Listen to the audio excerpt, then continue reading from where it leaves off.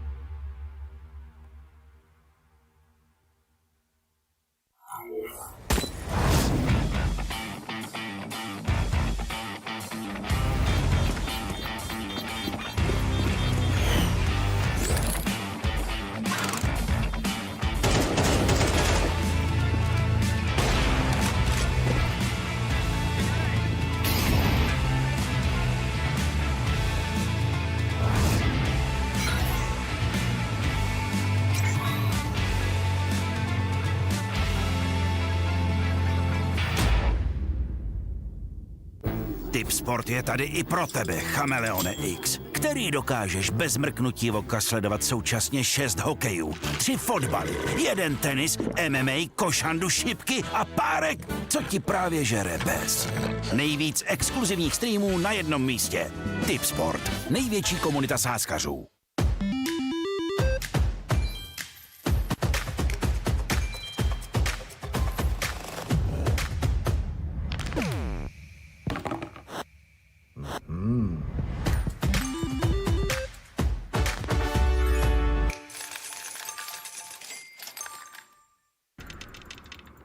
One click is the difference between winning or watching.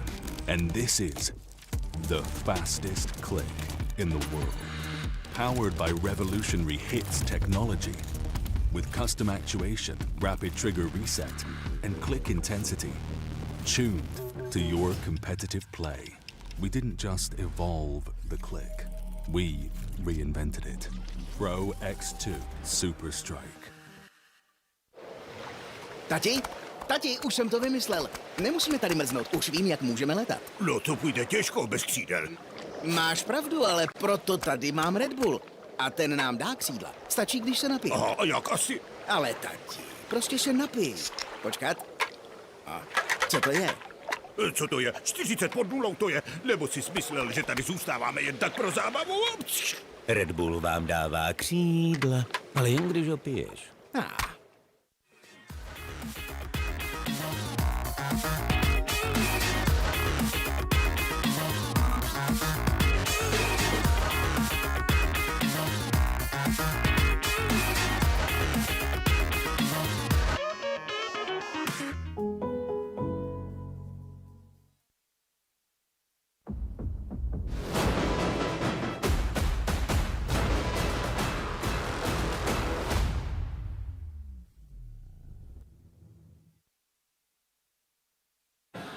Day 1 of Prague's conquest is now in the history book and a new day awaits us. The server will once again be stained with blood. And yesterday, Alliance crushed Walczaki without mercy. And in the second match, we witnessed a legendary comeback, including a brutal 13-0 scoreline, which eventually sent Sashi to fight in the lower bracket. Today is about survival, and only the best will prevail.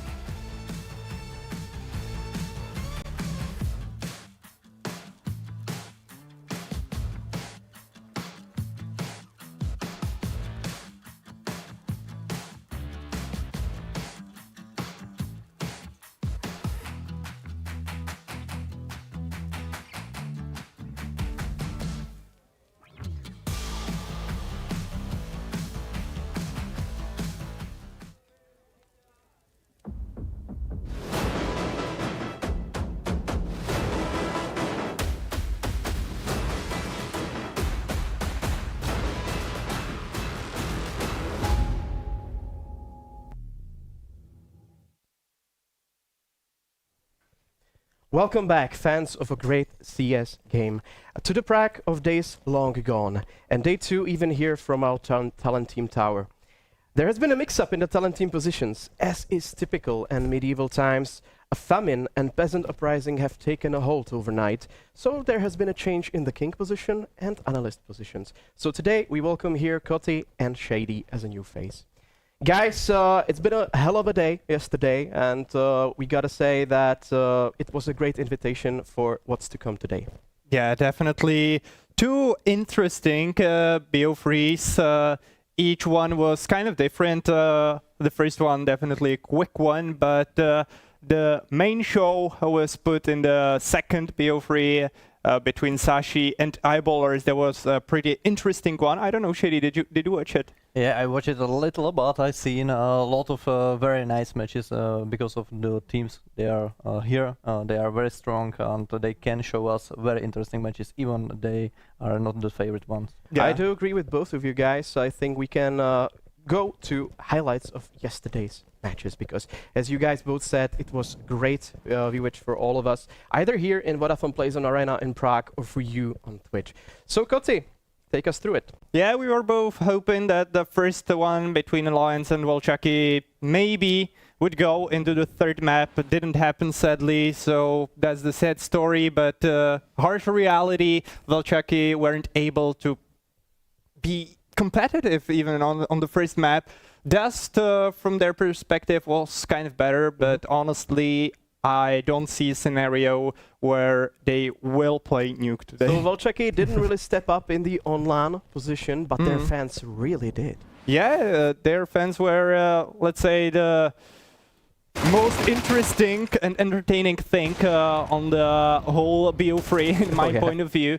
But yeah, the Nuke was just pretty one-sided. The result 1-13 from Walczaki's perspective. That was brutal for them, even though it was their map pick, and that's why I said that I don't see a scenario where they will play Nuke in today's matchup. But well, who knows? We will see in a while. But here we can see many interesting duels on the Nuke. Baime, for example, with his Nova doing some damage. But for me, the MVP on the first map was definitely Male. Oh, yeah. He honestly didn't have such a showing on the Dust, even though he had some impactful rounds. And that's interesting, because they have such a depth in their roster that they actually can afford for their star player to not perform as is usual.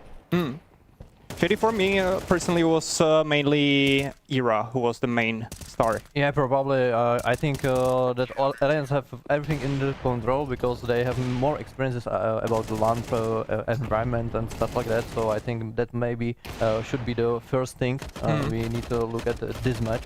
But Walczaki definitely can show us very, very interesting CS today against their opponent Sashi, because I think it will be more close and they can have the power by their fans over there. Yeah, definitely. And for me, kind of surprising was the fact that Walczaki in the pre-match interview said that they have prepared many anti-strats and so on.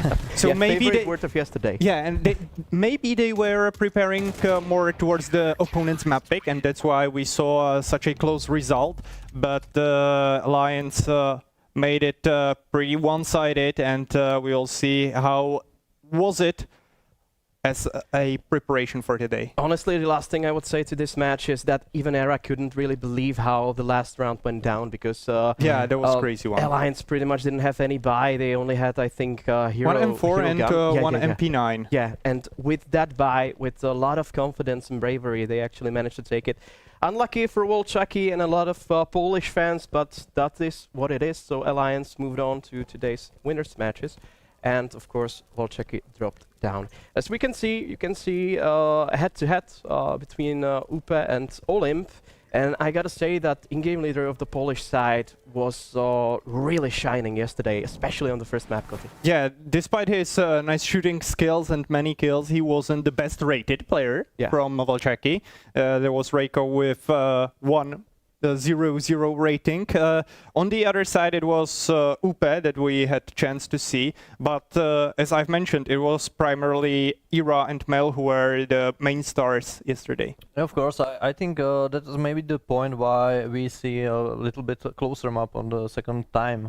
They can play on Dust 2, but you know, they need to find a performance on LAN and they will be more confident on over the matches. Thank you guys for getting us through the first match, and of course there was a second one, and that story was rather similar from the beginning, but at the last map it was 2-1, and that was a really nice duel to have yesterday. So please production, take us through the second match, which was Eyeballers against Sashi, so the Nordic Derby that we actually had, and I gotta say, really great match. Oh, that was a crazy one, especially first map ending so fast with result 13-3 for Sashi. I was really surprised, but well, Sweets proved me wrong.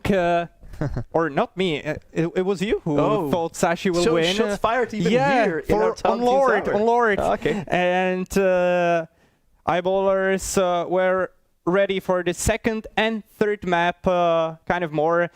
The question is how big of a factor or difference maker was the site, because on Overpass they just destroyed Sashi on cities. Eyeballers sometimes have a very weak performance for some reason, and that should be the point why you can take it, like they can lose on some matches and stuff like that. But I must say, very nice comeback on the second map. 13-0. Actually, what's very interesting on both matches, of course, everybody picked their map, they completely lost it. So yeah, that's the point. That's true. The only team who defended their map pick was Alliance. Yeah. And it was a close one. So that's really interesting. I wonder if we will see something similar today or not. So the usual used word of anti-strat yesterday, I think I heard it from all the representatives of all the teams. Actually, only the teams who lost. Oh, that's right. So I guess we can say we haven't really seen that much of it, because usually when it comes to losing their map picks, it didn't really. It actually went well for the opposing team. And this is the Anubis, the jewel of yesterday. Brilliant map that we have seen at the closure of and this JW's clutch was insane. Switching from AVP to MP9. Exactly. And then clutching 1v2. It was, I was a little bit sad that we got the most entertaining map as the last one, because we didn't have enough time to talk about it as much as we wanted to, but there was a great performance from Eyeballers, so whether it was Maxter with his clutch attempts, because he successfully finished only the last one, but it was for the last round. Or it was JW's best Anubis in the last 3 months, so that's definitely something we can look up to. And maybe that's why they will try, maybe get a veto towards the same map today as well. Well, the Egyptian god of death was definitely surprised and pleased with how much blood has been spilled on Anubis. You could see the emotions. Now you can of course see head-to-head. Bobek and Zyphon, both pretty instrumental parts of yesterday's matches, and especially Bobek. He had so many impact frags, as you can see, 1.78. His lyrics were phenomenal, and Zyphon, of course, is shooting sharp on the other side, but simply it wasn't enough. We saw great performance from Acre as well, but overall, Eyeballers did better. Yeah, the last thing I would add is the fans. It was not only the Polish fans, but yesterday's last match, the last map, Anubis, it really stirred up some emotions in the crowd here. They almost broke through the glass. It was insane, but I think, as I was saying before, that's the best invitation for what's to come today. Yeah. And today we do have some very, very interesting matches lined up. The cards have been dealt, and have been dealt as follows, guys. Okay, so we will look at the first match, Sashi versus Walczaki, which, in my opinion, is the most important now, because if I can decide who will win, it should be very hard for Walczaki to take their tempo against Sashi, but Sashi is not unbeatable team. Both teams have very close maps, so I think we will see something like Anubis. And definitely one of the teams will be sad. Yeah, and Alliance, Eyeballers, the second one. Alliance are the favorite, of course. Yeah, I do agree. We can still look at the bracket itself, what's to come and what has long gone. Of course, we have dealt it with detail about yesterday. We have shown what's going on today. Lower bracket, upper bracket, as you are used to from last year. And Walczaki and Sashi, of course, battling it out for the 4th position. The unfortunate potato position that's going to leave this tournament. But that's it for this segment, and let's see what is in store for us next. Our players are used to more modern weapons, but to be defenders of Prague, they need to show us their skill with more Já jsem právě medieval chtěl říct, že to bude ten zápas, že ten, kdo prohraje. No pressure. Referee. Uh-oh.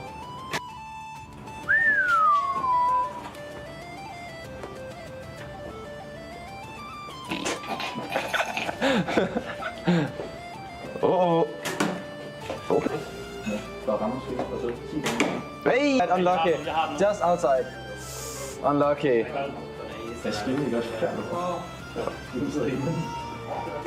Ui! Du skal bare kun bruge 2 fingre, så. Det lyder selvfølgelig sygt nok, det der. That was good. But not in the middle, unlucky.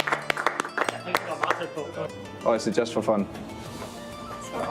Honor, okay, that's even better. Yes, you get to ride a horse after.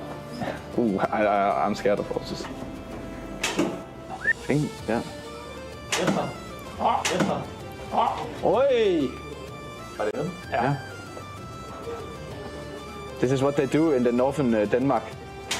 The countryside. The countryside. Short. Hey! Hey! Okay. Helt varm! Helt varm! What about it? Jo, det tog det er lidt ærgerligt, du skal op nu, mig. Lige efter sådan en præstation der. Hvis du gør det, ikke også? Så får jeg så Helt seriøst, hvad får du? 3 i midten. Hvad får du? Hvad vil du have? Jeg skal en god aftensmad så. Ja, så får du kobekød. Okay, men det er jo også omvendt til mig så. Nej.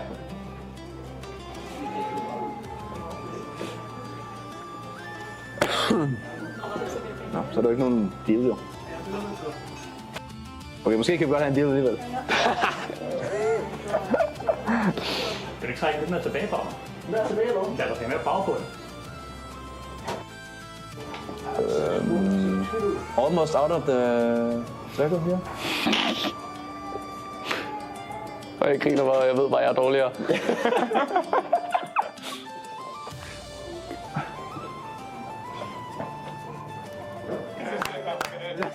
Okay. Nej, du gør ikke den deal. Du kan ikke bare lave den op nu også, når din drøm er en. Ny mand, det er nu så. Du lige var rammer os andre der. Det hørte jeg Mikkel, han sagde mig klar for os. Hvis du tænker, så giver det op. Og det gør han bare ikke. Er det ikke vind? Den er sgu da på den. It's on it, right? Yeah, it moved. Nej. Nej. Uh-oh. Så er lige været op inde eller noget. Det er udenom. Hvem var der skød overfra? Det var også første gang, det var en fake jo. Jeg var varm senere jo. Der kan du prøve igen nu, ikke? Ja, men I got more points than him, right? It's in the middle, one of them, right? Yeah, I think. Yes. Elbow up. Ej.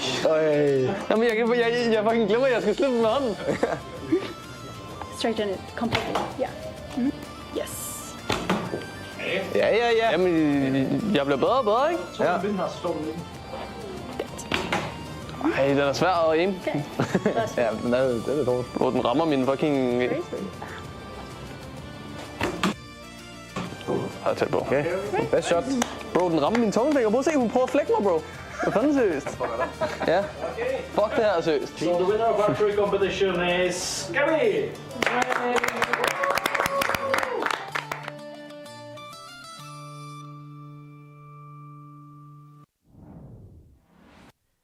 So the archery contest is over. As we could have seen, Akabe is really sharp with his skills, and hopefully for them is gonna convert in today's match. Guys, Sashi against Walczaki, the elimination duel. Yeah, it will be pretty close in my opinion, definitely closer than yesterday between Sashi and, Walczaki and Alliance. Sashi was pretty close in the end of the day, but yeah, I think the more favorite team here is pretty obvious. Yeah, I think Sashi is a very, very competitive team with decent players over it, with experiences, and that should be a problem for the second team, but who knows? Of course, Walczaki playing together for a long time. They know each other. They have the team spirit, and they can show it and prove us they are ready for this match. So we're gonna see what Sashi has to say about this duel.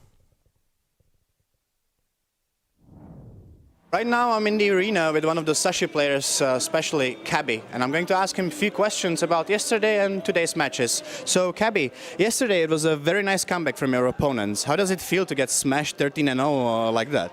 I don't really care about losing 13-0. I mean, we won the first map, and in my belief, I think we should have won the third map as well. We lost a lot of clutches, a lot of stupid rounds where we had the advantage, but there's nothing to do about it now, just focus on the next one. So there was like a mental reset. Also, I noticed that in the scorelines, if you open a tab, that it was very even among the players. There is no like star player among you, or is it just it happened like that? I mean, it depends on the map and also what kind of strats we do or how we want to play the match that we're playing. Sometimes it's Syphon, sometimes it's me, sometimes it's Mr. I mean, Akor is the AWP, so he can also kill.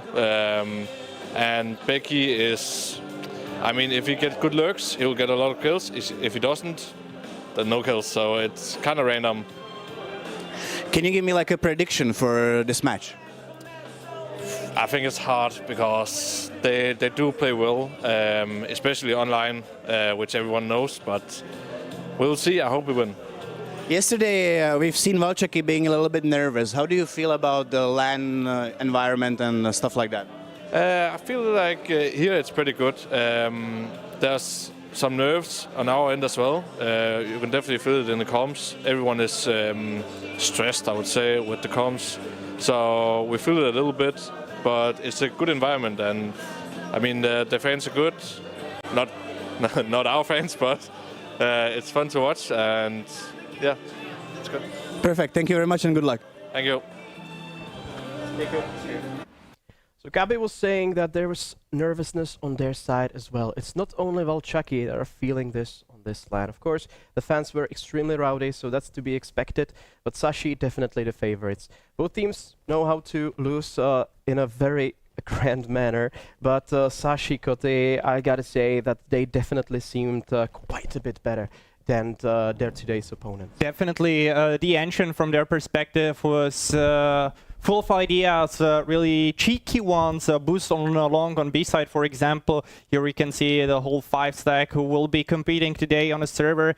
And yeah, well, they lost 0-13, nothing happens. They had to reset, that's true, but here we can see some highlights from the very first map. As I have said, it was ancient and they were brilliant on the CT side, especially around the mid area. It was only the 8th round that BobXD was able to lurk through there and find a triple kill into Sashi's back. That was, of course, unlucky, and as we say, shit happens. But overall, shit did happen in capital letters. But overall, great performance from them on the second map, as I've mentioned. Sometimes it's just unlucky. It's not about losing or winning. It's more about if it will be to 0 or 1 or 2 rounds won. But at the end of the day, it really doesn't matter. Lose is lose. So Sashi were forced to go on the third map where they put a great fight. Here we can see Zyphon Stats, one of the star players from the team, and Kabi mentioned it pretty well that it's not only about one player, but a part of Zyphon. Acor was shooting great. Kabi had his own moment, especially on the third map. Mister from him, we saw some beautiful 1-deeks and so many great things. Oh, well, Sashi in-depth covered. We're gonna see how Walczaki fares against them, because we have already an interview. I'm once again joined by Baimi from Walczaki. And Baimi, yesterday tough losses, well, tough loss. What's gonna happen today so it doesn't happen again? Hopefully we won't make the same mistake as yesterday and we will win. Individually, Samay and Moonwalk didn't really perform yesterday. Did you do some kind of pep talk, motivation or something like that so they perform a little bit better? Yeah, we did have a little talk yesterday evening. We talked some stuff through and hopefully today is gonna be better. Yesterday Sashi got smashed 13-0. Do you think you can replicate this? It's really hard to get 13-0, but I think if we will get the momentum, why not? Can we expect any surprises regarding the veto or, tactical approach to the game? When did you release this interview?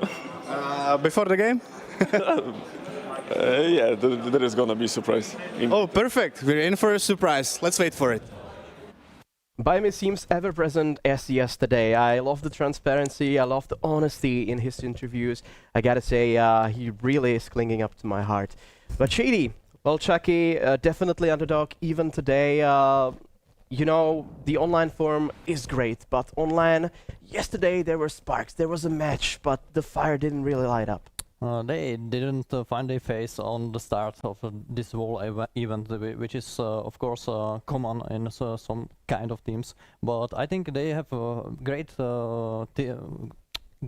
audience over there, and they will push it very, very hardly to the win. But the problem is they cannot have these maps like the first one. They cannot just break down everything I agree. on the score. But actually, it was a pretty hard opponent, to be honest. And Nuke is not their favorite map, and maybe that's the problem on the whole game. You can see so great performance from the opponent against them, but they have some moments, and that's something I need to point out, because I think the second map, the Dust 2, show us they are capable of taking these maps down or making it very close. Yeah, I've mentioned it at the very beginning that for Walczaki, the Nuke was maybe some wake-up call to pick some different map today, and something they can run around and maybe not focus mainly on the team play. So maybe something will change today. Yeah, the performance were there from Reiko, Baimi and Olymp, so these players can be on the show list like right now, and Olymp is one of them who have very, very nice experiences over these matches. Yeah. So the two teams are given, but what stage are they gonna play at? That's the biggest question here, because the maps are definitely gonna be important in this duel. As I remind you, this is the duel for elimination. Oh, let's see it, guys. Well, they will definitely play on a stage here in Vodafone PLAYzone Arena, but the very maps are Anubis and Inferno. That's guaranteed. Yeah. Anubis and Inferno are in game, and maybe it should be also Ancient, but yeah, that's the decider, so we hit the maps they're expected ones, because of course you don't want to play Nuke after yesterday. Yeah, that's possibly really not a good idea, but these two teams, from what I have seen, actually met at the end of the last year, and it definitely wasn't a smooth sailing for Sashi. Definitely, and I have to say that pick Anubis is better for Walczaki, I believe, than it was the Nuke yesterday. I believe that on Anubis that you can see right below me, they will put a better performance, because yeah, like Sashi played really well on Anubis, but maybe Walczaki found some mistakes when they were watching it, so that's definitely a possibility. They tell us they have a surprise, so I'm expecting what's coming out. Well, we're gonna see how are the odds, because of course this is a very important duel. So let's see what Tipsport thinks is really important and how are the odds stacked. Sashi 1.78, Walczaki 1.98. I guess that really is summing up who the favorite here is. But what do you really see as a good odd for you guys? I was analyzing this with local social media guys, and I just put in Sashi because the difference between those two odds on winning weren't as high as I thought, so I just put it on Sashi, just the simple one. I'm sorry for my Poland friends, but yeah, I need to go for Sashi if I have to decide. But overall, I think both teams have pretty nice chances over there, and it will be a very interesting match. So the set is the stage is set, the teams are ready, and so ready are of course our commentators. So enjoy the match.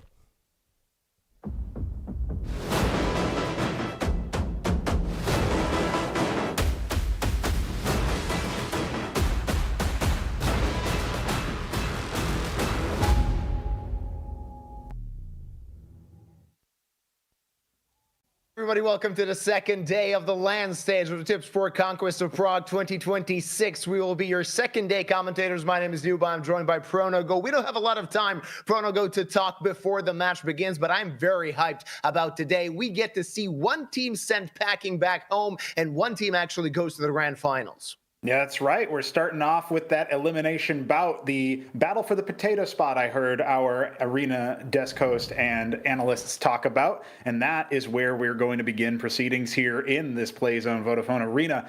Very excited to be back here and talking about LAN Counter-Strike again. You said we didn't have a lot of time to talk. We got the whole matches to do that talking. There was plenty of it beforehand, and we even saw a little archery.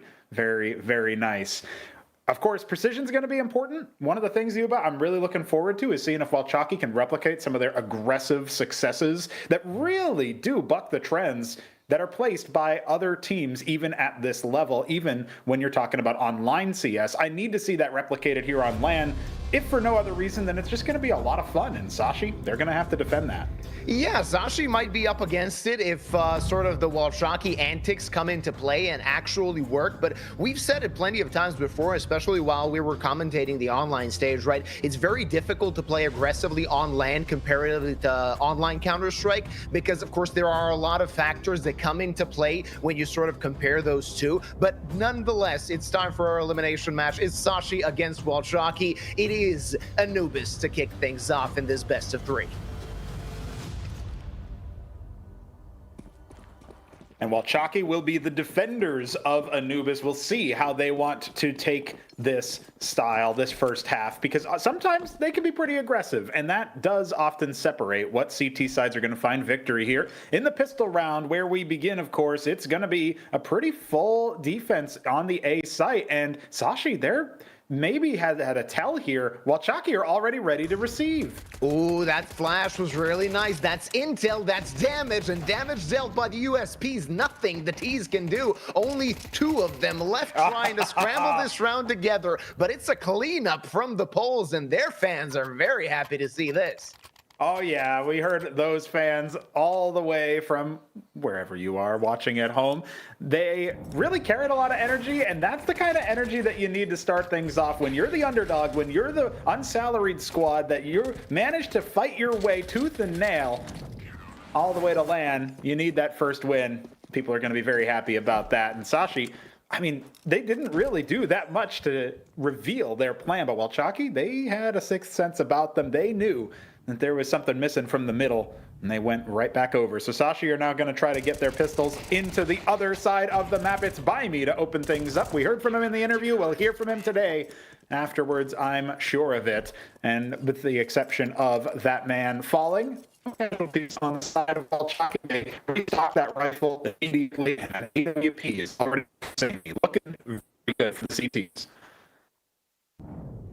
Oh, hopefully my co-commentator gets better as the staff from Bruno's side as the beginning of the second phase, or all technical issues should be solved and resolved quite quickly. While Walczaki on a very start as they lead this map, do know now time for a Sashi buy. Let's see what the Danes bring to them. And there you go. Cappy with the opener. Find that frag to get things. And now that defense is primed in. He celebration behind the footsteps, finds a double, making the rain. He takes the everyone water and completely tosses the trap out the window for Sashi, Simon, and Becky. They take themselves into a very uncomfortable position. The bomb is not on their backs. They need to find a frag, and here you go. They bring back one. Still a lot more work left to be done. And that buys time for Sammy's rotating and hopefully be no trouble if they ever siphon Becky now with 1 versus 2. So he can get his hands on a bomb. Maybe if timing works out for him, escape to a certain side. Here you go. Backstab might be coming in. Timing is up. Exit sees the player and takes him down. But left on the feet for still a shit for Reiko. His spot is not resolved. The bomb will get planted and Reiko will take a sweep to rotate. He has a full set of cues to play a part. Although as a kid, keep that in mind, but Becky has the advantage of positioning himself wherever he wants. The question is, where will that put him? 1 versus 1. In this first gun round, he brought a lot of cash, he brought a lot of action, smoke, the bomb, and Molly on hand, and this is going to be trouble.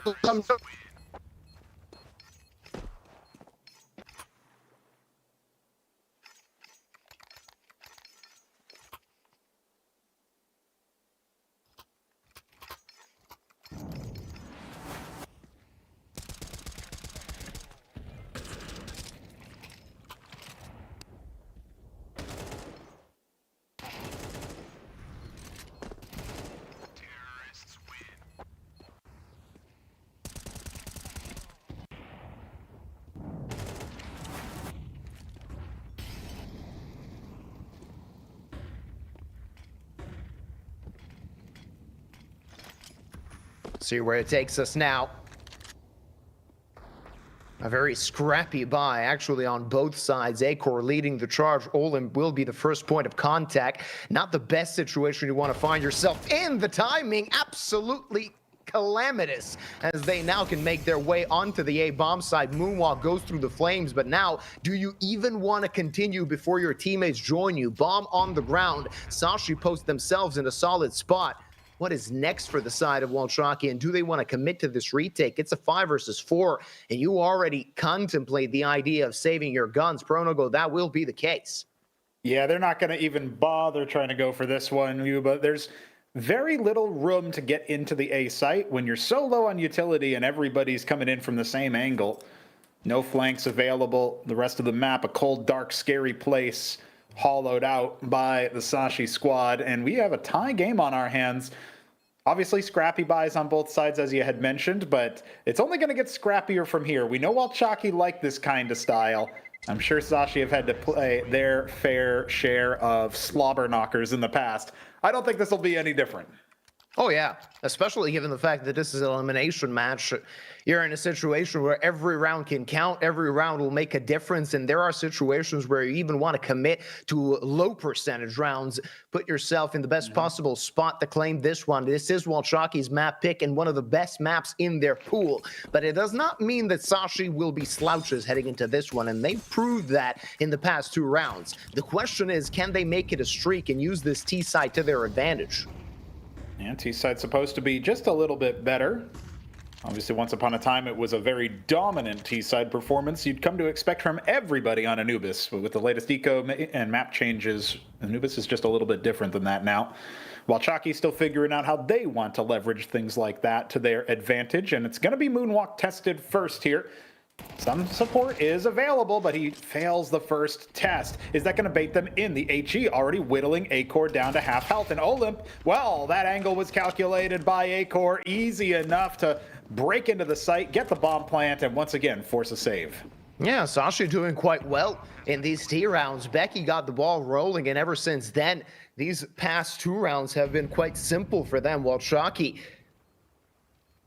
in a situation where they need to concede rounds, constantly try and save their guns, and that'll be the case in this one as well. Of course, if you're Sammy, you're looking for a rifle, you want to take one of those guns out of the T's hands, but so far, Sashi doing quite well, and they did play a lot better in their best of 3 than was the case for Walczaki yesterday.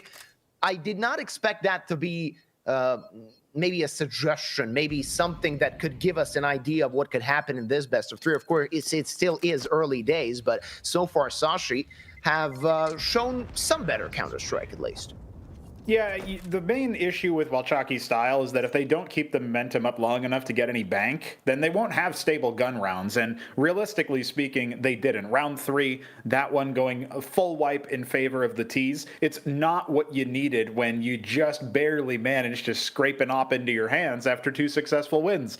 And yeah, you only lost 1 player across 2 rounds for Walczaki at the Open, but you didn't have any real room to turn that into an economic advantage. And when you don't have that kind of bank to your name, well, the world is no longer your oyster, and you're lucky if you have 1 or 2 hero rifles, as the case is for Walczaki. Buy Me boosted up with one of those. We do have some support here for the CTs, and that's exactly where Sashi are entering into the B-bomb site, or at least they're posturing like they're going to. This could be a pretty unceremonious round, though. The execute coming in just as Walczaki start to peel off. Yeah, Sammy needs to get some heroics in, but that's not going to happen. That kill only via Molotov. Buy now on the rotate, but overwhelmed on the site. The last 2 players with upgraded pistols, at least hoping to do some damage, some financial damage to the Sashi side, but I don't think there's a question of who gets away with this one, Pronogo.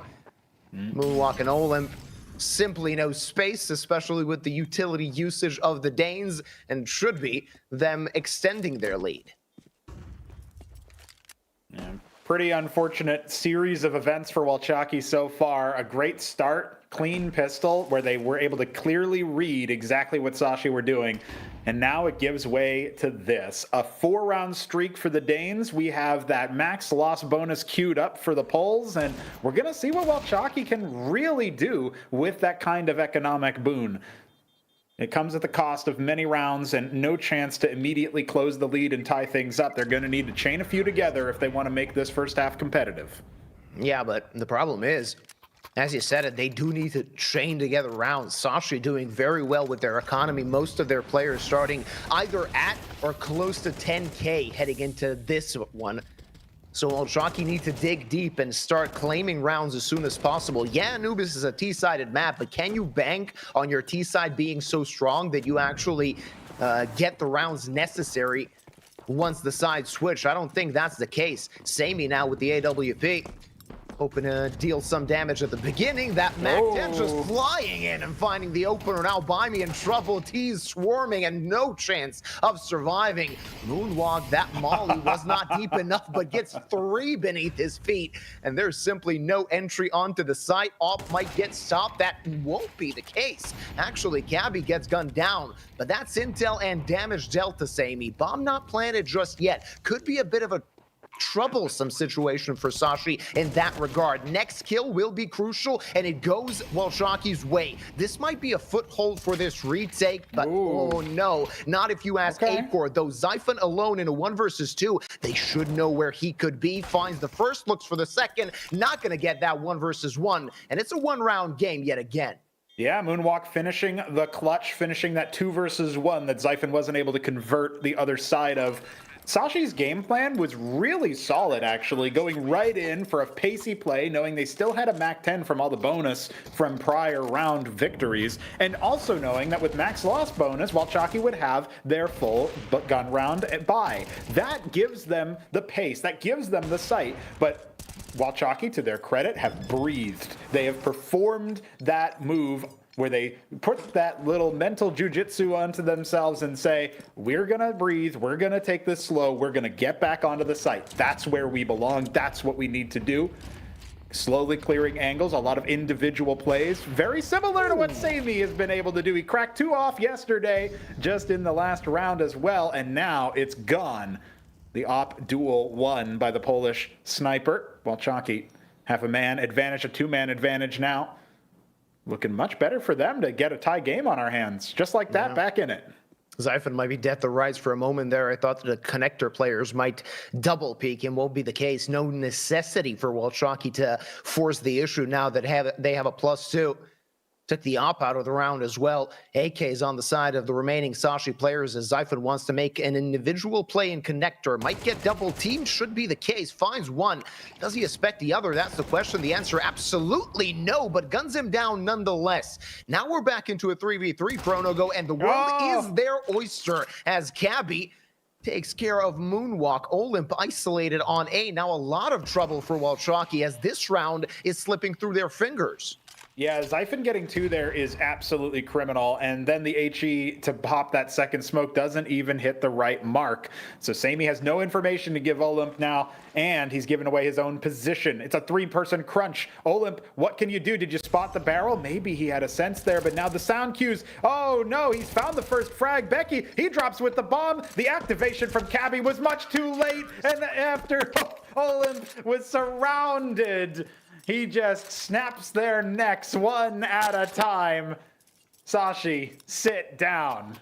Ooh, and they'll be having a few words for Becky in this one. Did not check camera in time, and the heroism of Zyphon was not enough. I mean, to Cabby. To Cabby's credit, he did take a player in camera already. Do you expect one to rotate so deep? Well, the answer is definitely no. So that will be a tied result after 8 rounds played. Now, not looking the best, the money on the side of Sashi. Of course, not the worst still yet, as they did have a lot of money in the bank. But slowly, Walczaki is chipping away that fortune. By me might be in trouble, but a flick connects, and Becky dead. That's a +1 for Walczaki, and they might put themselves in a situation to stretch their legs even further. Yeah, well, Walczaki like to have their positions in funny angles that are almost in between where you'd sit still, because Walczaki don't sit still. That's not what they do. By me now charging into this connector position, looking for what he can find. Lots of damage all the way around, and not quite enough for the CTs to escape unscathed. A little bit of a concession in the buy. You're looking at Moonwalk's SMG, and they're still trying to face this angle. At the very least, Sammy, he finds one, but now he's in no man's land, and Mister, trying to push him. Oh, but it's so scary. A game of chicken, flashed and flanked. While Cabby will finally finish the job. Zyphon hit the deck earlier, and it needs to be more. It needs to be more from the survivors of Sashi. It's all on to Moonwalk, who recovers a proper gun. Yeah, it's a very weird round so far. 30 seconds on the clock. They can recover that C4, and they can expect Moonwalk's rotate. So they'll be heading to that A-bomb side. Moonwalk, nothing he can find here, though. He does have time to rotate, maybe just enough to actually catch them off guard. Will he even commit to this one? That's the question. He does not have a kit. 2 pieces of utility, and not the ones you really want in this situation. You want a smoke. You want an incendiary, some way to actually put them out of position and find yourself in a 1 versus 1. There you go. He did just that, but 14 HP left on Moonwalk and so many angles to clear, so many points to check. Cabby will claim him, and Sashi get back in front. All right, it took a little bit there. We were starting to worry if the Danes were out of firepower. Walczaki, when they win their rounds, it's pretty convincing. With the one exception of their 3rd round victory came at the hands of a very nice retake. Individual excellence on display. But you can see where they get overwhelmed with things like that. Their movements, their motions. Sammy diving back and forth inside the connector position in no man's land between 2 players. Couldn't quite focus on one of them and still managed to take Zyphon out despite a flank from Cabby. We need to see even more stability from the CT side. If they can let their players get away with moves like that without them being stabbed in the back, we'll be in for a very, very potent Polish side indeed.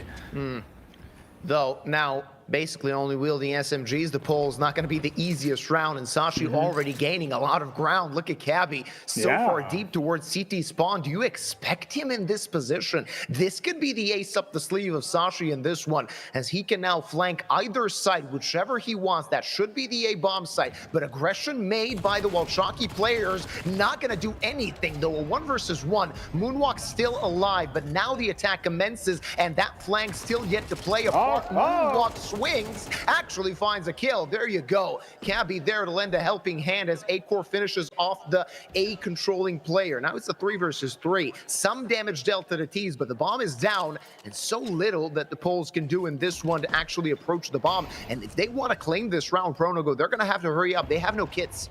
No kits, but 3 different angles to come out from. A little bit of utility left in the coffers, and Reiko doesn't even need it. Long range with the SMG. He's made it doable. He's made it more than doable, and look at that. Baimi with the victory in the clutch. All of a sudden, we have that 10-second defuse. He will clear the bomb, and Sashi cannot escape the pulls. Constantly keeping them on edge, constantly keeping them close. 10 rounds played and nothing to come between these two teams. And you can, of course, hear the Polish fans. They're really happy with every round win. They didn't have a lot of reasons to cheer yesterday. That might be different today. Certainly could be. Remember, Walczaki had a very rough start to the event on their own map pick, scoring a single round. They've done way better than that here on Anubis against Sashi. And they did way better in map number 2, making it much closer against Alliance than maybe anybody would have expected, even setting aside how that first map went. Walczaki still in the driver's seat, it feels like, because when you've got a tie game on your CT side of Anubis, you're probably looking pretty solid once we're 11 rounds in. That's it, round number 11. Sashi setting up for that B, or rather A attack. It's definitely a situation that Walczaki have been in before. Can they get themselves out of it? Can they sniff it out beforehand? Doubling back from this mid play, going straight into the A defense. This looks like it should be held, but Sashi still have something up their sleeve.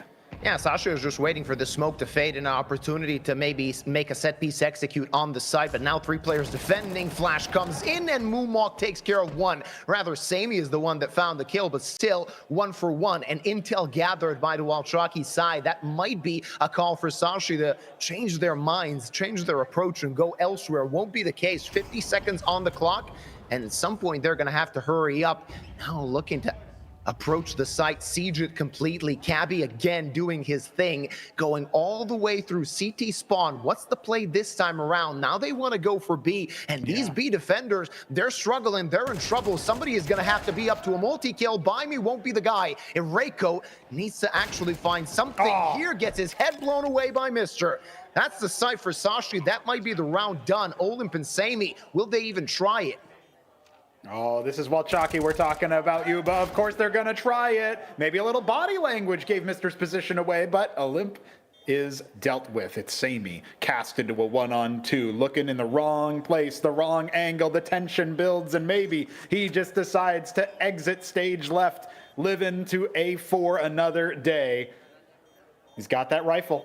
He's got that premium rifle, and he knows one of the positions must be over here, and his head goes clean off. It's a horror film for the Poles, but they still have another shot in the first half.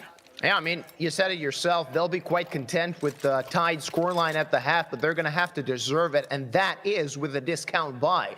Look at the guns they have in their hands. That is not the best you want to have heading into round number 12. Well done by Sashi, digging themselves out of a solidly uncomfortable situation. Had they walked into that A bomb site, even with the flank happening, that round could have been much more difficult than going to B. Tactical timeout, first of the series. This one called in favor of Sashi. An interesting set of choices when you're already taking that lead regularly throughout this first half. But the Danes want to figure out what exactly they're up against. Maybe think about the economy on the other side. Think about what kinds of moves Walczaki will be able to make. It can be pretty unpredictable, a little uncanny. Walczaki are once again on to upgraded pistols and a single SMG. So they need something a little creative here, and it seems like they're posturing mostly towards the B site, already rotating very quickly as Olymp gets domed and dropped. But Sashi yet to bite on the A attack. Yeah, but they're already with their foot on the door. Simply no chance for the CTs to approach the site unless somebody makes some miracle happen. Baimi will not be doing that moonwalk either. It will be a cleanup. It will be easy for Sashi as they will have a minimal lead at the half of this map number 1.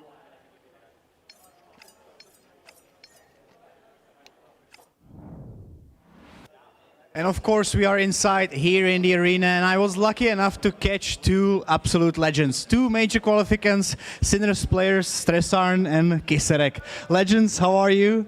I'll start with you, Kamil. Do you feel like the Polish boys can do it?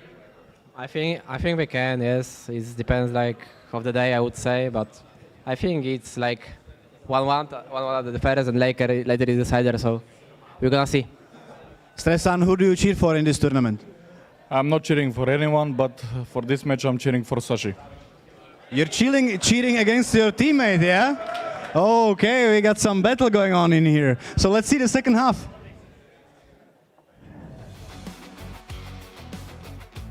All right, ladies and gents, it's time for the second half. The first one was explosive. A minute lead for the Danes at the half. Walczaki looking to, as soon as possible, close that gap and actually make their map pick their own. We got to see some Stressa, or rather some Sinners players. They'll be heading to Cologne very quickly.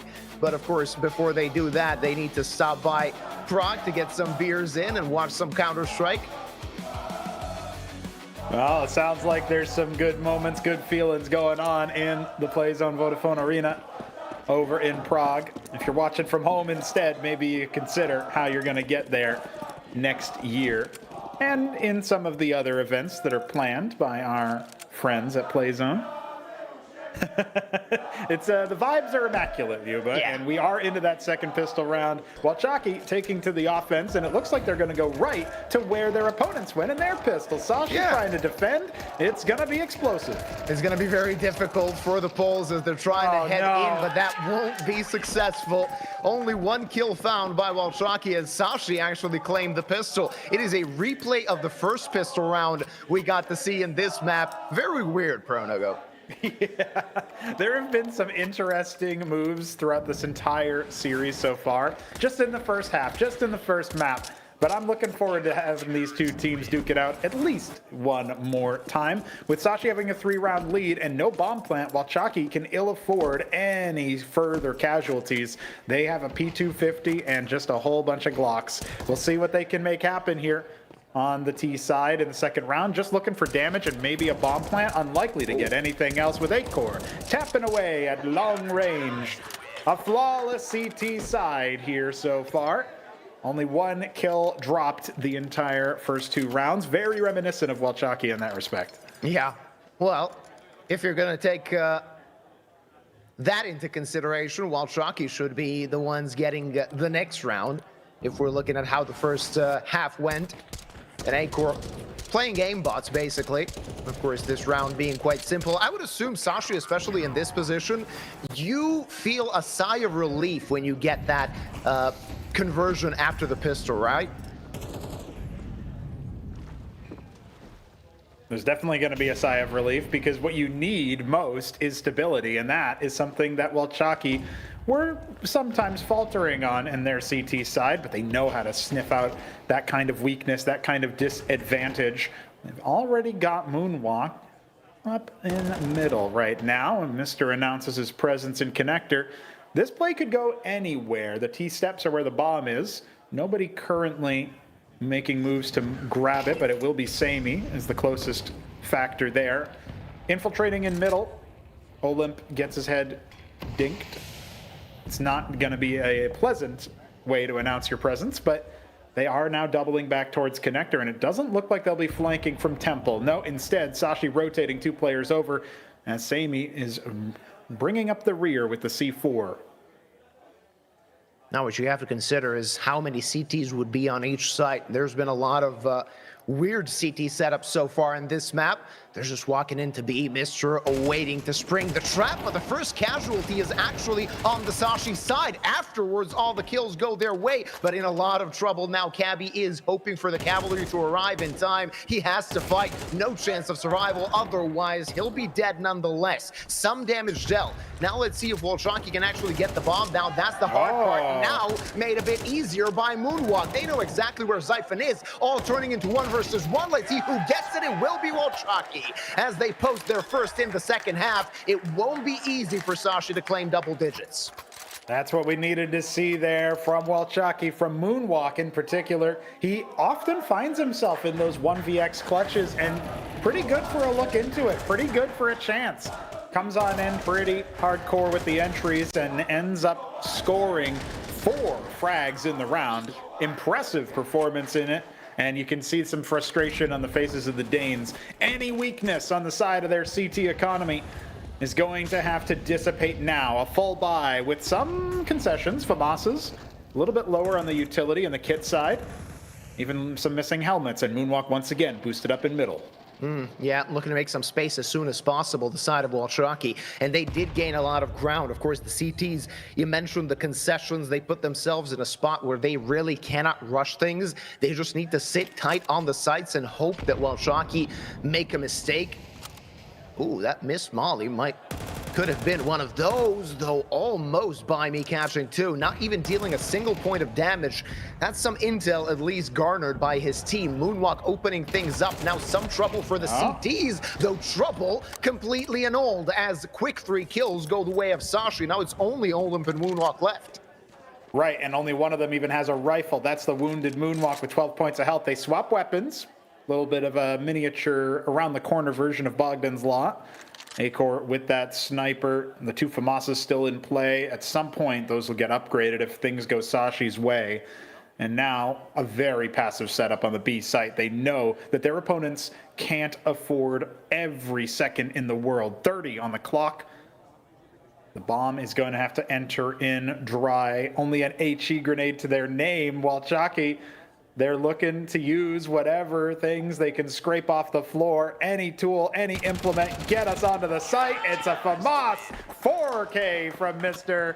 He'll trade that up for an AK, and good on him. And in that late round situation, you find yourself in a spot when you kill for a smoke. You don't get it. You can't get it off the floor.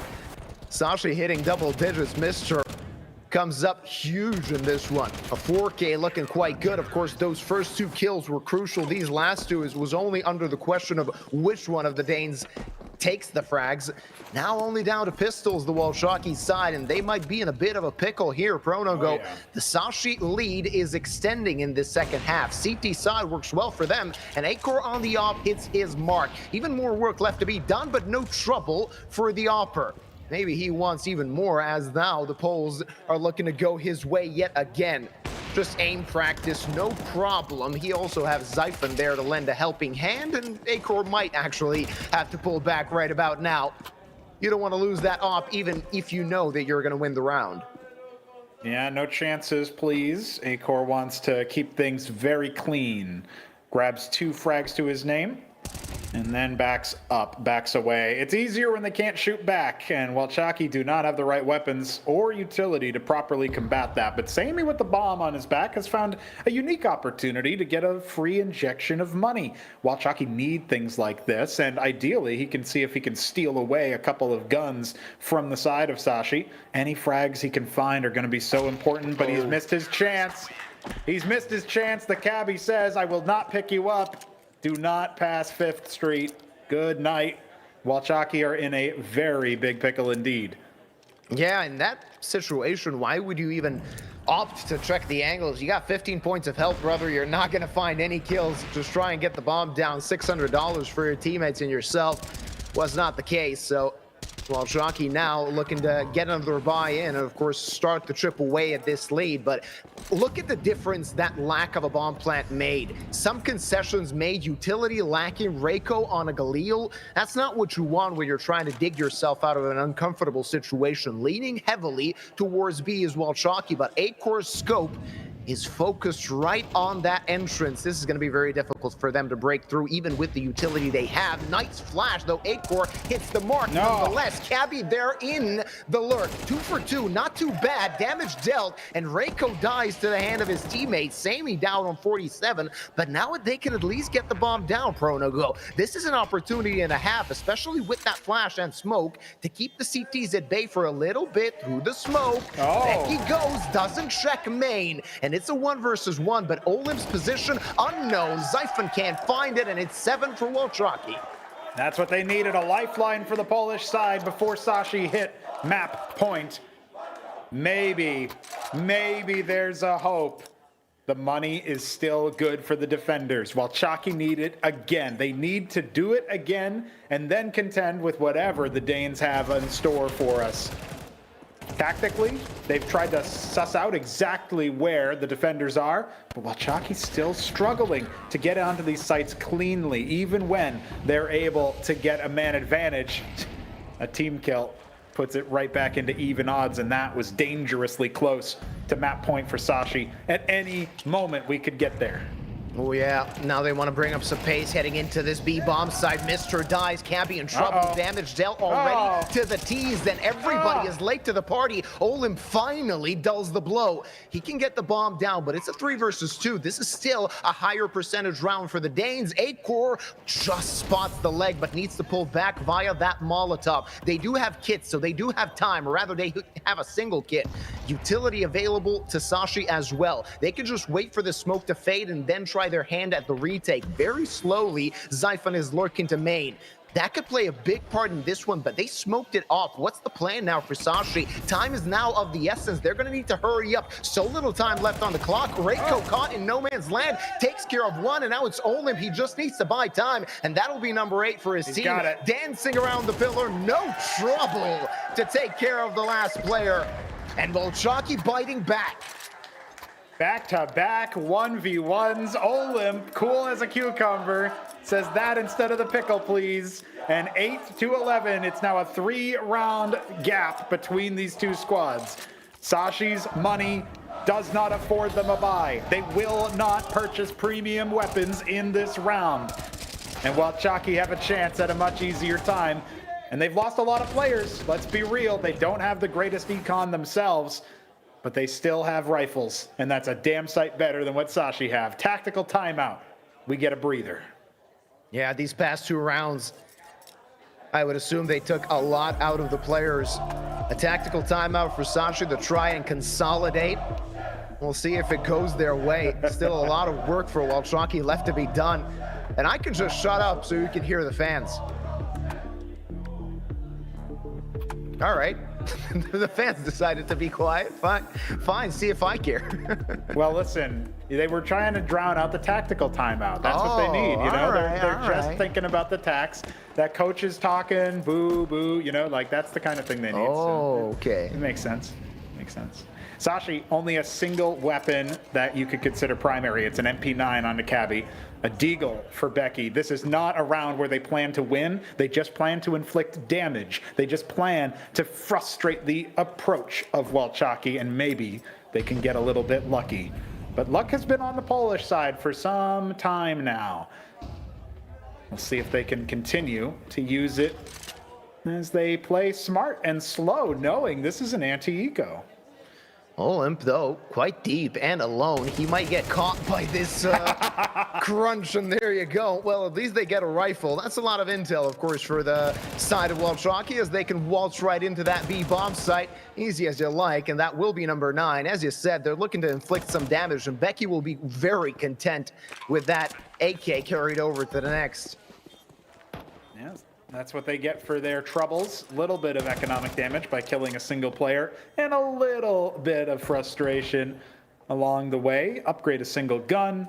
Mister keeps hold of the MP9 that Cabby dropped, and we're looking at a 2-round game. This is what we wanted to see out of Walczaki, especially in a round like this. They just needed to figure out what the plan was for Sashi, because they seem to have studied up enough of them when it comes to those gun rounds. So what's coming down the pike? What are we going to see up next? Mister, he actually gets dropped, so the MP9 won't be brought into the next, but they have the max loss bonus now, and so they should have enough to get something at least comparable. I don't think we're going to see fully premium buys yet, Yuba, but we're getting closer to that for Sashi. Well, not going to be a lot of issues for Sashi. Acor will have that AWP, no utility basically on him, but the rest of his team looking quite good. Of course, some concessions made, not full stack of utility for most of the players. I would assume that they don't have kits on all of them as well, but definitely something they can fight with. Speaking of kits, they have nothing, none of them. Zero. So they're just hoping that Walczaki don't get to plant the bomb. That's right. Denying the plant, denying that money, and denying any opportunity for their lack of a kit to bite them. But Walczaki aren't playing with too much pace right now, so not a huge issue just yet. 3 defenders onto the B bomb site. This seems to be where Walczaki want to focus their efforts. It's going to be Olymp on bomb duty now. We've seen him clutch up a number of 1v1s after the site gets broken open and the bomb gets down. An exchange of utility gives Mr. a heads-up duel onto Moonwalk, walking through fire. Not what Walczaki needed. Mr. decides to repeat the same play. 21 points of health. He's trying to dodge utility, but Reiko has an opportunity as the smoke starts to fade. Who is going to get it? Back turn for just a moment. The tension's high, and Cabby, he's got to face down multiple as well. The A defenders aren't budging. The A players are not moving. Sashi are in a 4 versus 3 on the B site. Yeah, not going to be completely easy for Sashi, especially with Cabby getting caught off guard. A-Core fires back, brings it back into a man advantage, but now the site can belong to the Poles, as there is very little A-Core can do. He needs to wait for the rotate to happen. Enough time for Walczaki to plant the bomb. Damage dealt to Baimi, so Sammy will have to be the main man of this post plant. Baimi just there to lend a helping hand, trying to tuck himself into a corner.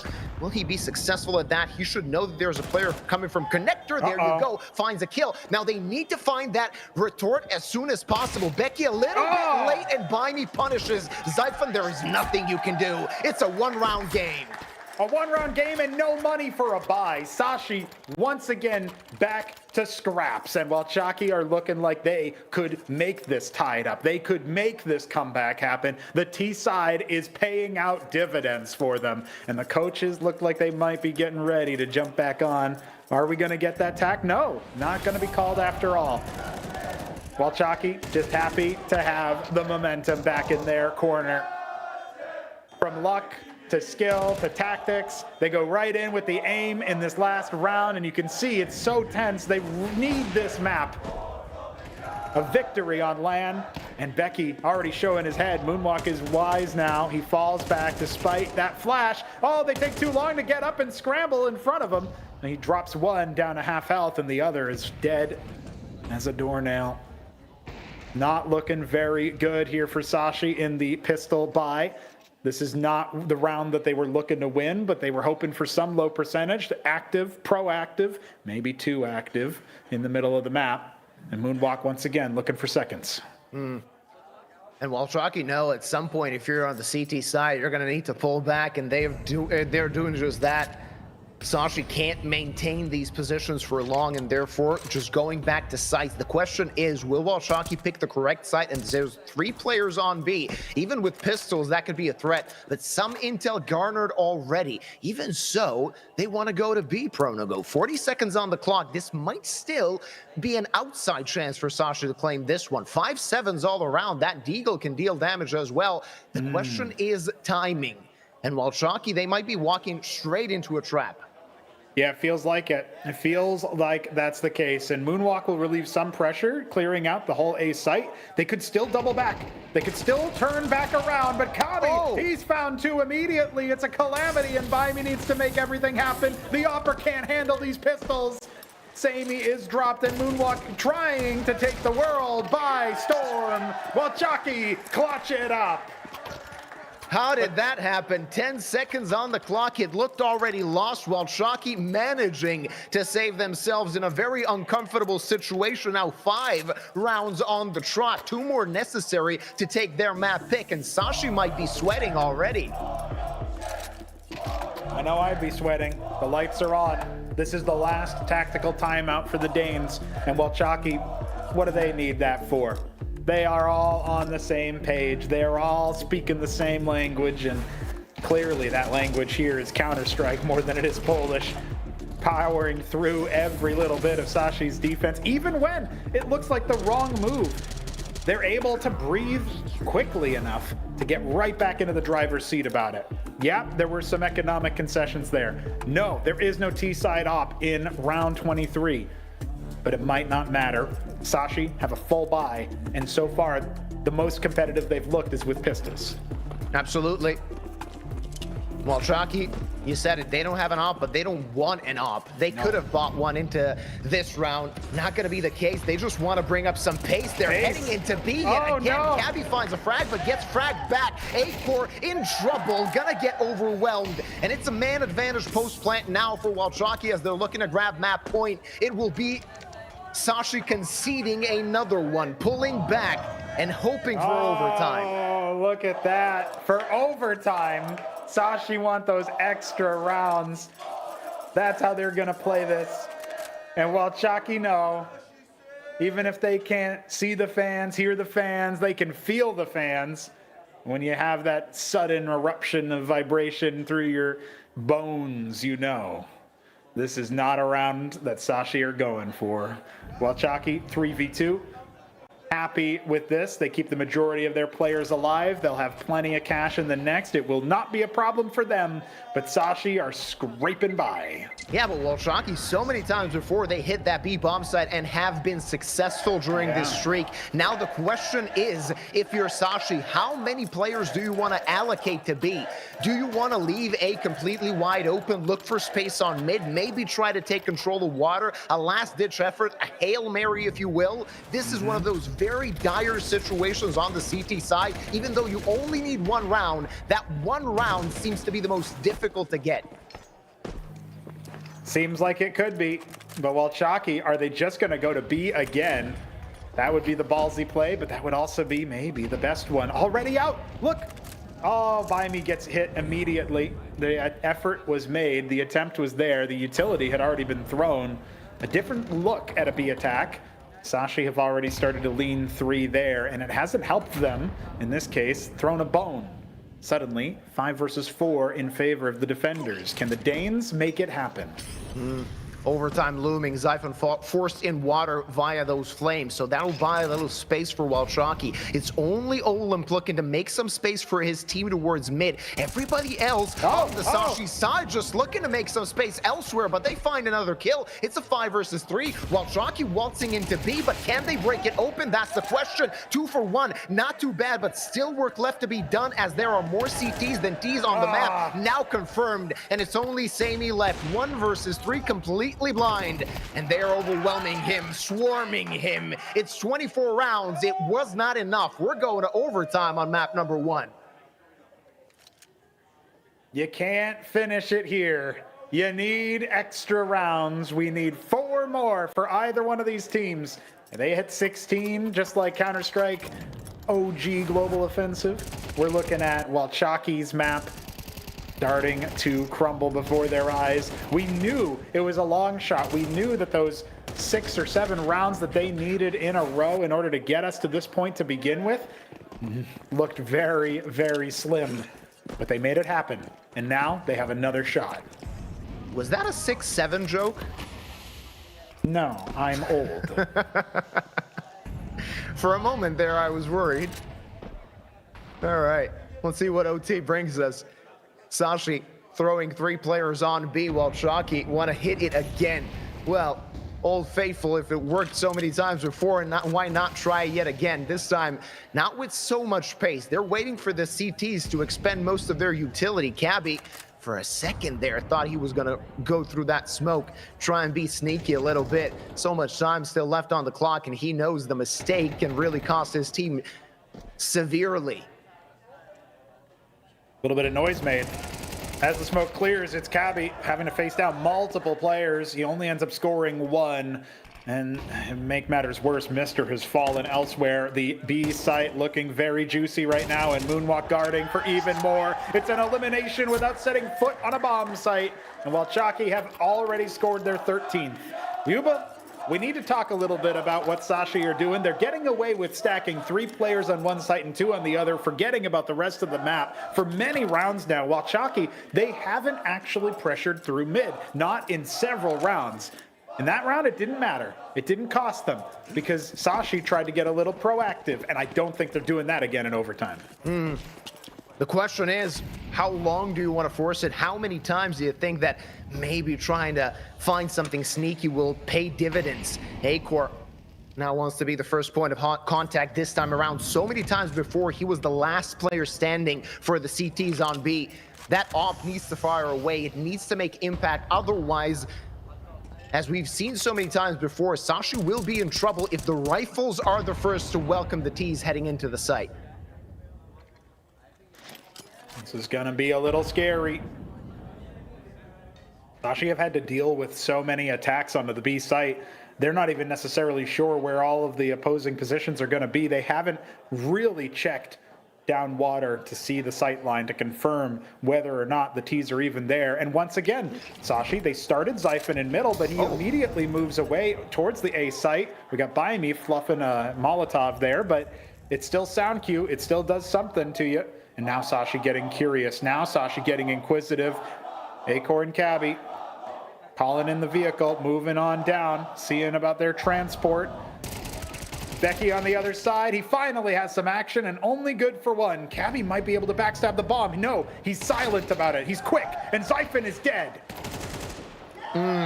Not good for Sashi, very bad as the Poles enter the site, take all the kills they want. Cabby finally strikes, but it might be too little, too late, as there's still 3 T's to take care of if you want to actually try your hand at this retake. Might be 14 already for Walczaki, and Sashi just there to confirm it, as they might opt to say that will be the case. They're making it happen, Nuba. Walczaki on 14. Money isn't great. Of course, it shouldn't be a factor for a full buy, especially with that AWP saved. One thing that you keep having to wonder about, though, is what happens when the halves turn? What happens when Walczaki take to the defense? Sashi need to give themselves anything, something to grab onto and hold onto. If they get all the way to overtime here, if they manage to clutch up that final round only to get blown out in extra, Walczaki are going to ride this momentum into map 2 in a way that might actually be worse than if they just cleared it in regulation.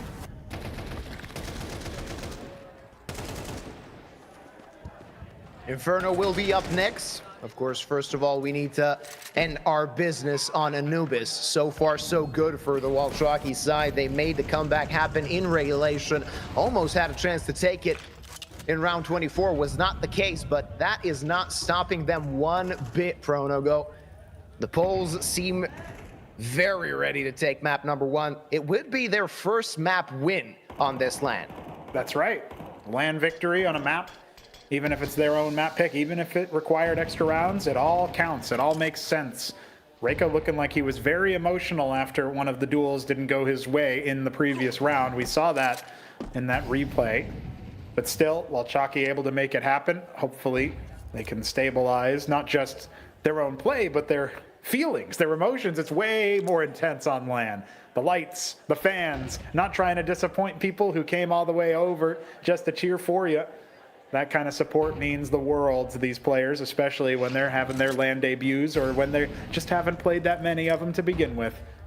Sashi, down 2 rounds. They have their buyout. They've got A4s. They've got an AK on Cabby. Acor's AWP has been deployed still.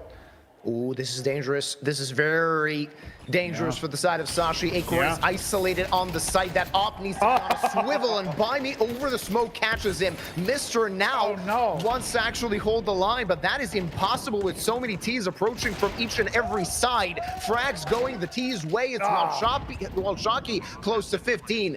Bomb down. Cabby and Becky. Their locations are known. They want to go through that smoke. Smoke busted. Reiko next almost catches both of them. And the HG to end it. It's 15-12. One more round necessary when side switch. Sashi have nothing to hold on to going into their T side of OT. It's overtime, but it might be over soon. Walczaki need one more round out of the next 3, and Sashi can only play to extend things. They can no longer play to win. If they score a flawless T side, we can start talking about things again, but right now the Poles appear imperious. That is a big streak from the Walczaki side. It was 11-6 if I recall correctly, or 11-5. Sashi looked to be in a very good position. Now round one through that Polish streak. And now on the T side, you're hoping for the best, hoping to deal some damage, but Sami's up actually can't connect. It's Acor opening things up finally for his team. Now the Danes want to strike towards A, 2 players still defending. That's not going to be easy, but they take care of it. One defender, Moonwalk, strikes. Then it's a 2 versus 2 on this A bomb site, but the bomb still needs to get planted. That'll buy Walczaki enough time for the rotate. Reiko goes through the smoke. That might catch somebody off guard. No. Cabby good. And Bayme far away. quietly had a great map by me. Not much in the clutch. That was Moonwalk and Olymp. Reiko being a bit quieter than he wanted to be, but by me can't get it done here. Not today, not in that round. And we're gonna wait just a little bit longer here before we find the ending. The winner, Sashi, are able to score the first round. Well, Sashi breathing a bit of a relief. Some wind in their sails, but needs to find 2 more, and that's not easy. One mistake could cost you an entire map. Well done by Cabby in this one. Acor did do well as well for himself. I said it before, or rather a few rounds back, that Acor needs to use that op to find the openers. Couldn't do it on the CT side. T side might be a bit better, but you need to make it perfect if you want to go another round of overtime. Yeah, perfect is going to be a hard one to get when you're up against Walczaki. They can be proactive. They have 2 more rounds to play for. This could be their map in either of the next 2. Walczaki are really, interestingly enough, taking a tactical timeout now, and it's at a point where you only have the one in overtime. So they have decided to talk things over just a little bit amongst themselves, figure out what their game plan is. Maybe they weren't quite all on the same page in that 2v2 at the end, where Reiko went in a little bit disjointedly. Behind me was too far away to participate. Moonwalk now pushing forward. He's got support. Moonwalk and Olymp are gonna be upon Cabby very soon. The flash comes out, and Becky and Cabby have everything on lock. Finally, something goes back the other way. Reiko gets 1 kill, but there's so many more to find, and Sammy needs 4 with the AWP all the way buried in middle. It is not gonna go Walczaki's way here. Sashi striking back, still a life left in the Danes as they make it work. A great setup. It's as if they completely expected what the play would be for the Walczaki side. They wanted to bring the fight to them. That was not profitable. Still, Walczaki will have another opportunity to take this map number 1 for themselves. But now they are the ones with a little bit of a psychological struggle session, Pronogo. Heading into round number 30, you're not going to be so content than was the case 2 rounds back. No, this is not going to be the same level of calm and collected that maybe Walczaki were feeling. The nerves should have been mostly dissipated when they switched over to that first half, from that first half of OT into the second. Sashi are now fighting for more rounds, and Walczaki just want to be done with Anubis. They want it to be theirs. The fans are supporting them. The fans are cheering for them. This is the underdog of the whole roster, of the whole team lineup here in the Conquest of Prague's LAN phase. They weren't even supposed to get here, and they did. They proved people wrong, and they need to do it again. Let's see where this round 30 takes us. Again, a B lean from the T's. Not going to be the easiest round for Walczaki, especially with their loss of Reiko. By me in trouble. He does have help from Moonwalk, but will 2 players be enough? Next kill will be of essence. Through the smoke, he connects. 2 frags found by the poles, and they're looking to keep this round alive still. Sashi looking to break open the site, but the cavalry has already arrived. Olymp in the dark finds another one. This could be it, Pronogo. This could be the end of Anubis. Olymp unable to survive, but neither is Mr. It's all down to Acor, 1 versus 3. Time is not of the essence. His op needs to fire away perfectly. Finds the first. 50 seconds on the clock, and the bomb on his back. Still a possibility in this one. Acor is a very experienced opper. He's been at higher levels than this, and even lower levels than this for quite some time. Here he is plying his trade with the sniper, finds the first in a 1-on-3, and this is for OT2. This is to deny Walczaki their map pick. This is to break the spirit of the poles, and he plants the bomb. This is a 1 versus 2 after plant. Yeah, they know where the bomb is. They know that the op is in the picture. And the thing is, you need to go together. You need to go collectively and look for the trade. That's not going to be easy. They do have kits, but bomb is ticked down to half. They're going to have to hurry up at some point, Pronogo. Acor might actually do this. He's going to have to be very careful, though. Try and find those isolated picks, which is so difficult against rifles. And they're closing in. 1 versus 2, finds the first, and now he's not even looking for the second, just wants to bait him out. Does he have the time? Moonwalk got the kill, but will he have enough time to finish off the map? No, sir. We're going to overtime further. We need more overtime, more rounds, more Counter-Strike, because Sashi have managed the unthinkable. They lost every round on their CT side and decided to just repeat what their opponents did to them. 15 all, and Walczaki are not done on the defense. They need to run it back again. And it felt like they had finally done it, Yuba. It felt like they had finally held them at the pass. But immaculate flashbang here, because without that, it's very possible that there was enough time. If he gets the frag and immediately jumps on it, Moonwalk might have been able to do it. But even the last bit of utility, the very Danish way to win, extends play on Anubis. We're not done yet. Yeah, well, Walczaki had 4 opportunities now to close out this map. Usually that is punished. That is a rule in sports and esports together. Ooh, that's intel gathered, damage dealt by the utility. Moonwalk wants to peek, and he finds one. Looks to double up, won't be the case, but Cabby on his last breath as Olymp looks to close him down. That'll be the case. It's 3 frags to 1, and only 2 Danes remain in this one. They should know that the B site could be an acceptable target now. That's 2 players spotted in middle, and now there's been enough time for a rotation if that's how it's going to be. But you don't want to abandon that mid position, not in the position that Walczaki is in. Sashi's survivors moving forward yet again to this B site, where so much action has taken place on Anubis. Oh, the flick on the glyph! That's outrageous! And he's so very low. Reiko served up on a silver platter. It is going to be a 16th round, finally. And one on the defense to note. Walczaki back in it, and they need 19. Well, that'll make him feel a little bit better. Heading into the second round, or rather the second part of overtime, you get that CT-sided round where neither of the teams and that first set of OT couldn't do it. That'll make you feel good. Even though you couldn't convert the chances you had, this is a good message for Walczaki. Excellent message, and look at this. Baimi wants to send another further forward. Express delivery with Moonwalk clearing middle. This might provoke Sashi further forward through that smoke, or at least around it. They're trying to send the utility out. They know somebody is going to be snuck up very close by. And at this point, Baimi doesn't even care. Announces his presence with an HE, the trajectory of which could only come from the low ground. Just to add more confusion to the ranks, he doubles back towards the B site. They got away with the frag, Luba. It's going to be a man advantage. Walczaki very happy with this.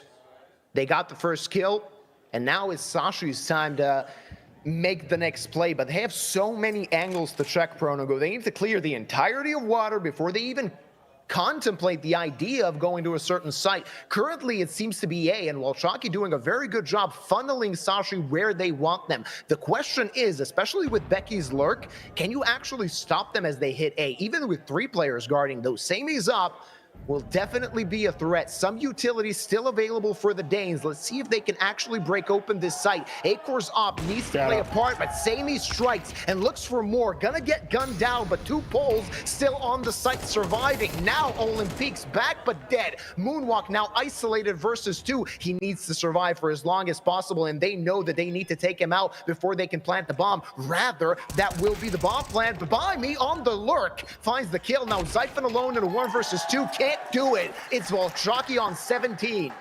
Man, they could repeat the performance of their T side in overtime. 3 in a row is a very distinct possibility now. And once again, Sashi would be up against it on the defensive half, on the unfavored half when it comes to Anubis. Acor had the op posted up, and the remaining players, other than Moonwalk, doubled up together. It was excellent instincts from Walczaki to push through together. Acor could not escape, even with a surprise turn and a surprise flick. Reiko confirms it. And that's much needed momentum for the young gun, because he has been wearing his heart on his sleeve today. Anubis is taking a lot out of him, and he needs to reflect and reactivate in between maps, but we're not done yet. We are not done yet. 17-15. We're 2 rounds away from a Polish victory. Yeah.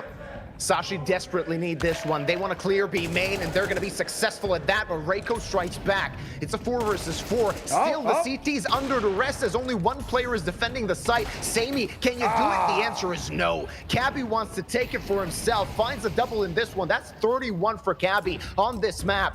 As he has been the saving grace for his team so far, they make their way to the site, but they are very slow, Pronogo. That'll buy Olymp some time, though his teammates dying left, right, and center. Now his position known, finds a double, but so little points of health on him. Simply no chance of survival. It'll be a one-round game when side switch.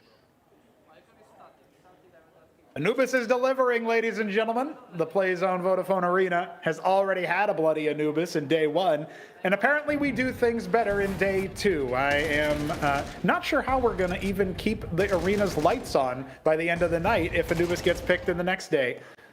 This kind of trajectory. Acor finding the finishing blow there in the first half of overtime 2. One of the things you gotta watch out for when it comes to that, especially in Olymp's position in the clutch, he's in such a bad spot. That's why he chooses to swing, looking for anything he can get. And if only Cabby had been felled, Sammy wouldn't have had to do the unfortunate task of attempting to finish him off with a pistol. Who needed that flick, low percentage. And now we switch sides. Sashi trying to defend. They need all 3 rounds in a row to finish it off in style. Walczaki, on the other hand, only need 2. Yep. A double-up setup this time for Sashi. They're hoping that that's going to make a difference as their CT side did not look good. Even in regulation, definitely in overtime, though Zyphon actually annuls some of the pressure as he kicks things off in this one via a frag. Now, the Poles actually want to enter the site, but look at Zyphon so deep. Sammy expects it. It's a 4 versus 4, but still 3 players on B. If Walczaki bite on this, they might be in trouble. They might be walking straight into the lion's den. Won't be the case, though, as they know they have more than enough time to search for things elsewhere, Pronogo. Yeah, more than enough time indeed. It's definitely a slower round after that opening frag. And Sammy, he fishes and he catches. Mister is dead. Not quite in the water, but very close. That's going to relieve some more pressure on the T side and let them squeeze around even more of the defender's grip. Moonwalk finds Becky snooping in that new hidey hole spot. And now it's just Cabby with that secondary sniper on the B site where all the action's about to be. 20 seconds, and they have more than enough time to get him cleared and plant the bomb. It's going to be map point Walczaki, unless Acor can do the unthinkable. 2 more opportunities. Acor, you got nothing to search for in this one, I'm afraid. Vimy blows him away. I've lost count how many chances Walczaki have already had to close this one out, but another 2 provided to see if they can use them. The thing is, now they're on the attacking side. Now they're feeling really good. Oh, yeah. This will be their 5th map point, and if they drop this round, they have a 6th queued up. So that is how many Walczaki have had. They only had the 1 in regulation, and then all 3 last overtime.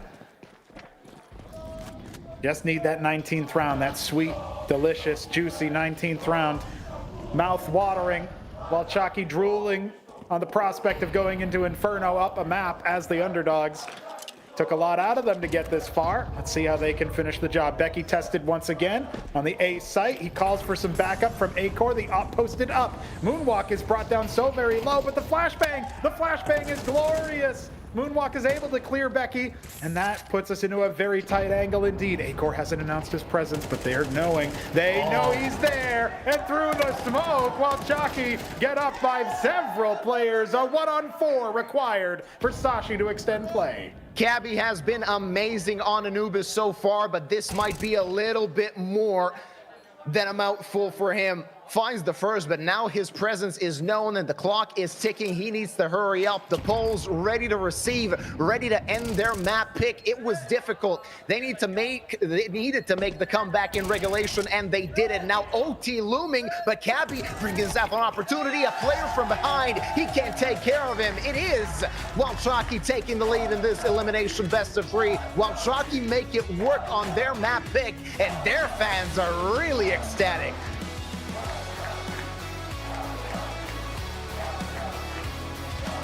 What a glorious close. What a glorious way to have a sigh of relief breathed. Walczaki, they stay alive and they will need Inferno or Ancient to finish the job.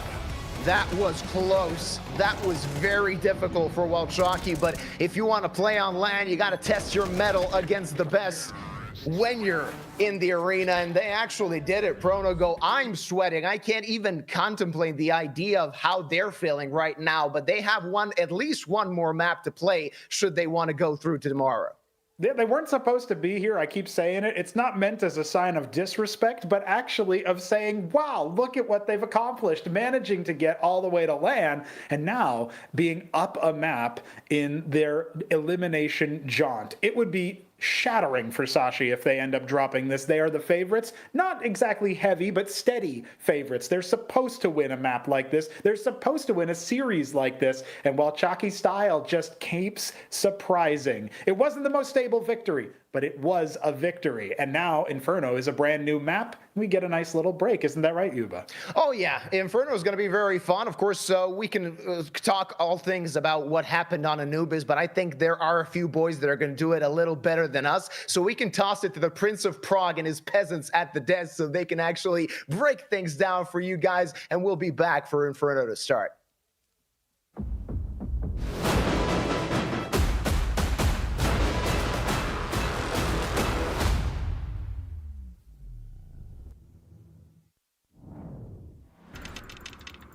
One click is the difference between winning or watching. And this is the fastest click in the world. Powered by revolutionary hits technology. With custom actuation, rapid trigger reset, and click intensity. Tuned to your competitive play. We didn't just evolve the click. We reinvented it. Pro X2 Super Strike.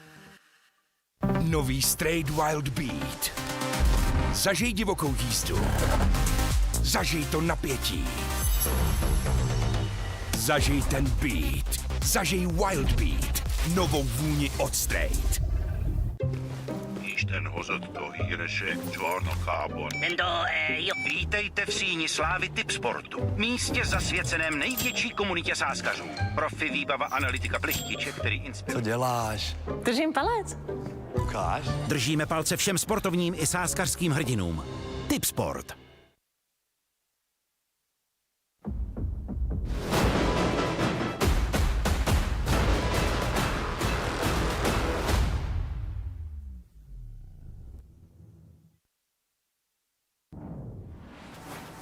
Welcome back, guys. As Lyuba said, it's back to the Prince. Well, of course, I'm the king, so he's gonna feel the repercussions after this analytic segment. However, what a hard-fought, thrilling battle on the server.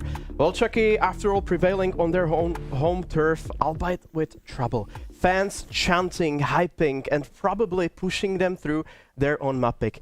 Kote, what a game. What a game. I want to start maybe with pinpointing one of the Sashi's player. Actually, it will be Kabi, who played on this very map really good yesterday, and today he just proved Anubis is his home turf, apparently. 34 frags. Yeah, something like that. Yesterday it was 19 to 17, so one of the few positive players. Actually, he was the only one above the 1 KD. Acor had one because of 14 kills and 14 deaths.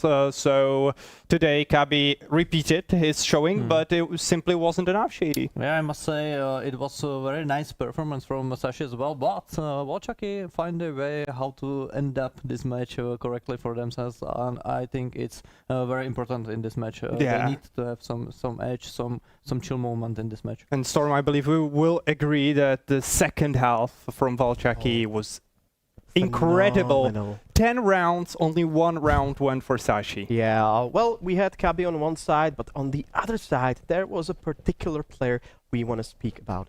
And that, of course, was Sami Kore. I think he had some very interesting rounds. Definitely. He simply wasn't the one with the most kills or something like that, but I want to show him as a player who really speak up to his skill and proved us that yesterday was just an unlucky day. Yesterday, as an OP player from Walczaki, he didn't have almost any impact. Ira was much better in the yesterday's performance, but today, of course, after the first map, he had 20 kills and 23 deaths, but overall he did improve largely.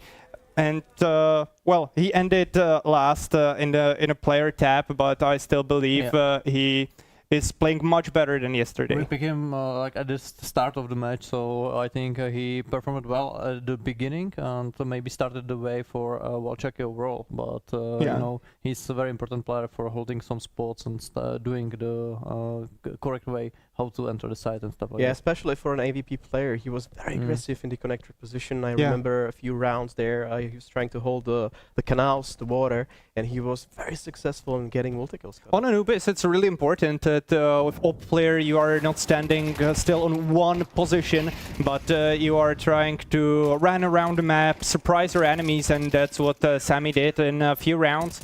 However, here is Moonwalk and other of his teammates who were fragging successfully, and Moonwalk actually ended this map with 31 kills, 25 only times he was killed, so definitely a great showing from him. Well, overall, I'm surprised that Sashi were doing pretty well on the opening kills, but it still wasn't enough. Yeah, and I gotta say that Walczaki yesterday were really subpar when it comes to winning the pistol rounds. I think they didn't win a single one, which was one of the reasons they actually managed to fall apart even on Dust 2, where there was a bit of a better showing than on their first map. But today, especially their T side was phenomenal. And I think that was one of those instruments that led them to victory, right, Shady? Yeah, they for sure had to find these rounds to be confident and find the pace in this match. So I think it's definitely one of the points. And also, I must say, the finishing line was a pretty hard one because you know you can feel it. You are very close, and there you are playing against Sashi, who have so many very nice players who can clutch those situations or do very hard finishing. Actually, Shidi, you mentioned clutches. I think yesterday, Sashi against Eyeballers managed to climb on top in this statistics, in this regard. Do you think this is something that Sashi really improved upon, but still didn't lead to winning the map?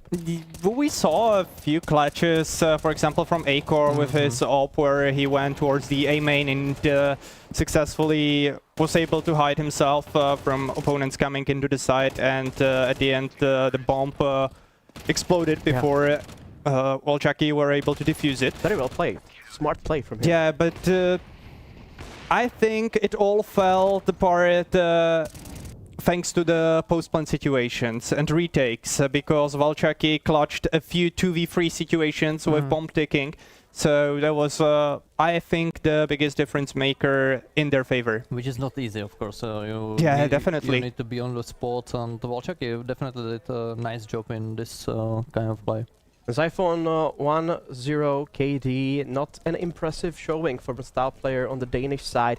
But biggest impact after Cabby. Yes, that's true, as we can see in the detailed statistics. But do you think that maybe his improvement is what was missing, or improved accuracy from him was what's been missing in the final rounds, because it was so close. We got into the second OT, really hard-fought battle. So do you think that's one of the reasons? Can be. I just wanna, let's say, promote one more thing about this tournament. It's a really surprising statistics that it's not official, but I think it can be relevant. Yeah. Acor was, I think it was in 3 situations where his enemies were shooting in his back, and he was able to flick on them and kill them. It was yesterday on Anubis, Ancient, against Bobek, and now again there was crazy, I guess, 2 times today. Well, fans were really ever present. They were really trying their best to support the Polish team. But right now we're gonna see if something regarding beer is probably gonna help Sashi in the second map. Pouring a beer ain't easy. Can our players manage? O kurwa! Kurwa, ja nie jak browara wlać. Normalnie pamiętaj, wiesz. New barman. Kurwa. Chuj mi się śmieje, mam nie wiem. Co jest? Chyba macchiato. Tu? Ej. Amatorka ma. No jest. Kurwa, zjebała się. Sprzęt cię spierdolił, panie. Nie no, on the way. Co? Do końca pan. Do końca. Co? Do końca naciśnij. Dobra. No i chuj. No i teraz to pijesz, nie? Wiedziałem.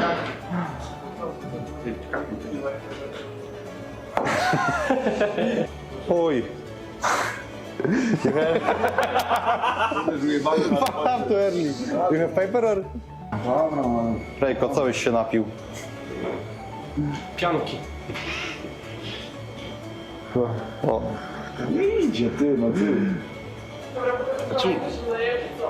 No to idź, to jest niemożliwe w ogóle. Dobra, zeruj to. Ale ci załatwiamy. No co? Pokaż Amelia. Ale co mamy? To trzeba się napić. Let's go. A Bartek jak dzisiaj było w robocie? Po robocie nie ma, po robocie. Nie no, taka kujnia ogólnie. Zakręć to, zakręć. Spróbuj Rejko. Ej, po robocie. Nalałeś to pij. Nie piję, pierdolę, jestem abstynentem. Weź no. Dobre. Ty, dobre, serio, weź. You like it? My friend? Yeah, of course, good, very good beer. Maybe I add a little bit vodka, what do you think? Not today. Maybe not today, maybe not today. No, thank you. Maybe not today. One more. Is that it? Yeah, one more. One more for my friend, it's on the house. Czekaj, co idzie dalej? Jaka kolejna zabawa. Jest grubo, nie? Ogólnie chyba walę go na strzała, idziemy na kolejną. Okay, guys. Thank you. Good job.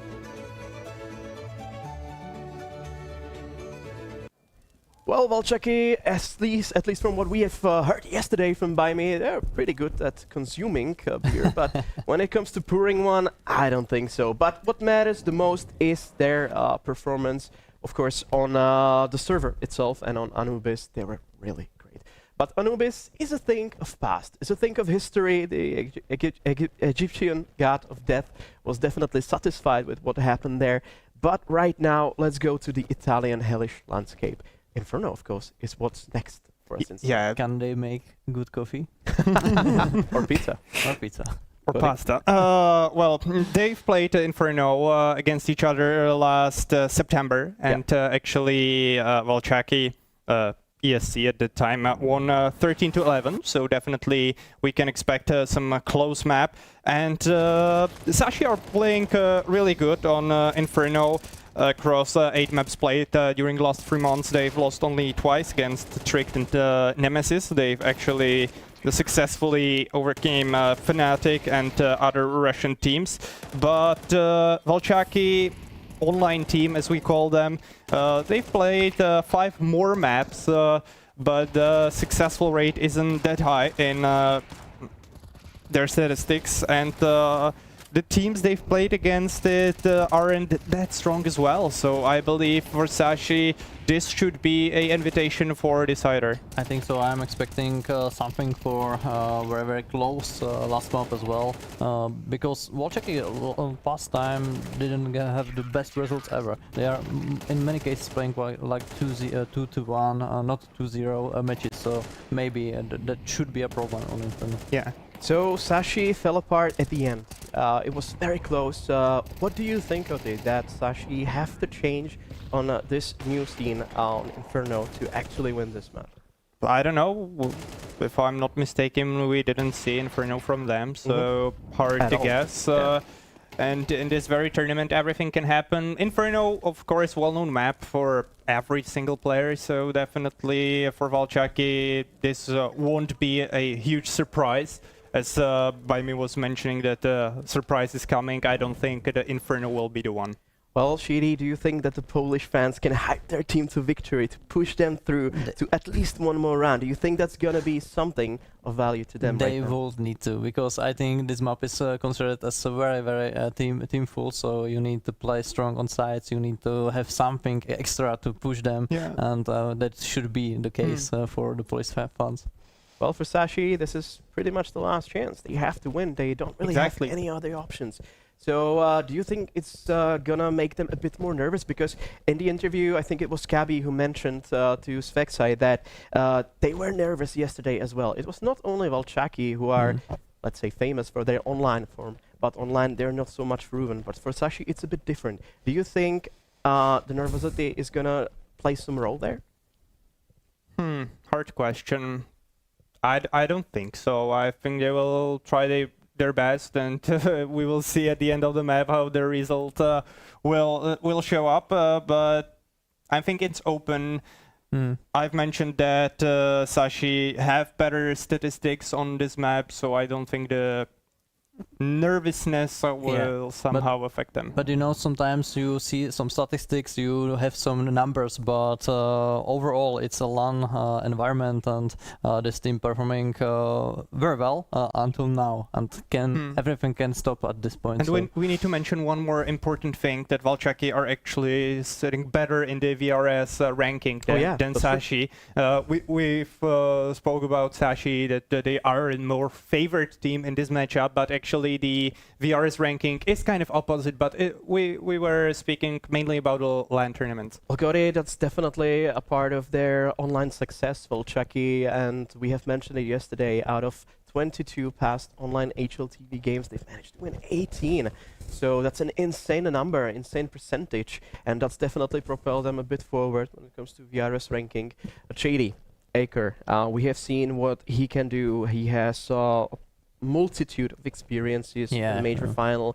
Do you think he's gonna be the pillar behind which the rest of the players like bulk behind and try to push through with Sashi? Do you think they'll lean on his experience? He should be, because of course he have the most experience in this team, huge winnings ahead, and I think this is the player who you need to look for in these matches. But of course, it's still a situation when we are losing 0-1, and you can lose it. So. And he still had only one green map on this tournament, according to HLTV rating.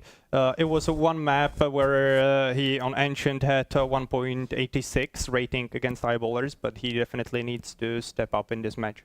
Well, ratings are one hand, but when it comes to odds, that's a bit of a different matter. So let's look at those, because I'm very interested in how it fares after the first map. As you can see, Walczaki are heavy favorites now. Oh, how the tables have turned. Sashi 2.60. Okay, that's a really big difference.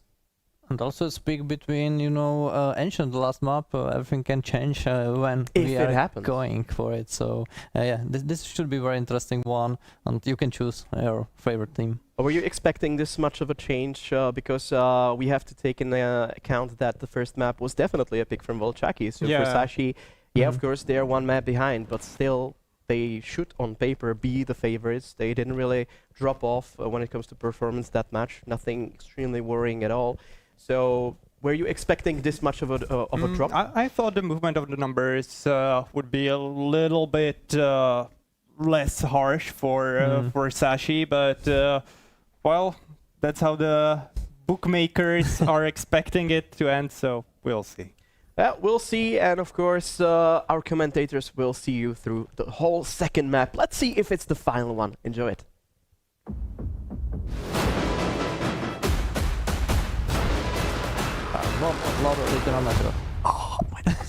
Jo, to je strašný, já taky mám furt, vole. And we're back, ladies and gentlemen. It's time for map number 2 of today. The first one was a nail-biter, double OT to end things and close it to Walczaki's favor. Now Sashi looking to return the favor on their own map pick. How Inferno will go, Prono go, we don't know, but we will find out, and this is going to be a fun one. Oh, it's going to be fun, all right, Yuba, and we don't know. You're right about that. But we do know that Inferno is always one of those maps that you want to watch for the tactics on. Sashi should have an advantage there, but we've seen their tactics fall apart when trying to go up against the brick wall that Walczaki can sometimes be. At the same time, we've seen that their spears can drive straight through any sort of defense, and Walczaki are on that defense. So we'll have to wait for the Poles to go on the offense and show us what they've got, but they should be able to at least start off on a stronger side.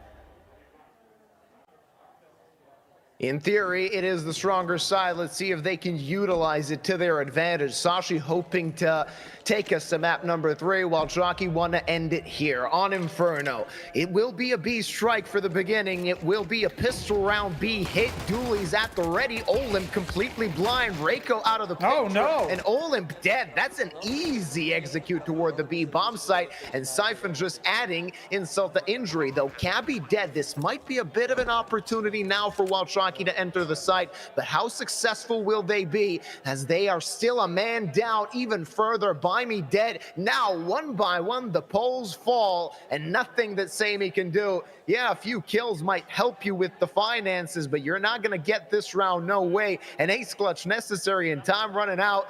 Sashi players all around the site, and it's Mr. adding the finishing touches as Sashi grabbed their first. Yeah, Mr. finishing it off, and he's a player we didn't say too much, except for when he was traded out of Anubis. Come over to this map, Inferno. Sashi scoring the pistol. That makes it 2 pistols out of the 3 that have been played so far, going the way of the Danes. Walczaki are going to have a bit of a bargain bin force here, or maybe not, just pistols actually. A rare treat for Walczaki to be conserving their finances. And they are up against 3 MAC-10s, so the hope is to score any of those guns away from Sashi and force some of them to reinvest into the next round. They've already gambled and lost. The Walczaki boys are all the way over at A. B is where the bomb will be planted, and all of a sudden, the whole map is going to be a real confusing place for the defenders. Yeah, I mean, if you're Sashi here, you're just going to send those SMGs forward to farm up some cash. The rifles can stay on the site, guard the bomb should overzealous CT approach, and it shouldn't be really a problem to make this a quick and easy cleanup. Might be a thing to note. Now that Walczaki actually want to go through CT spawn, they're facing rifles, which is, in this situation, good for them, right? You don't want to die to SMGs and give your opponents more money. Just die to AKs and that Galil. So no trouble, though. Sashi get their second. Walczaki, of course, will have a bye heading into the next. Well, nothing invested, so nothing lost, really. Just another round on the board for the Danes.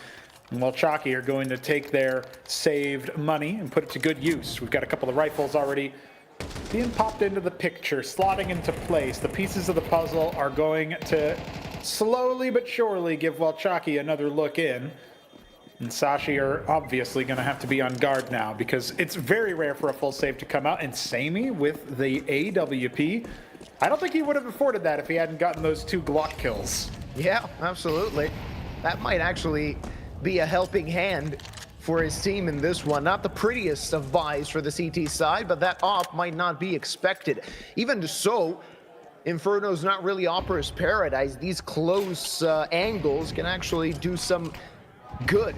Though that op will not be utilized so far. The CTs need to defend B through the air. Mr. catches a player, though By Me now can actually strike. Finds one easily, but now hopes to survive for as long as possible. Mollied out of position and taken care of by Cabby. It's a 3 versus 3.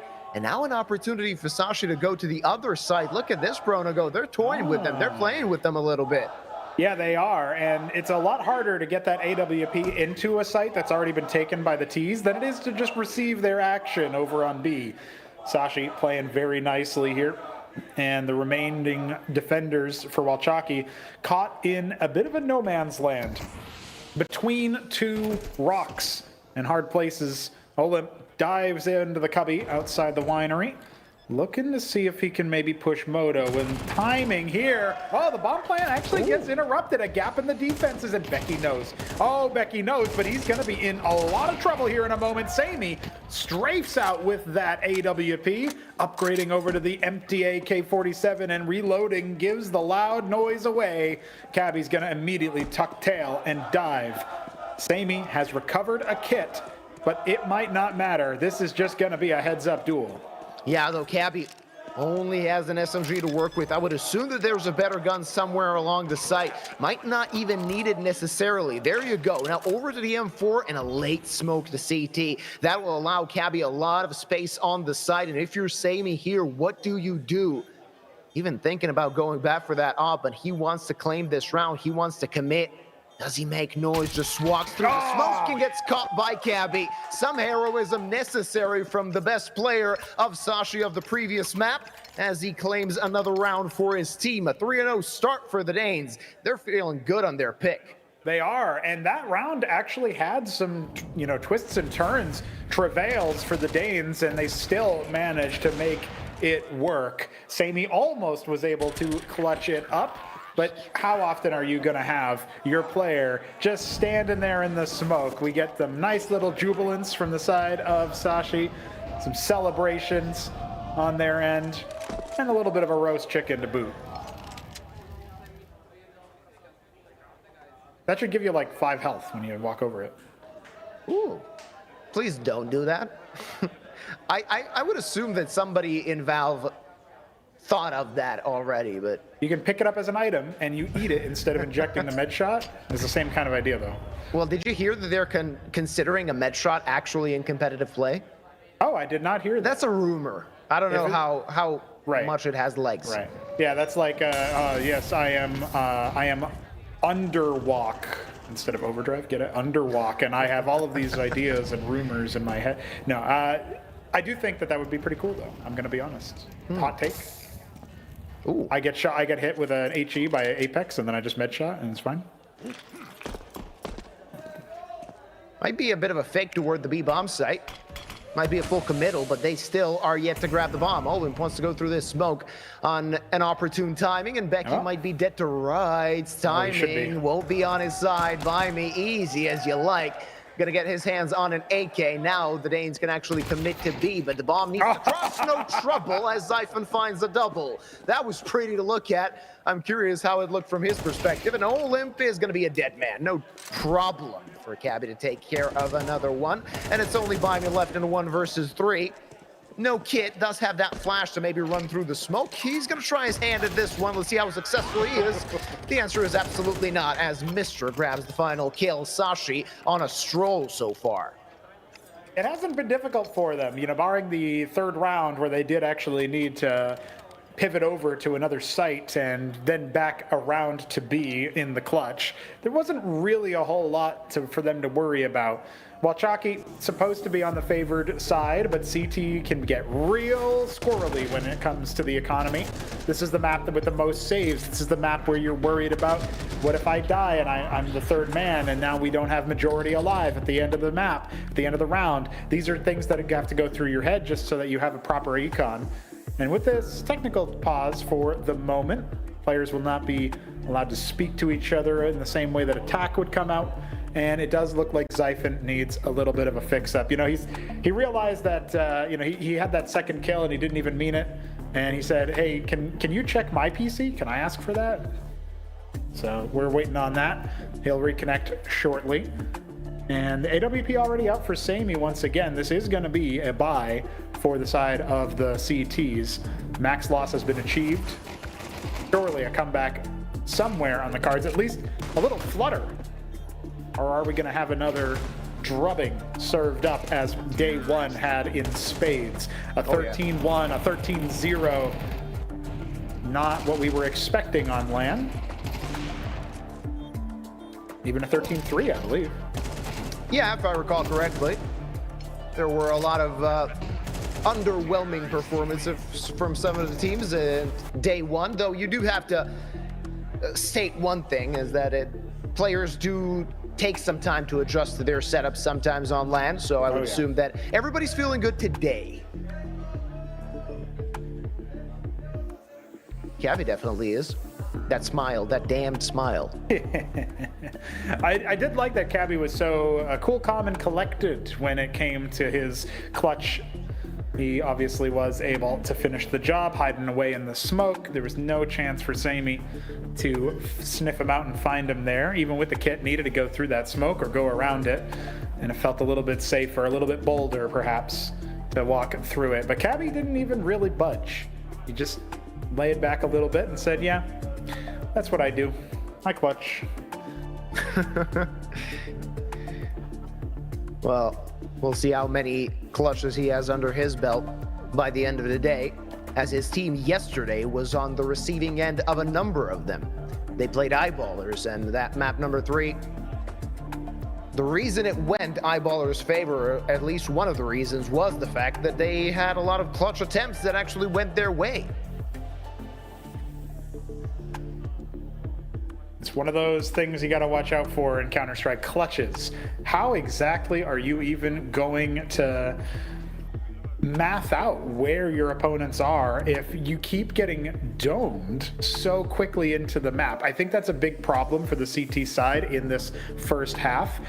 We got to watch out for how Walczaki adapt, because they were able to adapt. Let's be fair to them, especially on that T side of Anubis, where they were able to score so many rounds in a row just to get it to the point where they could have a map point.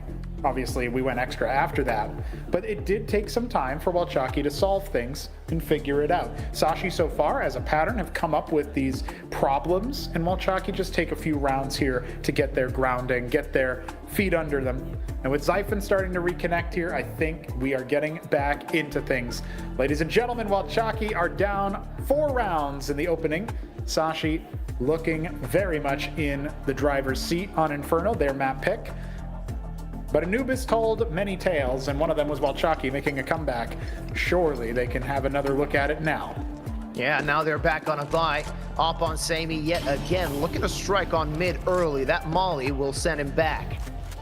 No damage dealt necessarily, but definitely some space gain by the side of Sashi. That nade, though, takes Reiko down to 56. Unconfirmed damage, but still of use for the Sashi side in the remainder of this round.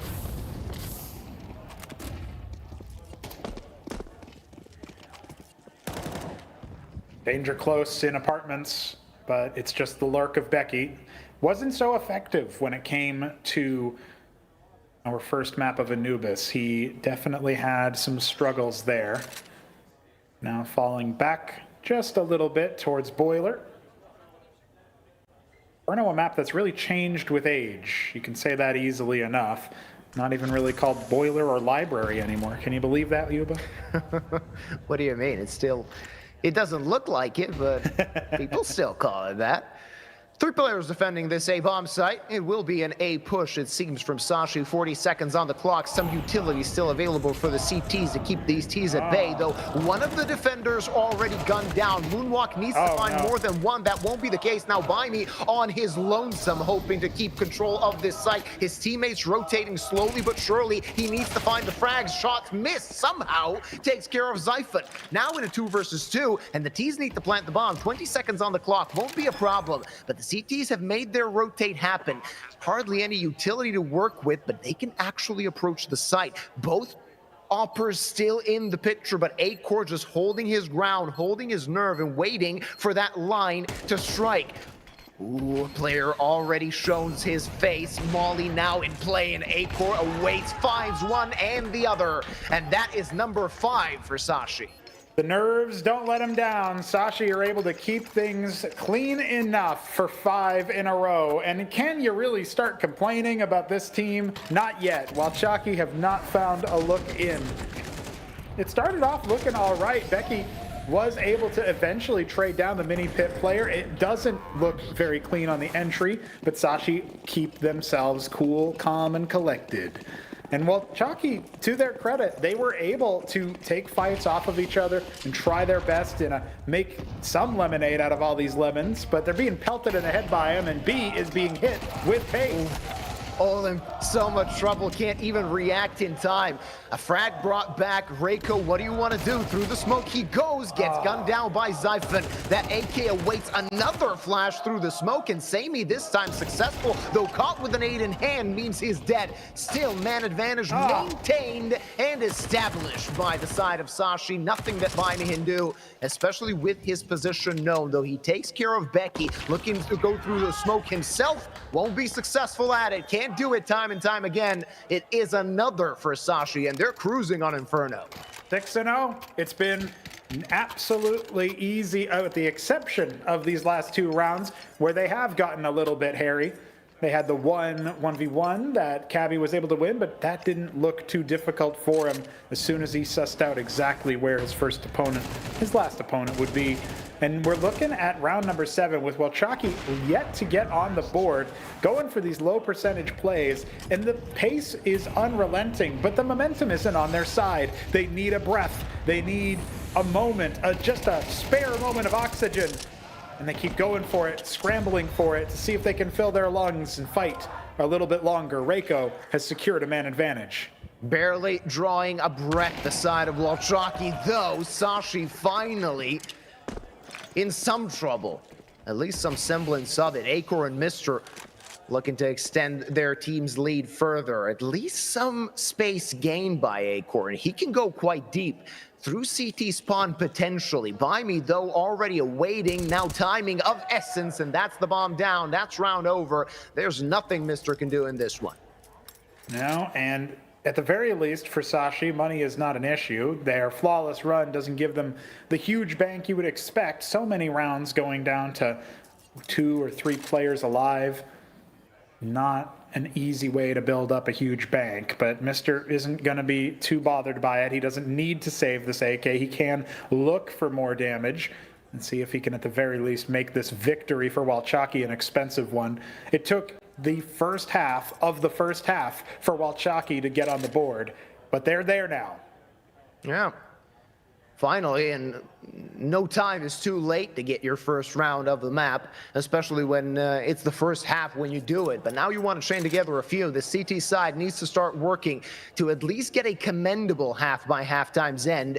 And then when sides switch, anything could happen. We might still see Sashi struggling, but so far so good for the Danes, even though they lost this one. One of the questions that was asked of Baimi in the pregame before map 1 was talking about how Sashi did suffer a 13-0 defeat earlier in the tournament. Could Walczaki replicate that success? Well, clearly that is not the case, and they have struggled themselves in a 13-1 blowout against Alliance on their own map pick of Nuke over in day 1. At the very least, they've secured 1 round, and it looks like we are going to take a moment before we reset this one, and we will be going to round number 8 with Sashi finally suffering a single blow. Mr. has secured that AK-47. Of course, a little shot of the bench indicating that somebody I just said out loud is going to have to be benched. I don't know. That's what I got for you. We're going to take a bit of a breather. Technical problem should be resolved quickly. The round, of course, can be replayed as no damage was dealt. The tech pause started in the early stages of the round. So far, Sashi looking very good. Walczaki finally ended their streak, and now the CT side of the polls is looking to dish out more damage by halftime's end. Of course, if you're on the side of Sashi, you're going to be very happy. Their economy not being the best. You said it yourself a few moments ago. They won a lot of rounds, but hardly any of them were really dominant, really one-sided. Constantly, Walczaki were chipping away at that T economy. Yeah, it's interesting because you wouldn't really say Sashi looked like they were going to lose any of those rounds, but it did cost them players. And so even if you can call them easy rounds, they weren't rounds where you build that bank. So if Sashi get full wiped here and Walczaki can get on for a second round, we are going to be looking at a much more competitive first half. That's what their objective is now, with Sammy posted up with the AWP towards middle, and 3 members of Sashi trying to catapult themselves onto top of banana control. Slowly but surely taking some space on banana, the side of Sashi. Of course, Walczaki maintaining 3 players on that A-bomb site. Sami's op is located over there. And the thing is, if you're Walczaki, you've heard nothing towards A. Therefore, you don't need to expend basically any of your utility, and that could be of essence heading into the remainder of this round. They will be allocating 1 more player towards A. That means that Olymp is alone. Utility, well, nothing. Kills, nothing for Olymp so far. So this could be an opportunity for Sashi should they want to strike B. Baimi wants to get some space and finds a frag. There you go. That's intel as well. So they'll be moving their pieces towards B. And do even Sashi know what's going on? Do they know that their game plan has been completely read by Walczaki? The answer seems to be negative. And they're walking straight into a trap. Olymp finds a double for himself. And there's very little Acor and Becky can do in this one. Yeah, not really a whole lot. The noose isn't tightening from behind, but Sami's keeping the A site completely clear of any defenders, and he'll hear a bomb plant attempt. Instead, Acor nails Olymp to the wall. Moonwalk trades out the rifle support. It is going to be the AWP cast in a 1-on-3. He upgrades over to the AK, but can't even tap the bomb without getting his head domed away. It was a bit of a fake to flush out Walczaki, and it was successful. They came running. And that, my friends, is another masterclass of defense by Olymp, the solo anchor there for some time, buying time, and heads up duel 1 as, of course, Walczaki just keep on flushing out where Sashi are. Baimi going for this play on contact. It's not what you expect, but they are figuring out what Sashi's game plan is. That one went their way.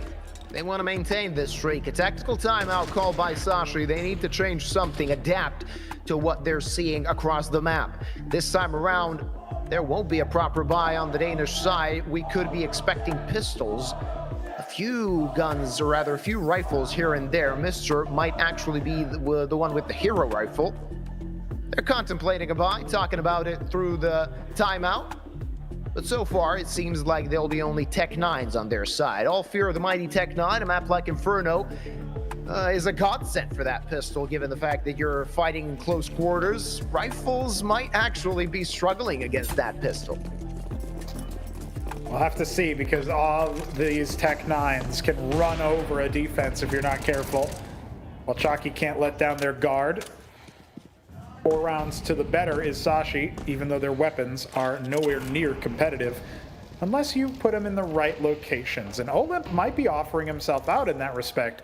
Pretty deep smoke. It doesn't even clear the side where Becky is. So he decides to run through. No way! An easy lineup in conjunction with Reiko clears 4 of them immediately and relieves all the pressure, unless Zyphon can do something magical. But 1-on-4, as he's already found the first. Not looking likely. CT's all around covering each and every angle. The good thing is for Zyphon here, he has utility to work with and isolated duels provided.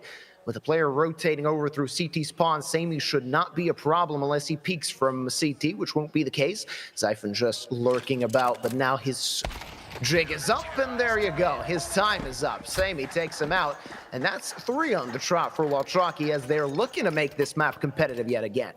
Yeah, still intense expressions, but maybe a little bit less pressure being applied to Walczaki. The underdog's already up a map.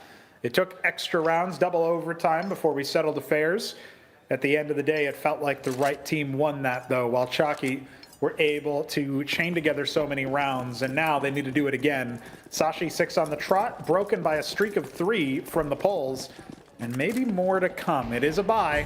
A little bit light on the utility, especially for Acor and Zyphon. Oh, that was not enough from the polls. You wanted too much too early, it seems. Moonwalk and Olymp already hitting the deck, and Sashi have so much space to work with. Baimi actually wants to bring some pressure, apply some pressure, but now B is under duress, and Reiko needs to find a multi. Does some damage, but can't connect for the finishing blow.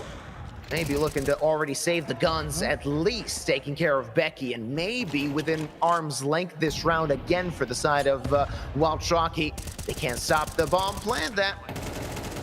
Bomb will go down, and if you're Walczaki here, you might be already thinking about saving your guns. Every angle covered, B-bomb site crawling with the T's. Yeah, best case scenario for Walczaki is they score some exits, but you can see on your screen the mini-map there, 20 HP on Buy Me. He is not sticking around bottom of Banana trying to take any duels. Sashi will just flush him out with players, and then you would have Minority alive. Only 2 would have been left, and Walczaki would have been much worse for wear economically. They'll have another buy into the next, another shot, another chance. Sashi extend the lead back to 4, and they've secured a complete victory in the first half. It's not every day you'll see this, but this isn't that uncommon given the situation. Walczaki the underdogs, Sashi have the tactics and the team play down better when it comes to a strat book. Walczaki are more about their style of play and finding different ways to express that, a little bit less than a set strat book that they go back to almost as a guide, a textbook to study. That's not their style. Walczaki now pivoting over to mid again. They want to bring the fight to them yet again. Last time it did not work out. Sammy this time posted up with that EWP. And Sashi just waiting for a mistake to be made, a mistake provided by themselves. Olymp looks for a double, not gonna get it though, but Sammy there for the trade, a positive trade at that for the side of Walczaki, and maybe already Sashi funneled toward B. And 2 players defending that side, this might be very troublesome for them through the smoke cab. He goes, no chance of doing anything, and it's all of a sudden a 4 versus 2. Yeah, excellent play there from Walczaki, but only so many rounds you can leverage that, and you need to make them count. This needs to be a 4th. Makes it a little bit easier for the Danes, though. Mister's frag on Pool, clearing him out. He's very low. Buy Me, he's going to have an idea. Zyphon's also so low. There's no health, 32 points of health between the 2 players. And an even split doesn't matter. The bomb will not be put down. Instead, Buy Me is the one to sail him on through. A 4th round for Walczaki. They're not done on Inferno, and they have another shot to make this lead for Sashi only minimal. Sashi might already be shaken a little bit. They were already in map number 1 on the receiving end of a Walczaki comeback. It seems likely this time around as well. Of course, anything can happen, and still Sashi could be very content, even with the 7-5 half after your T side of Inferno. But if they make it 8-4, that's a solidly dominant T side half. That is, yeah. That's definitely a lot less runway for your opposition to score any kind of comeback. We come back to the same line of scrimmage we're used to seeing. 2 on B, 3 on A. Mr. burning away at the top of Banana. Sashi gonna struggle a little bit in the beginning of this round to score any info, any intel that can give them any idea where to chain this together now. And you have to commend the Walczaki fans. Through victory and defeat, they've been singing for their boys. Let's see if that's going to continue during this map as well. A death ball approach for Sashi as they'll be looking to enter this site. So many flashes, but the CT's finding the kills. Oh, so much trouble for Olymp now. And Becky alone, nothing he can do. It's only a minimal lead for Sashi at the half, while Walczaki saving themselves on Inferno.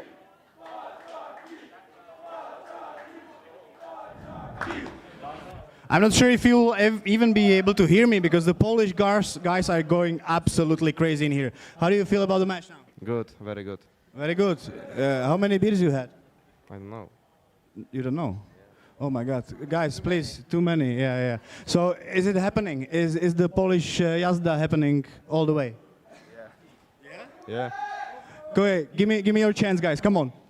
Jazda z kurwami! Walczaki, jazda z kurwami! Slyšeli jste to sami. Jdem do halfy.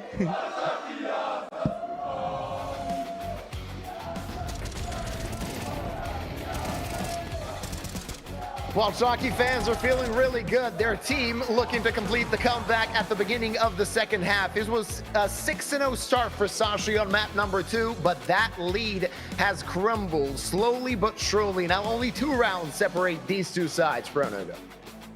Yeah, and we got Walczaki looking for a 6th. They want that pistol. It would make the pistol rounds even between the 2 teams. Sashi, on the other hand, they're the favorites for the match. They are expected to win the series, but they're already down a map and they were not able to steal it away, even in double overtime on Anubis. So coming into this, there's a little bit of pressure on them. If they don't score this pistol round and end up with the dominant favor, 3 pistols to 1, we're going to be looking at a potential comeback for Walczaki and maybe even leaving them in the dust, because we know their style, Yuba. We know that Walczaki can hit him with pace. And here they come. Pace comes in, they're looking to hit A, rotates are happening for the CTs, but overwhelmed is Becky, though 3 quick kills go the CT's way, and now only Moonwalk left in a 1 versus 3, Glock in hand, so little he can do, his head ready to get blown open, but finds one, looks for more, ooh, an opportunity just taken away by Mister.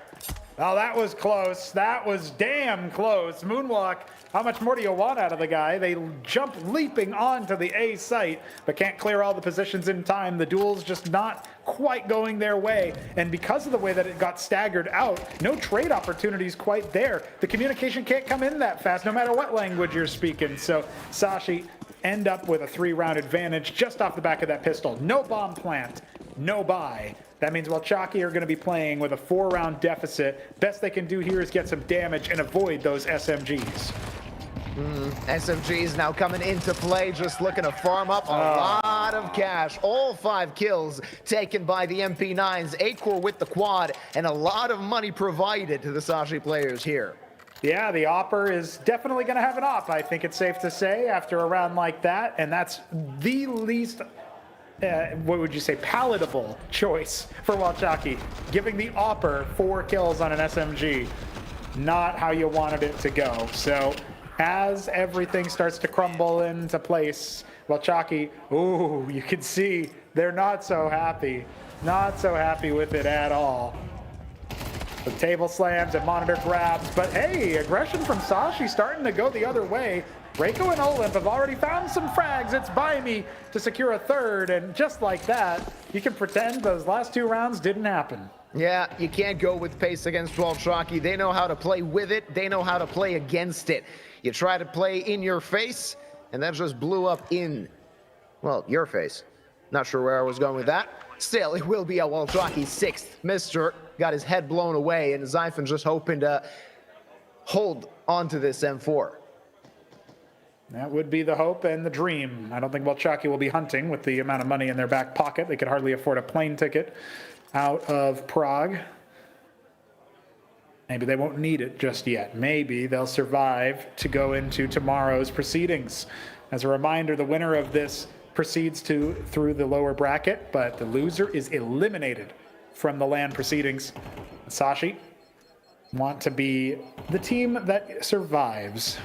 Walczaki, on the other hand, they're the underdogs. They're not expected to do something like that, and Zyphon actually might end up getting hunted at the end here. Oh, just a little bit of a jump scare before we end the round. You can see on their faces, man, these guys are intense and they mean it. They want it. They've got that passion that we all know every player has felt at one point, even just the fans, even just the ones who watch and don't play anymore. They've got it in spades, and they're on the stage in front of everybody, in front of their fans, cheering them on. Walczaki have a round on the T side. Let's see what they can do with it. A little bit of breath of fresh air for the Poles, as they do not let Sashi escape with that lead, extend it further to double digits. Let's see if that's going to happen now. Sashi just looking to make some space on this T side. Acor, though, just missing a little bit to the left or right, would have connected. Now might be in a bit of a pickle as 2 Ts are right around the corner. 80 seconds left on the clock. Sashi, or rather Walczaki, still left undecided as to where they want to go. A lot of utility expended by both teams, Pronogo. The question is, if you're Walczaki, do you have the utility necessary to break open a side? Becky, 1 for 1. Not a bad start by any means, but now that there will be some gaps in that A defense. Yeah, gaps in a big way as well, with Zyphon falling back and just going to try to re-smoke this bracket control towards Arch. It's there, but it's transient. You can see it about to fade away as a double swing should come through. Oh, he almost got away with it, but Olymp will be dropped. It's Sami and Reiko to crack the site open. A 3 versus 2 for the Walczaki boys, getting that unsalaried squad onto the site. Yeah, and Sashi, nothing you can do. You got to save what you got. Cabby and Mister with these saved guns, their team might actually think about not a proper buy heading into the next, but something a bit more lethal than just USPs, right? That's right. Absolutely. Something you could see. And one of the other things that you got to watch out for here is whether Samey is going to pull out the T-side sniper. It's something that different teams will stylistically do, but we did see on Anubis several times where they decided, no, we don't need that. We're good, actually. And Walczaki are a team that prefer the flexibility of a rifle in many respects. So watch out for that. Just because we got all this money coming into the Polish side doesn't mean the sniper is necessarily going to come out. And if it does, it tells you a little bit about the game plan for Walczaki. Yeah, their buy actually suggests where they want to go with the round. If they do have a sniper, they might take it slow. And, well, they will have a sniper. That's right. Recovered it off the ground, and then we have a tactical pause. Let Sashi talk over what they want to do. Walczaki, I think they're decided already. Yeah, Sashi are the ones that actually need to adjust, need to adapt, even though they're the ones that are result-wise looking a bit more pretty. They're not out of the woods yet, and they're far from it. This is their map pick, and you would expect them to be the better team. Not necessarily, though, when there's so much pressure upon you. And, well, one thing to note is the fact that Walczaki have many fans that might strike the fear of God in Sashi a little bit. Yeah. Yeah, Walczaki don't really do much talking themselves. They let their fans do the talking, and that's more than enough so far. A two-round game, two-round gap. Walczaki looking for a few more to tie us up. It's been a hard-fought path and battle for them on both maps. They made it work on Anubis. There's no reason they can't do it here on Inferno. They're just not supposed to be able to, but the T side continuing to deliver.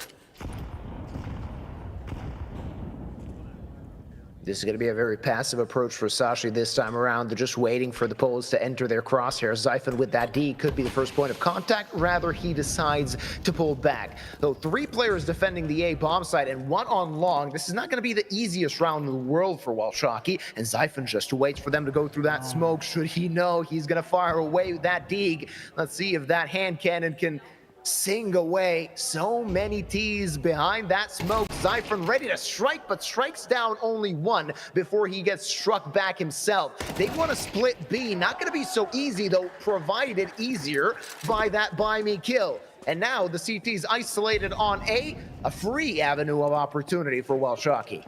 Yeah, the best you can do is get Acor or Becky onto that A4 and start saving a second rifle. Walczaki are crossing their T's, dotting their I's, and getting that bomb planted nice and easy. No chance for Sashi to win the round now. They've conceded all the territory and stacked onto the A site.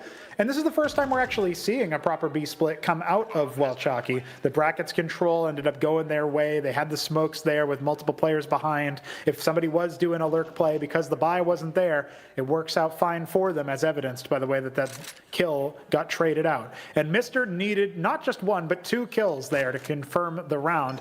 Sashi not able to deliver. But at the very least, they do recover the rifle. And Acor ends up with an AK-47. So all's well that ends well for Sashi. This is a round where they didn't have a great buy, but Walczaki continue to chip away at this lead.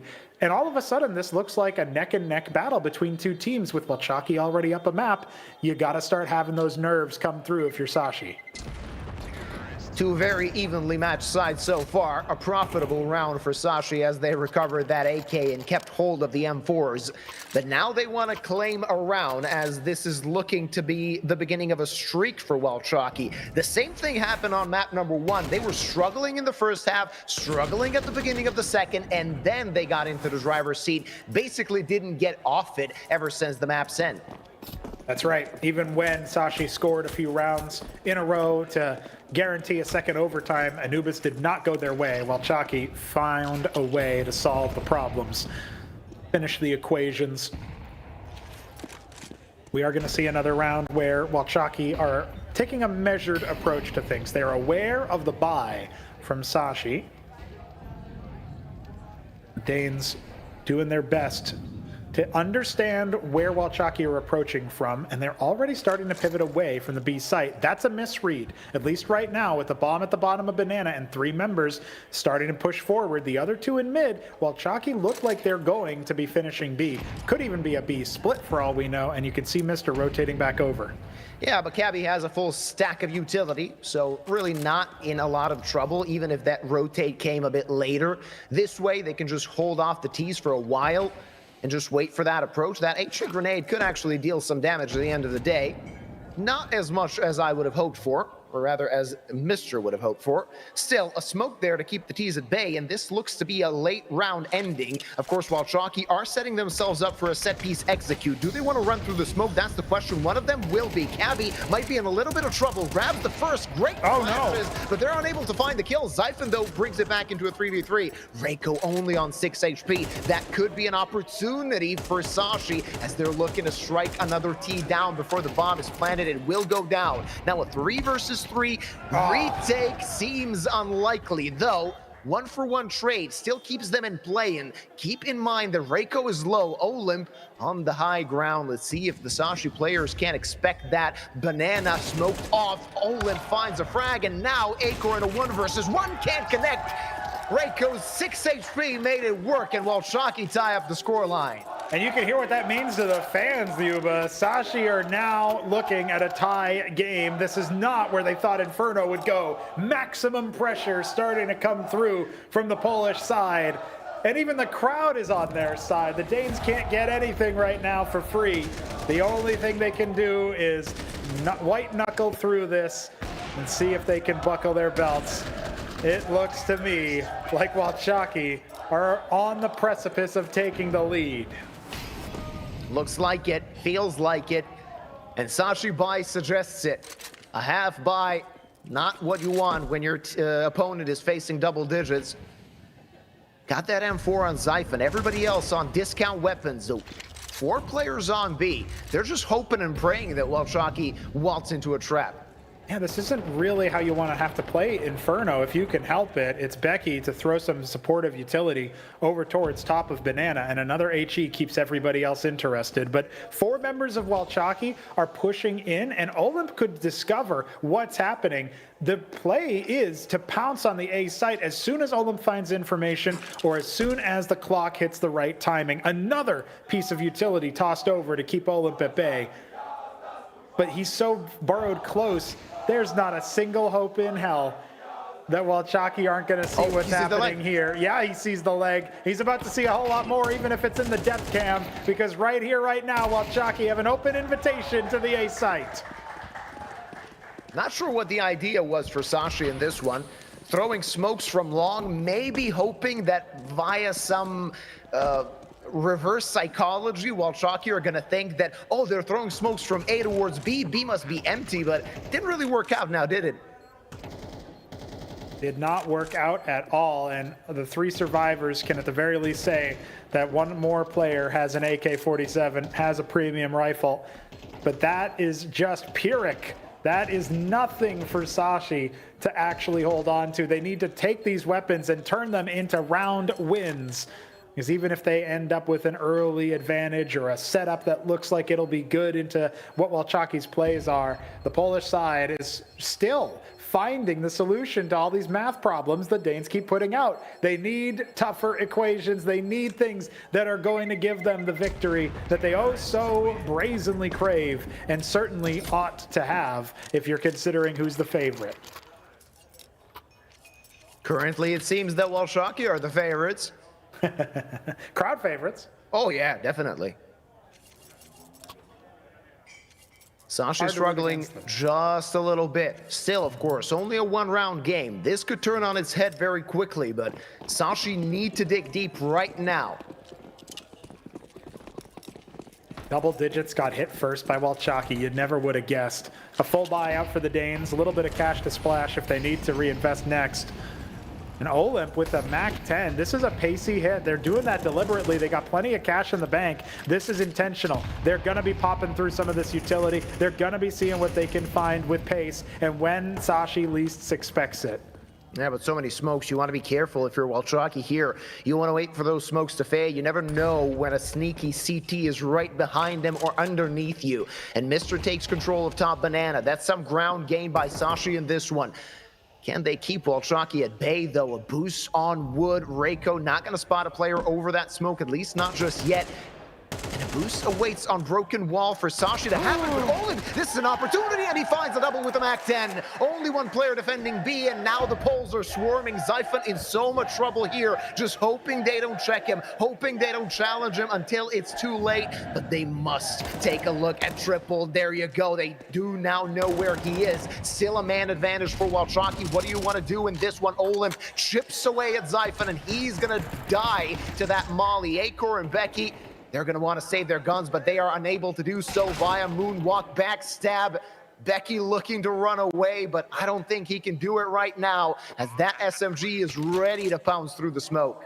It is, and the AWP is what he's trying to save. Don't make any mistakes. Walczaki are not just punching their ticket to 11 rounds. They're hunting him down. Becky is a dead man walking, unless he can find the most squirrely spot to hide in. Sashi are now down 2 rounds, and they've got nothing to save into the next, so it will be another full buy at the expense of everything they have. And the Polish squad, get them a few more beers. They're definitely looking for more.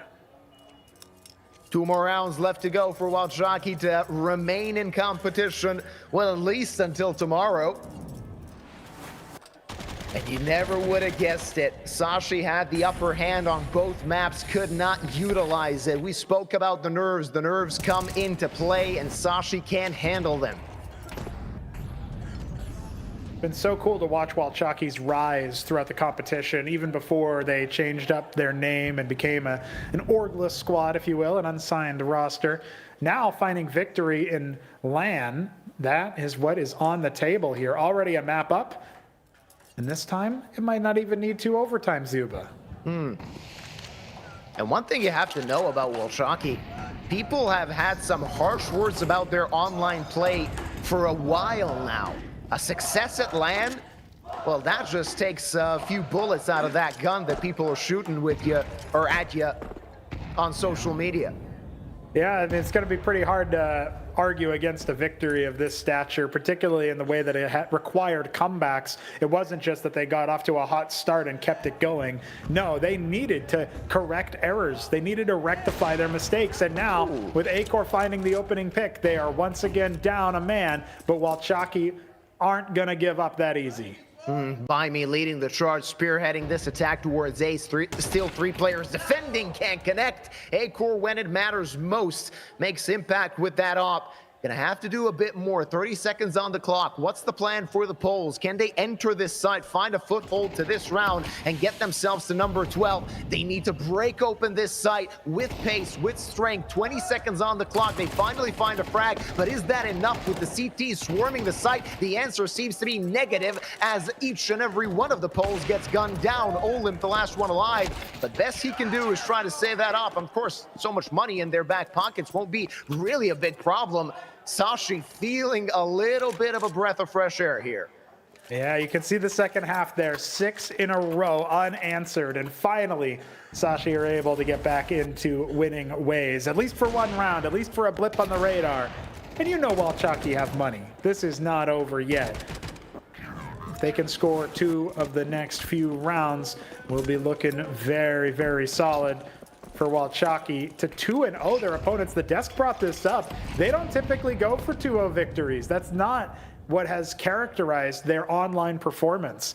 And for Walczaki to hit LAN, go down to the loser's bracket, but then find a way to 2-0 a favorite in Sashi is really going to shock people. But they're not there yet.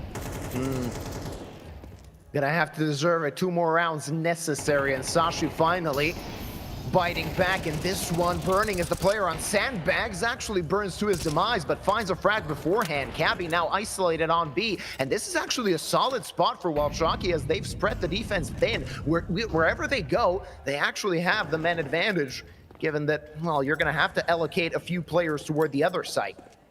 That's right. And you can even see Baimi's made the call. He's grabbing the bomb and he's going to be heading over towards the B site. They're going to wait this smoke out, maybe boost over it, get a couple of utility pieces out, and Sashi are gambling wrong. They are on the wrong side of the map in order to find victory here. Cabby starting to suspect it. If they wait for much longer, Walczaki won't have that open invitation anymore. But it doesn't look like they're going to have too much to worry about. A swing out through the nade. You're supposed to smoke that off, Reiko, and instead he charges in and secures a very likely 12th round map point for Walczaki, unless Sashi make this happen here and now. Yeah, but Sashi, do you want to commit to this? This could be your death sentence. For that possible last round of regulation, utility expended. You want to keep them at bay and look for a kill, but now that you can't find it, you're going to pull back. It's 12 for the Poles.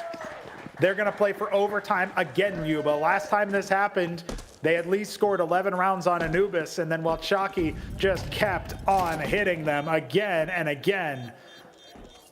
Sashi get one round, and that's it. Walczaki refused to allow it to become a streak. They entry onto the site, a 4-on-4 that they solved the equation for. And Reiko just throwing caution to the wind. Walczaki's young gun striking down the defender. Cabby had no chance with a nade out.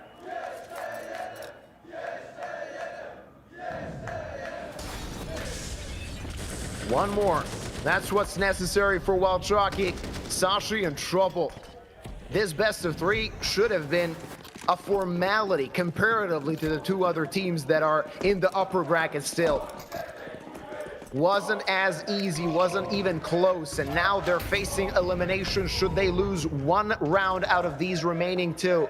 Sashi hoping to hit overtime yet again, while Walczaki just want to get that final blow.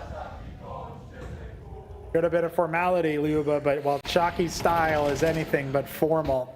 They walk up, not even business casual, just straight casual. And they make the magic happen anyway, like some kind of Byzantine billionaire.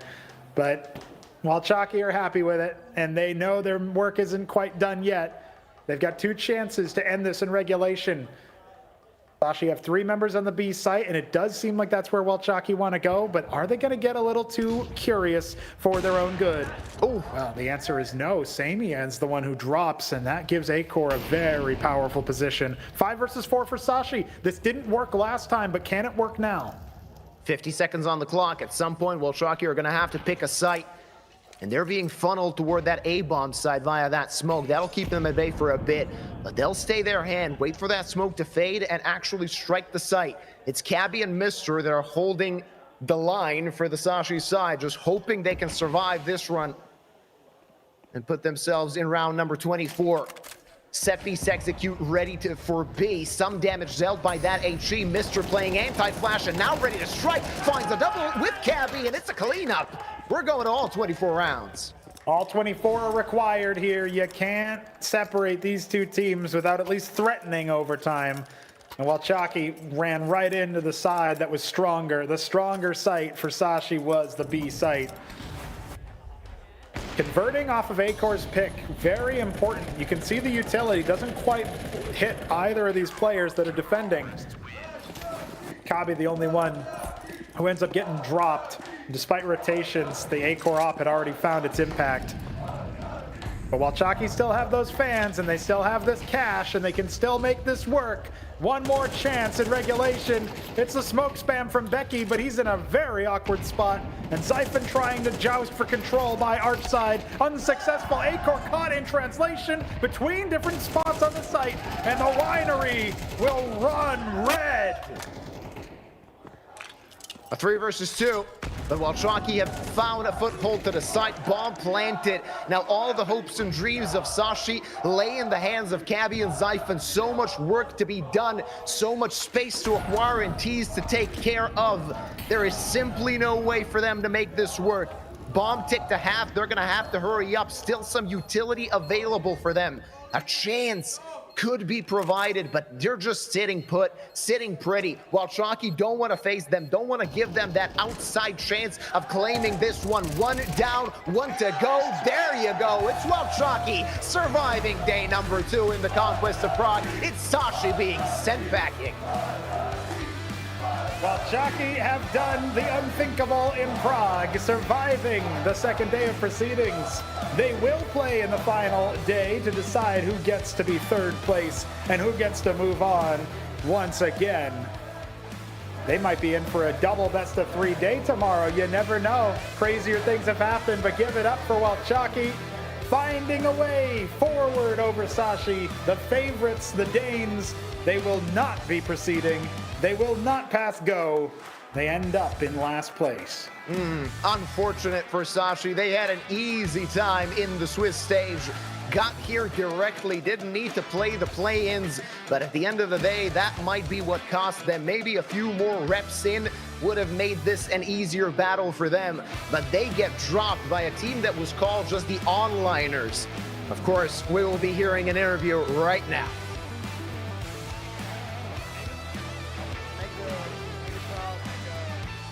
Cheer for you and give you a goodbye.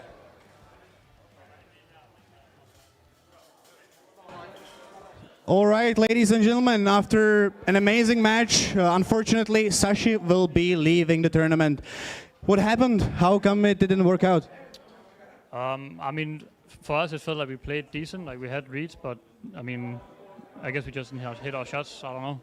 It's hard to say without seeing the match again. How do you rate the LAN itself? Did you enjoy it? I know the result is not the one that you wanted, but after all, how do you rate this? It's a very good event for me. It feels really nice. The stage pieces and everything is a really good setup. So all in all, like the atmosphere is very nice as well. So all in all, very good. Is there any plan for the rest of the weekend? Are you going to enjoy the rest of the matches? Are you going to explore the beauties of Prague? I guess we'll have to explore a bit and maybe follow and see the matches. Yeah. All right. Thank you very much, guys. Huge clap, please, for Team Sashi.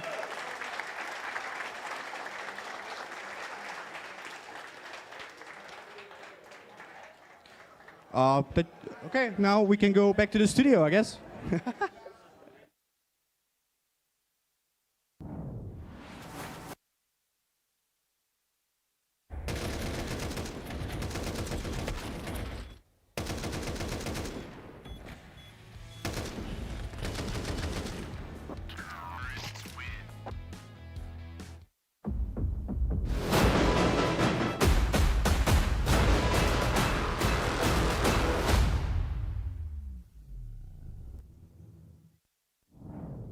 Jde o sprej v Česku. Nově i jako Roll-on antiperspirant se 72-hodinovou ochranou proti pocení a zápachu. Máš na to být jednička. Straight Red Coat. Tipsport je tady i pro tebe, Chameleone X, který dokážeš bez mrknutí oka sledovat současně 6 hokejů, 3 fotbaly, 1 tenis, MMA, košandu, šipky a párek, co ti právě žere bez. Nejvíc exkluzivních streamů na jednom místě. Tipsport, největší komunita sázkařů.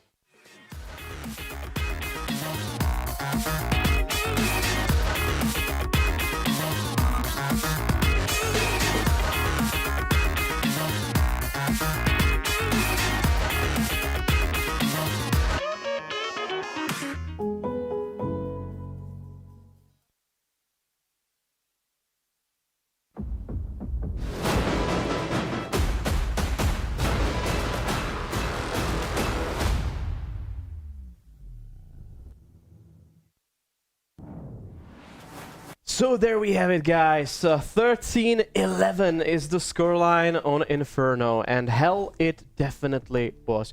For Sashi, two extremely close maps that actually led to Sashi and their departure from this tournament. What a surprise, guys. So the first game today and a surprise, Cody. A surprise, definitely, but I'm still wondering about the pistol rounds, how important they were at the end of the day for Sashi. They won both on Inferno and they still didn't manage to win it, to take it home. They have to be really disappointed to win both pistols in one map and fall short, 11-13. Yeah, Even also for me, I expected Sashi to be on the point on this map, but it didn't happen well. So congrats to the Poland players because they played very well. They make their great choices in risky moves, and everything play out. So very nice result. Yeah, and here we can see that overall the VRS obviously has some impact Some and merit. some meaning. So Yeah. we were proved wrong. So do you think actual discussions, the threats on HLTV about Walczaki are finally going to be gone? No, definitely not. That's exactly what I'm wanting to talk about. I think they just prove how strong team they are, and they can play very nice CS on LAN. Well, yeah, but haters will still hate. Yeah, of course. Yeah, we do love HLTV in some matters a bit more, in some matters a bit less. But anyways, this has to be a mental, this has to be taxing on Walczaki as well. Of course, the insanely energetic, lovely fans that they have here, they're gonna be pumping energy into their veins. But still, this gotta leave a mark, right? For Walczaki? or- Yeah. It's definitely helpful for them. But what was more helpful, I believe, was the number of opening kills. They were really successful, despite being a little bit sleepy on entry duels in the first map. They woke up and they delivered. So good job in this part of statistics. But what I want to talk about is really how they were able to put their shit together and show us great team play. Almost everyone was fragging, everyone was active, and that's crazy. After yesterday's showing, I was really scared of what they will show us today, but they've proved us that they are not by mistake here. Yeah, they have a pretty nice team CS. Even we are talking Sashi, it's a more experienced team. They have players who played for big events as well. And so Walczaki didn't been afraid of it, and they played very nice on the sides, making the executions, and also we saw some clutch movements on that spot. So I'm definitely right now happy for them. They make it 2-0. Yeah. And maybe now we saw that how important is the number of maps played and the not practice, but the game practice that you get, the experience The you officials. can exactly get only from those official matches, because it doesn't matter how many pracs you play on the very map. Under pressure, it's something completely different. Yeah, and practice is definitely what two players that we actually right now have in mind have a lot in common. There are two players that we need to focus on, and that's Zyphon and Baime, guys. Yeah, a little bit head-to-head. What we've prepared. Zyphon dominant in opening duels, 5-1 across the whole map. He was beast in the first fights of the rounds.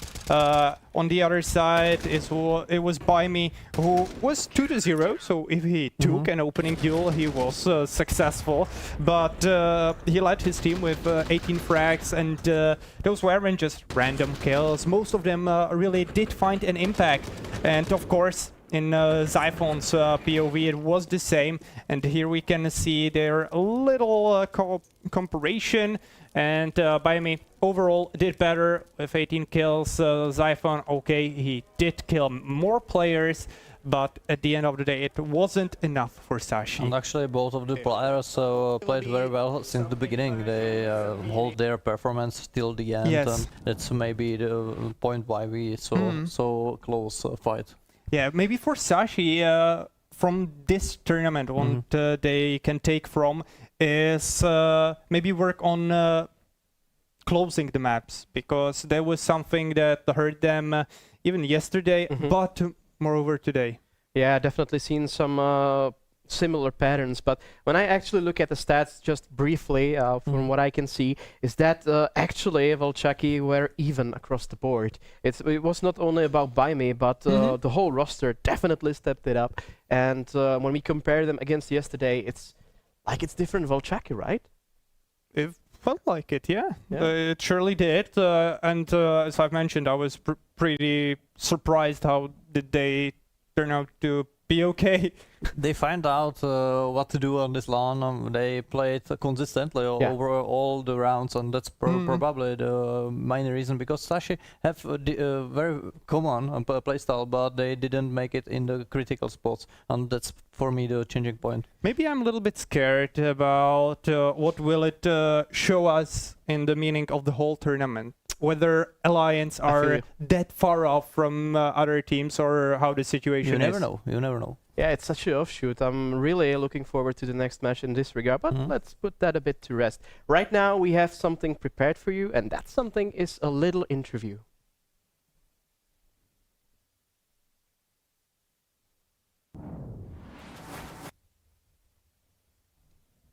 With our tournament, so I'm here to ask the coach what exactly went wrong. I don't think we're not just good enough. I mean, we don't win our situation that we need to win, and I mean it's just disappointing. I don't know what to say. I'm really disappointed. So we're just not good enough, and we gotta realize that, and we gotta go home and work. But I mean, the experience is worth it. But yeah. Do you feel like the loss happened because your opponents were a bit more prepared than you were expecting? Do you think that could be an issue? No, not really. I think we had a good game plan, but I mean, the same as eyeballers yesterday. We just don't convert the rounds we need to convert, and then we just fuck up. I mean, it's sad. It's definitely helpful. In the end, were you happy with the veto? Yeah, I think the veto was fine. I mean, we either thought they would pick Anubis or those two, so we had both maps prepared, and yeah, it was fine. What is up for next for your team? We only have one tournament, and then we are going on a vacation in the player break, and then it's back to the grind. And I just want to say it's been amazing tournament here. I think the atmosphere has been fine. I love the environment, and I think Prague is a good city. I've been there a lot. We are happy to have you here, and best of luck to you. Thank you. And it's crazy after yesterday. So still an overly positive, I would say, interview that we have seen from the Sashi side, and that's something that I would expect from guys that are actually reputable, that are charismatic, and I love to cheer for them, even though they are used to be a kryptonite for Czechoslovakian teams, which is a bit of an ache for us. But Cody, what do you say about this interview? Well, I'm kind of surprised they don't play as many tournaments in their tier that other teams around are usually playing. So that's maybe a little bit of surprise for me personally. But if that's the way they want to, let's say, shine, then why not? And of course, the player break is knocking on the door, so that's totally understandable that they don't want maybe to do as many things in the remaining time. Yeah, everything like this is important. What do you choose to play, and how you are prepared for it. So if they prepare for these events to be performing well, then why not? They're definitely a proven team. They have been together for some time in this roster. I think they do have a really good quality. They showed it today. They showed it yesterday. All of those maps pretty much were pretty close, even against a position that's definitely a bit higher than them, or should be than them in the skill ceiling department, which is of course eyeballers that I'm talking about. But they said only one tournament, then a player break. Do you think we will be able to see Sashi reborn after the player break, that they're gonna grind the tournaments and just, you know, take a nosedive into them? That's up to them, I guess. I can't predict what they will after the player break try to do, because it's still a long time from now. And actually, yeah, I would love to see them more on the tournaments, but as I've mentioned, if it's the way they hope they can be successful with, why not? It's hard to predict like this result, you know. You cannot find something we didn't expect, but it happens, and teams are just going for it. So.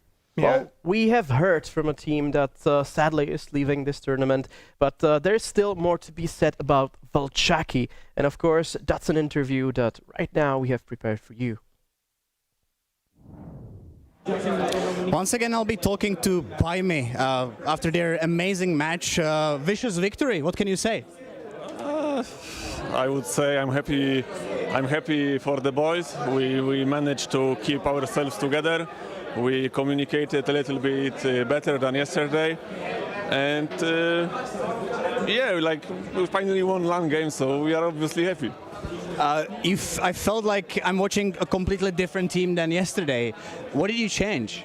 No, like I said on previous interviews, we need to communicate more, and basically, I think it looks like today that we can communicate and help each other with communication, basically. Out of the two possible teams that you can face in the consolidation final, which one would you like to play? Again, doesn't matter for us. The biggest opponent for us right now is ourselves. So yeah, I hope tomorrow is gonna be even better than today. So yeah. All right. So, do you have any message for the fans, because they were amazing? They did a lot of noise. Could you feel their presence? Yeah, of course. It was amazing feeling because I'm experiencing this for the first time with the crowd. So I always thought it's like, you know, not giving that much, but I have to say it's really nice and it helped us a lot. All right, perfect. Thank you and have a good luck. Thank you. Baimi definitely happy about the result. He didn't react properly to the vicious win remark, but let's leave it to dust. Anyways, definitely happy as they should be, but for them it was the first experience with a crowd like that. Guys, this is the statistics, and yeah, do you have anything to say about Baimi and his talk? Yeah, I just want to react on you. Did you like expect he will put his shorts down and walk away, or what? Probably, yeah. Okay, okay. Well, yeah, confident as always that they don't care who will they actually play, and well, that's I guess understandable.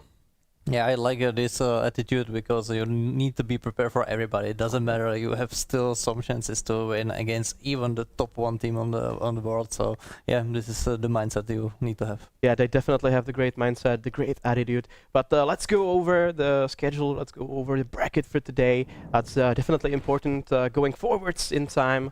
What's still in store and what has happened. Of course, Sashi are leaving us after this very, very tough match.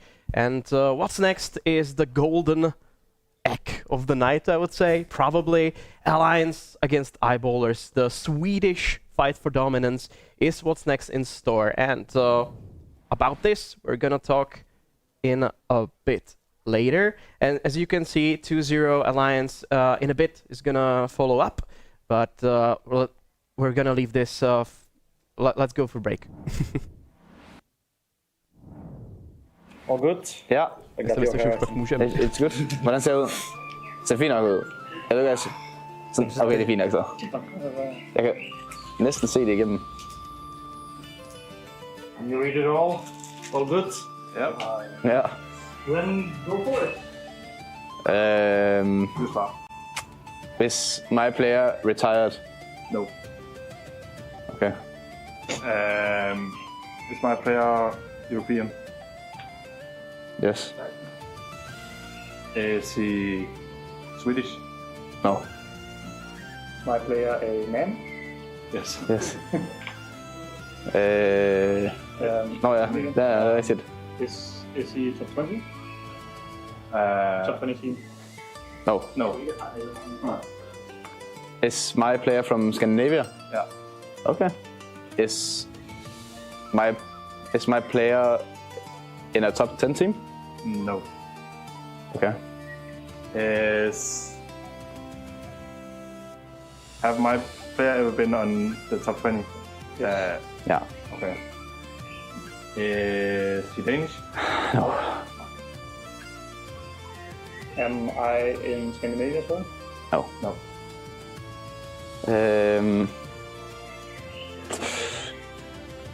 Am I an IGL?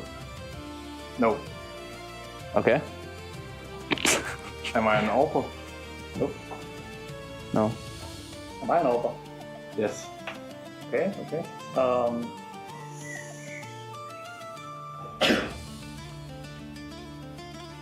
Am I from CIS region? No. Am I don't actually remember if I asked. Am I Danish? Yes. Ha ha. Okay. And I'm not IGL. And I'm not retired. Am I from Sashi? No. No. Okay. I don't know. That's how to trick me. Fuck. What? Am I an IGL? No. I'm blinking. I'm also just thinking of questions right now. No.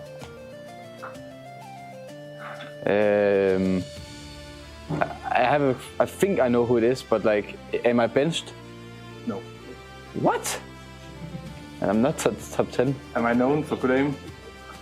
Yes. Yeah. Am I Nico? Yeah. Ooh. It is. Am I a device? Yes. Fuck's sake. I have no clue. This is... Yeah. Eastern Europe, I would say. Do you recognize these moments? Who is missing? The first picture is a JW. Yeah, it would be my guess as well, because yeah. Oh, I mean, I would guess it's maybe Device. I have no clue. He's holding a Dupree shirt, but it's either Dupree or Device for sure. For sure, but it looks more like. I would guess Device, no, but I don't know. Wait, is it Sonic in the background? That's Sonic, right? Yeah, it is. Yeah, it is. And he's holding a Dupree, but I think it's... Maybe, was this something... No, but it has to be Device. It's Device. You think Device? Yeah, for sure. Okay, let's go. Yeah, it was. Let's go. Maybe Snacks? No, it's Taz. Oh, okay. No, is it? No, it says Snacks. No, it says Snacks. No, I think it's... Wait. Va? But... Men du ser kroppen, vänta. No, Snacks is really tall. This guy is tall. No, it's Snacks. It's Snacks. It's Snacks. so tall. Okay. Exactly. No, this is the only One. picture. Yeah, One. This one, I yeah. know. This was... The goat. Easy. Okay. Oh. Wait a second. Bucket. Wait. Robban Kerrigan broke it. His drops. It's Frozen, no? No. Didn't Frozen play? It's... I think wasn't JKS standing here? Oh, yeah, maybe. Yeah, that's true. Was it? Yeah, I think Who was so. he instead of? Yeah, I think so. You're actually right, I think. And it looks like JKS... yeah, I'll go with JKS. Yeah, it's correct. So the guessing game went pretty well, I would say, for Lions. So let's see how they fare against the real opponent on the server. And of course, we have already talked a bit about what's next for us in store. And that's the Swedish duel between Alliance and Eyeballers. Shady, this is definitely something that most people would probably on paper say, that's gotta be the final, right? Yeah, I think so, because these teams are pretty strong and they are proving it on every single match. So my expectation is they will be in the finals, but who knows? Walczaki find their way how to reach the top 3, and they can be prepared because they have nothing to afraid of. So well, we will know in around hour and a half, maybe 2 hours. But Cody, what a game! This is going to be. Oh yeah. Well, definitely, it's national derby, so I hope that both teams will show up and we won't see a one-sided result like yesterday. But apparently, Eyeballers, that's their way how to win matches. Maybe it will be some one-sided first map, one-sided second map, and then close decider once again. that's what I'm afraid of, because I know Alliance can be very, very consistent, but you know, Eyeballers sometimes have their moments. Well, actually, seeing that Beastie for PLAYzone was commenting on the chances of each individual team for the trophy itself, and as far as I remember, he didn't even name Alliance. He was saying, well, Chucky is the best favorite here regarding their online form. So, do you agree with that? I don't think so. I think he was joking. Yeah, definitely. He just shortly got his stickers, so he's in a good mood. I think he was just joking around. By the ball, you know, classic. Yeah, maybe baiting a little bit about Twitter drama or something.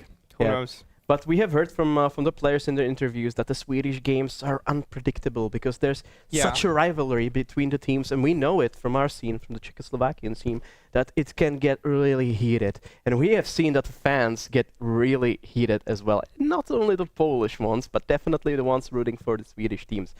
Do you think we were gonna see, you know, some spicy moments like that? Well, I don't know if AJTT is here today, so maybe he was the difference maker who was hyping during the interview with Svexai. So if he will be here, maybe the glass will be broken. And of course, you know, when you have the same nationality, they know each other from some even, so it should be something spicy on this match. They grew up on JW's demos. Of course.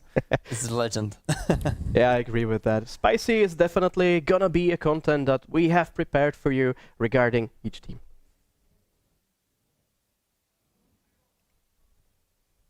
And just in a second, it's probably gonna go there, so you have something to look forward to. So now the interview.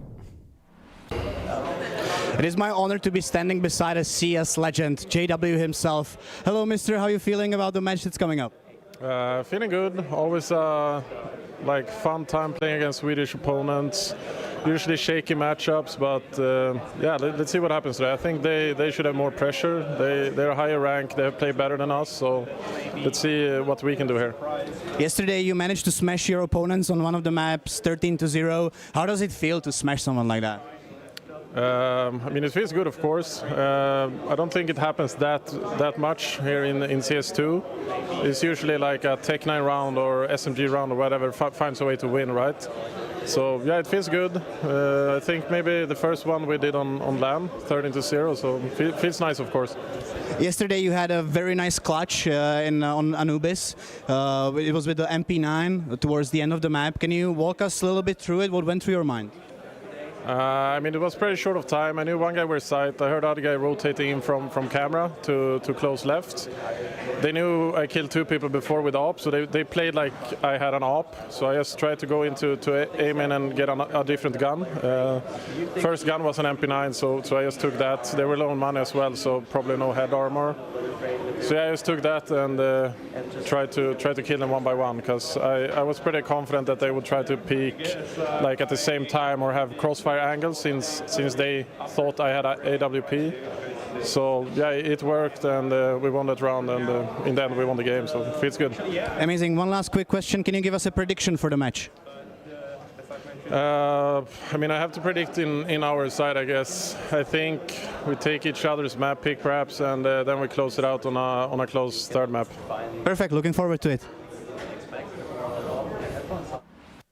Well, JW definitely had a lot to say. They actually mentioned the MP9 situation from yesterday. That was definitely one of the clutch moments for Eyeballers to clinch through the Anubis, the decider map, to get where they are. Yeah, today. and pretty cool thing to ask from Svek's side to walk us around how did JW actually feel thought it. process. And that's something that everyone can somehow profit from, to take some knowledge, work with headset with the sounds, and how is he thinking that he knew that opponents knew, and so on. So that was pretty interesting from JW, but he is actually not only him, but as well his whole team with Maxer, Rolf, Dex, and Bob XD, definitely on the sides to main faces, I would say, from yesterday's matches. Maxter, of course, well known, a great shooter, and Bob XD with his lyrics, he was lethal. I would say you will not find a single one person in Czech Republic who have more trophies than him, so at least JW have something to speak. Definitely further. not major trophies. Yeah, definitely not major. Well, definitely nothing major happening for Eyeballers on this map, got it, though, because definitely Ancient was not something they expected to go this way. Right now we can see some glimpses of what could have been, but Eyeballers still fell short on this map. Yeah, we saw some, let's say, little bits of success from Bobek, as I mentioned him, but Overpass was, let's say, opposite story, because there were no space for Sashi to somehow get even one round. As JW said in the interview, I'll rephrase a little bit, the result 13-0 doesn't really mean anything. They just won the map and were able to come onto the decider. And yeah, well, eyeballers can be happy with the result because we've seen that Walczaki are ready to fight. So if they went against him today, it would be definitely a hard matchup for them. I'm not saying that the Lions aren't even a worse opponent, but eyeballers, of course, have ambitions to win it all, and wait through Walczaki can be dangerous. And JV, there was the round where he got the 2 kills, extremely crucial. But we have to say that Maxter, right now in this last highlight, he managed to close out. I think it was 1v3 situation that we have seen. But eyeballers were so close to getting, namely Maxter, at least 3 more clutches. They didn't manage to do so, but still the second half from their side, on T side, was extremely well played. Yeah, Maxter actually was a guest on yesterday's watch party with the Czech guys, with Strati and Vanas, and he was talking about clutches as well. And I have to admit that eyeballers players are really talkative. That's really cool that they are not answering only with one sentence or something like that. Actually, Maxter was yapping a lot around, so if you didn't see it, you can definitely take a sneak peek in the past videos on Twitch and take a look at how it went with Maxter, because that was a really interesting interview, and he made a deal with Strati about renting him a knife, so that's just a little peek behind the scenes. I must say, this team is built around the JW with the youngsters, so they will listen to him, they will have the ambitions to show themselves, so that's something to mention. And Bobek is I hate this guy for his nickname because I'm still talking about him like Bobek and not like Bob XD. Yeah, for our culture, it's something that's really resonating with us thanks to some beef, you know. fairy tales. Yeah, that's true. Bobek is definitely one of those players that you really want to bet on when you see the roster, when you see the players, and whenever you name someone, it's definitely Bobek. He is instrumental even when they are losing. He's usually the one who's actually shining, right? Yeah, we saw it yesterday on Anubis, where Sashi did manage to get some rounds on the T side, and Bobek was actually not the only one, but the brightest one from Eyeballer's perspective, who was able, thanks to his lurks, get into his opponent's back and get those kills, and that's his gameplay. He is doing his job really well. Yeah, he making the plays for his team, and that's important in every single situation. You need to change something, you need to make something fresh, and that's something what can destroy defensive. And he's making the work of closer for Maxter much easier with these skills. Yeah, and especially those clutches, they have so much to fall back on. Even if it doesn't work on the team level, they can usually like lean on the individual plays. As Maxter yesterday, even when he fell short on those 2 clutches, when it mattered, he actually pulled the trigger, quite figuratively, I guess, and he managed to get the most important 1v3 in the whole map. Eyeballers, definitely, I wouldn't say that they are more gifted when it comes to individual players, but when it comes to team, they can probably still play this out very well, very evenly against their opponents, right? Well, yeah, but we can't, let's say, underestimate their opponents, because the Lions will definitely be a favorite team in this matchup, but Eyeballers can put a show, yeah. Actually, I'm already surprised how it's going on, so it's pretty hard to say like it will be like this, because you know Alliance have the pace, they have very nice consistent results, but still Eyeballers are a team who can step up very highly out of nowhere, and you have a problem. So I can see anybody in this final. So. Well, enough talking about one Swedish side. Let's delve into the other one, and we have prepared an interview with an Alliance side.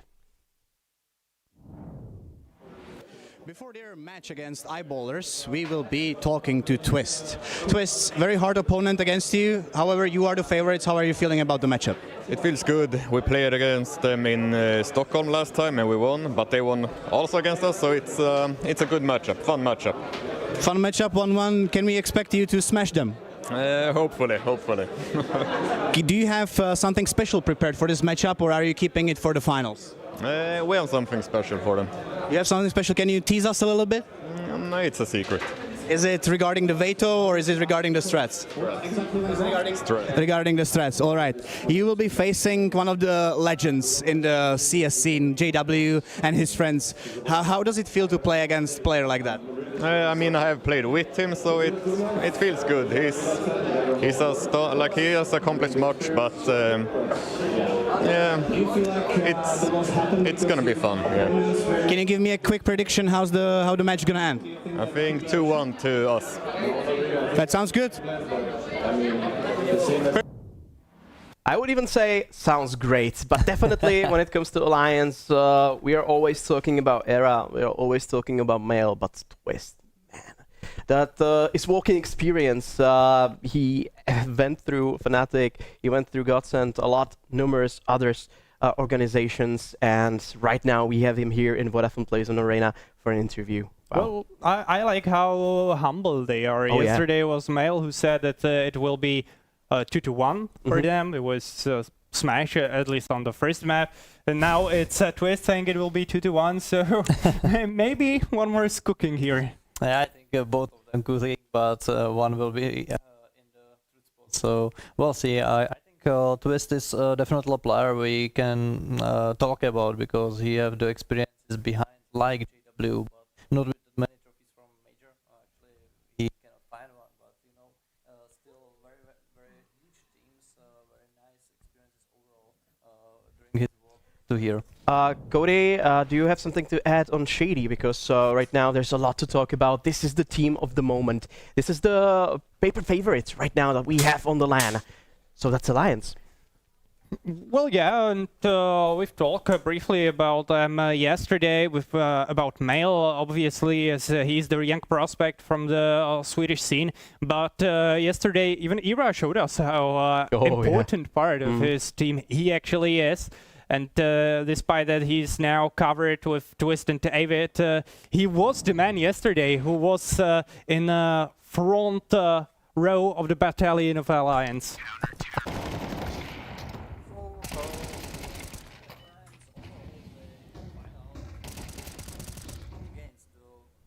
Which should have problem at the start of the LAN, and they definitely used to it. Walczaki cannot find their way how to present themselves on first map, but second one was pretty bit closer to the result, and I actually like the presence from Pawn team.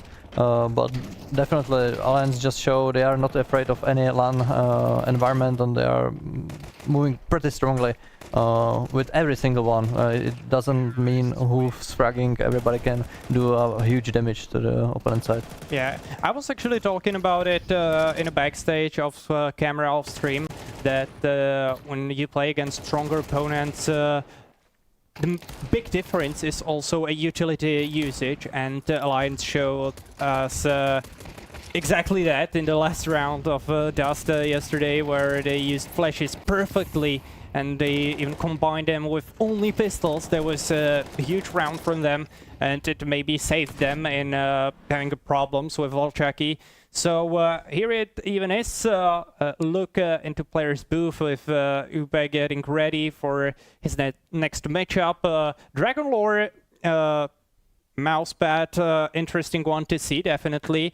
And maybe he will try to get a Dragon Lore as it's now being, I don't want to say for sale, but thanks to the new great, amazing souvenir update, it definitely will drop in price. Yeah, for me, it's obvious that they're definitely going to depend even on Era. You have mentioned him that he's the definitely star offer of the team, or maybe even the whole Tier 2, as Mel said in his interview for PLAYzone. But Shady, do you think that the AVP duel with the Big Green is going to decide who actually wins this duel? Of course, IVPs are still so important in these matches. When one player didn't find his face, he can sink the ship for his team, and you don't want to see something like that. So definitely something I'm looking forward to. And we saw it yesterday in the matchup against Walczaki, where Ira was definitely the better one against Sammy. So if he will be able today to outshoot JW, it will definitely help an Alliance. Now we have a little player statistics for Upe with 31 kills, good KD, and even impact. So he's maybe one player to look up to today as well, despite that he is not that high ranked amongst his team colleagues. On this matchup, he was pretty successful. Well, there's a lot to say about Alliance. Do you think we have actually missed out on some important detail? We have mentioned the players, but did we mention everything? We didn't mention one thing. I have a lot of common with Twist. And you know why? We played the same tournament in DreamHack Winter 2013, but we both find out not the best results actually. It was CS? No, it wasn't, but it was the same tournament. Close enough, right? Was this very Twist? I think, yeah. Or, you know, we have many twists. Yeah, so that's the problem. We have the twist in Czech Republic, we have many twists on overall scene, so yeah. So there's probably not another twist on this story, right? Yeah, that was just a joke. So we have figured something extremely interesting about one of our analysts, but we're gonna learn something interesting about Alliance and their pouring of a beer. Pouring a beer ain't easy. Can our players manage? One beer. Yeah.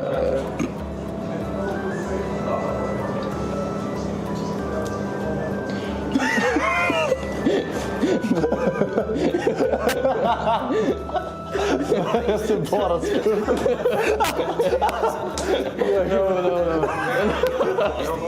No. Okay. Wait. Okay, let's go. What? What? Oh my god. But it's a bit more now. It's a bit more now. You like this one, Seba? Kör bara. Yeah, let's go. Just do no it. overthinking. Don't think. Just go. Oh. Oh my... Nej. One beer, är det bra eller? Ja. Jag leder. Ja, du leder. Vilken var den här? Ja, let's go.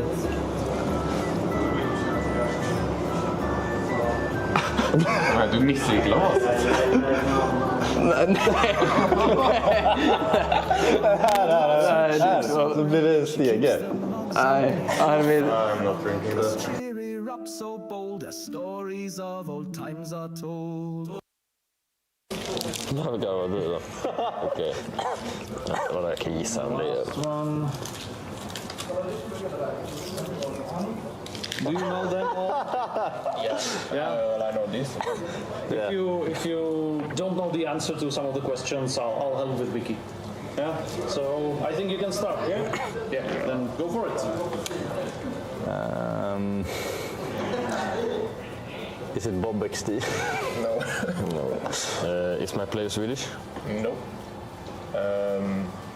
Is my player from Europe? Yes. Is my player Rain? No. Is my player an rifler? No. Is my player an active player? Yes. Yes. Does he play in a top 10 team? Yes. Yes. Has he won a major? Yes. Does he play in Vitality? Yes. Is it drops? What? Okay. Am I out then? No, I think it's done. Is my player an upper? Yes. Is my player in the top 10? No. Has my player played a major? No. Okay. Is my player from Europe? Yes. Is my player from a top 20 team? No. Is my player, is he at this tournament? Yes.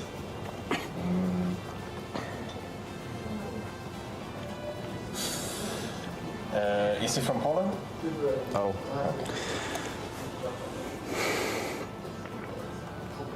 Is my player from this tournament? Yes. Is my player JW? Yes. Okay. And you had mail. Du skulle bara sagt is my player a bait, jag hade sagt ja. But good guys. I mean.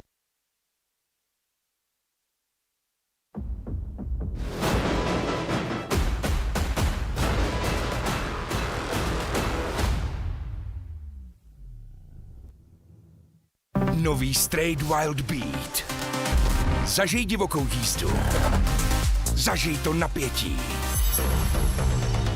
Zažij ten beat. Zažij Wild Beat.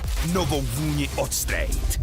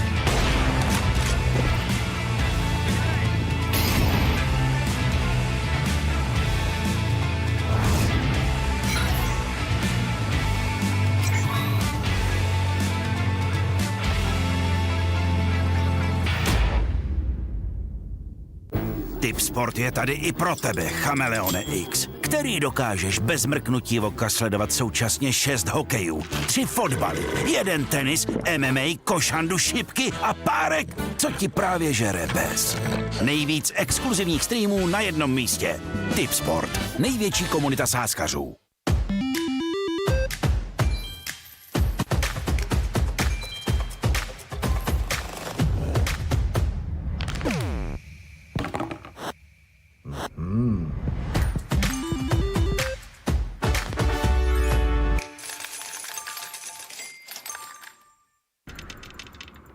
One click is the difference between winning or watching. And this is the fastest click in the world. Powered by revolutionary hits technology. With custom actuation, rapid trigger reset, and click intensity. Tuned to your competitive play. We didn't just evolve the click. We reinvented it. Pro X2 Super Strike. Tati, už jsem to vymyslel.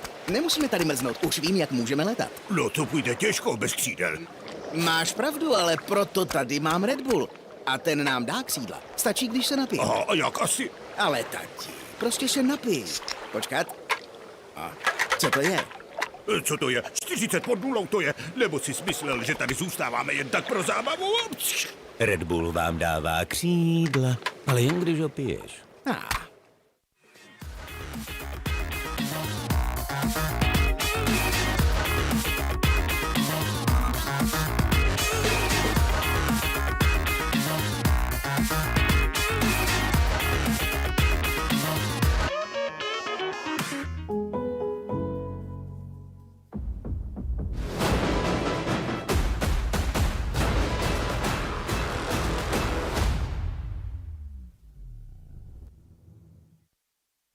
After a quick break, we are back with something of a banger of a topic.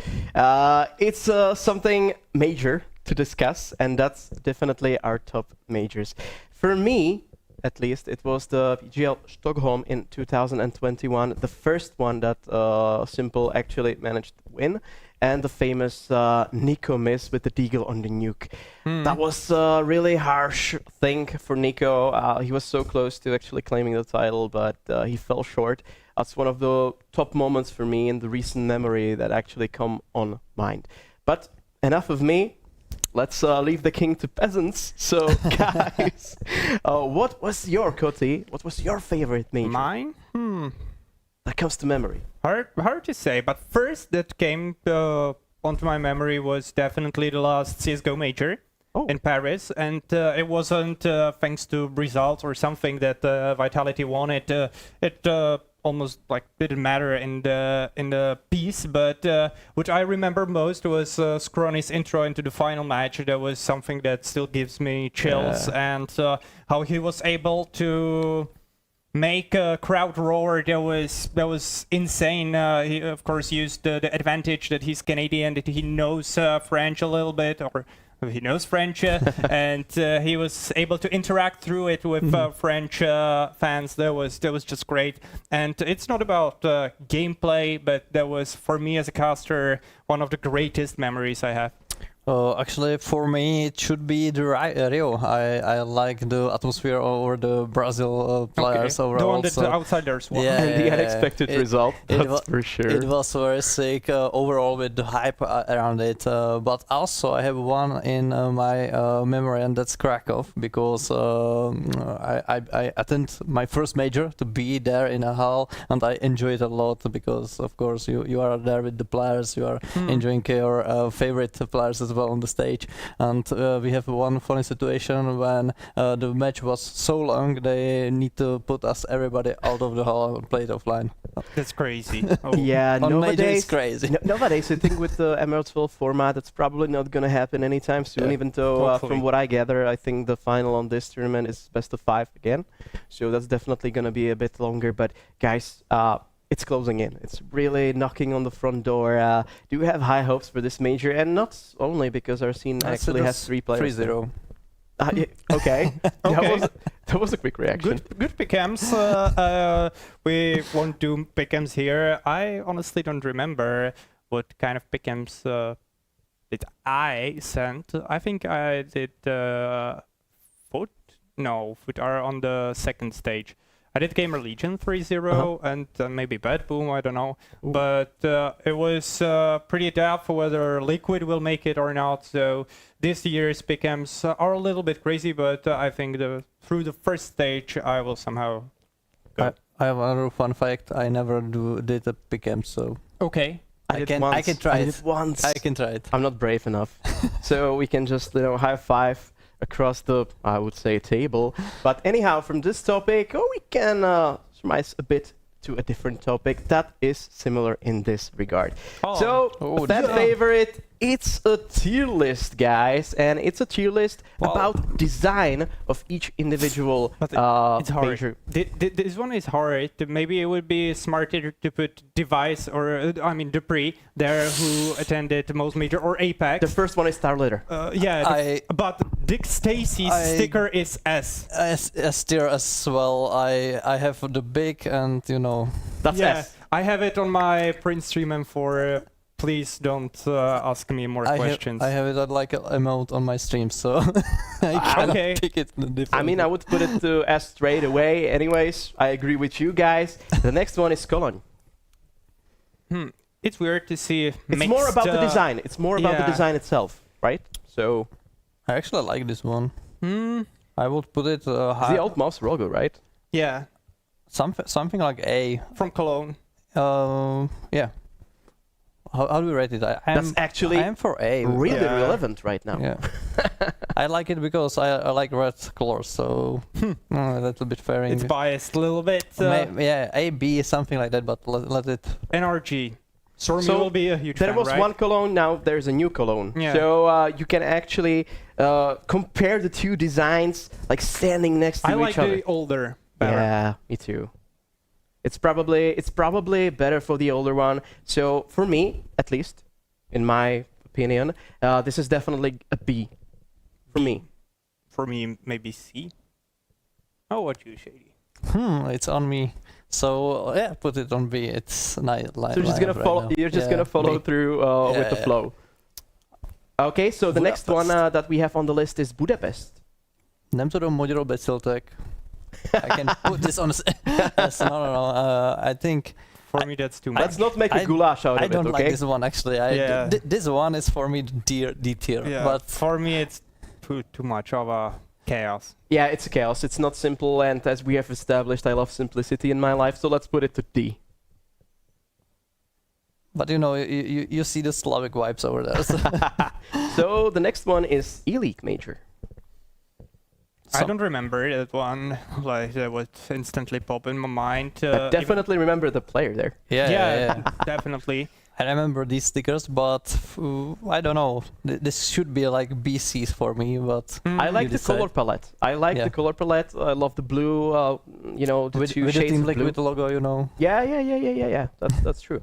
Anyhow, for me, that's B, because if I compare it with the current major, I think it's a bit better, but it's not A standard for me, so it's B. Okay. I'm now thinking if A is correct from my side, but okay. Let it on B. Next one is RMR 2020, and it was cancelled by COVID, basically. So that's a rarity there, and it's liquid, of course. It's more likely for the celebration, right, or something like this. I don't like this one. Somehow I got so many of them. Yeah. I don't know why, and it's sitting in my junk box in the inventory, and I will never look at them. So for me, that's a D tier. It's just so random for me. So where do you want to put it? D? Or shady? Maybe you like it. You can decide. You can say it's S tier. It's CD. So no, that's so something it's different. C-. For me, it's D. For me, it's a D tier. Okay. I don't really like it how it speaks out to me, the vibes of it all. So that's it. And the next one, I think it's Katowice 2015. Yeah, I'll actually take a look at my inventory really quickly, because I think I have a Paper Titan from that major. Because I wanted a skin in my inventory with Titan sticker. Oh yeah. Just to, have a Titan, at least paper, at least something. It was overpriced as hell. Well, a memento is really important, so why not, right? But it's not, of course, the 2014 one. That would be great. It's 15. Yeah, but I know what you mean. I know what you mean. Yeah. So, Shady, if you look at this specific sticker, how do you like it compared to the others? Regarding our tier list, of course. I will set it on B. It's nothing special, nothing, I don't know, BC, something like that. BC, okay. Oh, okay. Actually, I have a different one. I have a Titan from Cologne 2014, so that one isn't here. So for me, I would put it to C. I would definitely put it to C. Yeah, let's go with C. This is a major that is close to your heart, Cody. Yeah, as you were saying, this is the Paris one. And for me, if I may pinch in, I kind of like it. Yeah, it's not bad actually. It has some vibe to it. From it's JDC. Just pretty small for me to see it correctly, so you know. But it's like mate. Yeah, I don't like the A now. I don't like I don't like the NRG in B now. So I think you want to switch something up? The Pimp's sticker is much better than the NRG one. Hey guys, we can definitely. Hey, I'm the king. We can do anything we want. So let's move Pimp. Let's move Pimp from B. Where do you want to put it? If NRG is in B, let's put Pimp into A. Okay, let's do it. Now I would agree that the mouse sticker it's B tier. Okay. Yeah. Yeah. Yeah, I'm okay with that. Are you good with that? I can agree with that, definitely. I can't say anything, I'm peasant, so... Well, you have my approval, so you can do whatever you want for the next few minutes. After that, it's going to be torture and famine. Anyways, this is a Face It major in London, as far as I can remember, so honestly, why the hell not? Wait, do you know which logo it is? Complexity. Yeah, good job. Yeah. So and American one. And what the rating? I don't know. Nothing special for me. BC again. Okay, so you have to decide fast because I have a maze. Yeah, here. go B. Go B. Go B. Right. Let's go. This is a Rio major. You should decide, Shady. It's kind of crazy. Of course, it Brazil. has the Brazil vibe, but you know, vamos, but I think it's not something spectacular. I don't know. For me, it's BC. It's more like a C. I definitely actually. need better oculars because I can't read the name. It's very crazy. It's like somebody would like it on some type of skins, but in most cases. I mean, not this very sticker, but I have purple ones from NeoFrag on my AK case harder in it. That looks pretty good on it, but this sticker For which tier? isn't- For me, a C, I guess. C as well. I just hate the NRG. I don't know if it's the fact that it's gold or DCCs. DCCs. Okay, No, that makes Shanghai. actually a lot of sense. 5 and this is a Shanghai major. I think we had to put it next to the JDC sticker. It's almost the same. Yeah. Yeah. And it's the difference between team logos, of course, and the signatures.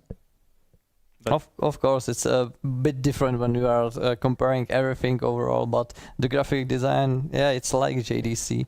Maybe even C for me, but... So guys, decide. It's up to you, Go Shady. for C, go for C. Go Yeah, for make C. it Let's C. put it to C. So now it's a Boston major. The home of the Bruins. If you watch hockey. Golden Kenny ass. It looks similar to Pimps. Yeah. But it's gold. I like it a bit more though, but I would go for A. At least from my side. No Let's go. problem with that. Kenny S deserve A. Yeah. Hey. Hey. Columbus. So, oh yeah, MLG Columbus. Yeah. And Izzy. Oh, okay, that's a name I didn't hear for a long time, to be honest. For me, it's nice, like with the colors overall, but it's simple design, nothing special on it. I don't know. I don't like this one that much. I will put it in the middle from my side. I like the colors, but I don't like overall. It's so simple. For me, it's definitely better than the NRG. It's tilting me so much. I have got ick from it. We've placed it into the B. Hey guys, can you delete the energy one because I think Cody is not gonna live through Just put today. it away. Yeah, make it B. I think it's okay for everyone. So now it's a dreamy one. It's a DreamHack major. That's next in store in Cloud9. Oh, a team of my heart. That one I'm biased, so I can't vote here. So they are close to the clouds. I will put it on C or D. No. It's raining, you know. That's another B tier. It just looks different. B or C for me. Okay. You're a hater. Yeah, I'm a bit Little. a hater of clouds. Yeah, put it to C. Put it to C. That's the last word. Oh, wow. Katowice major. 2014. Oh yeah. We need to Yeah. Put it in S. Those are the best stickers there. I honestly think that around that time I actually started to take the CS much more seriously. Okay. Back then I was more invested in the esports scene. Of course. Since then. Good old days Good for old you. days for me, definitely. So yeah, for me as well, it's S tier. All the vibes around it. So For me, it will be A, but I'm okay with this. And now, we will fight, I believe. Ooh. Well, for me, this one probably... this is hard. I don't like it. You don't? No. Did you ever see these stickers on Well- whiteout skin? Well, I didn't. That's the problem. I didn't. That's the true. problem. I'm gonna admit my failures as a king, but for me, as I see it right now, I would put it to like C tier or B tier. We have What's your NRG in B tier. What's your decision? Mine is A. For me, it's Okay. A. And for me, it's... And that's why I want to it's leave pretty just two. close. I would say A as well. So if it's B, C, King Yeah. must decide B or No, A. kill the king. you have to show like gladiators, you know. Okay, make it A. A is okay. Thank you. Okay, so let's put it to A. I'm just gonna leave it there. As I said, I promised you fan, and it's gonna come. Torture later. This one is a bit more special. Those are stickers that actually you were not able to buy. They were from I think Capsules and from Souvenirs, sorry, and they are from 2014 13 DreamHack. So these are very special.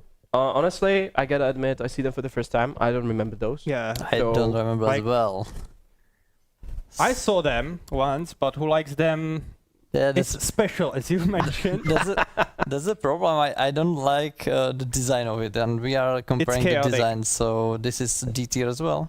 But it may be problem that it's much smaller than the others. So. Yeah, we cannot see the details. I have a really poor eyesight, so anything I say here is not going to be used against me. So for me, it's D. I'm okay with it. Actually, it suits me. No. I need to adjust my thumb to delete the NRG in my POV. Yeah, now I'm good with that. So guys, can you tell that we are, after we have been able to like put it all into tiers, are you happy with how this looks? Would you change anything? I hate the NRG one. Well, guys, you gotta put the NRG one away, because otherwise Cody is gonna leave and we're gonna fetch for other peasant here. Or but just go towards B, I don't know. How the hell did we agree to B tier? I still must say we missed the big, for the first place, and then it will be SS tier. If only we did just crop big Mr. Dick Stacy craft in our tier list, that would be great. I would agree with that. So let's leave NRG just a bit back, but right now, after all this major stuff, which is extremely exciting with one closing in, what's even more exciting for us right now and the fans here back in Vodafone PLAYzone Arena is definitely this current match. So let's go for pick and ban in this current match, which is of course Eyeballers and Alliance. So let's see what these teams actually have in store for us, but before we actually see it, Cody, do you have any favorites regarding the map? Do you think you know what's in store? Maybe Ancient, I would like to see it. Depends. Who will it pick it, in theory? Nuke, ballsy pick from Eyeballers after yesterday's showing from Alliance, but yeah, why not? Just two on the other side. Alliance played a really close one there, and my beloved Ancient as a decider, I'm happy with it, and I hope that the Twist's prediction will be fulfilled, that this match will end in a 3 maps. It will be an interesting one, because Ancient, of course, in the map pick should be somewhere, but the other maps are pretty specific. Actually, even Dust 2 is not the best map for Eyeballers, so very great pick from their opponents, and I want to see how they will fight this one. So yeah, but Eyeballers, on the other hand, are really good on Nuke. Yeah, of course. Because it's the same, yesterday's matchup was a huge surprise from them, actually. It improved their success rate a lot, so it's a surprising one. Yeah, definitely. Nuke 71% for Eyeballers. Let's see what the bookmakers actually think about this match, because it's going to be spicy for sure, at least in some regard. And by the way, on the decider, their success rate is 6-7%. Oh yeah, it's 6-7. Another unexpected 6-7 of today. But let's look at the numbers here. The odds: Alliance 260, Eyeballers 140. I think it's swap or something. Yeah, I think it should be swap, probably. It's probably too high for Eyeballers. So if it should be more like 50-50, or it's slightly in a store for Alliance, actually. Yeah, definitely. As I've mentioned in the first match analysis, I did some content with local guys for the social media, and I've put Eyeballers there because of the odds. So, well, that would probably I can agree with that. Shitty, even if you didn't see the odds, do you still agree that Alliance is the favorite, right? Oh yeah, for me it's Alliance. I see them playing very consistent, and I think this is something you need to apply on LAN. If you want to surprise, you need to break something out, and that's the style of Eyeballers, but still I think I'm on side of Alliance. The stakes are hard, pressure is rising, and all the players are ready. And hopefully, who are ready are the commentators of this match. Enjoy it, boys.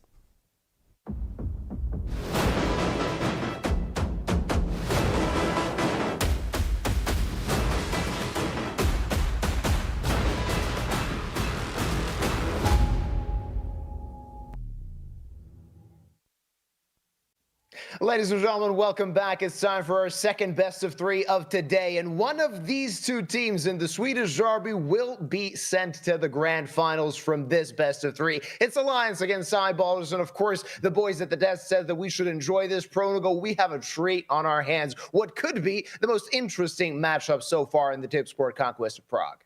Yeah, I called it out to you before we even started today's proceedings. This could be the best series of the whole tournament, including the online play stage, of course.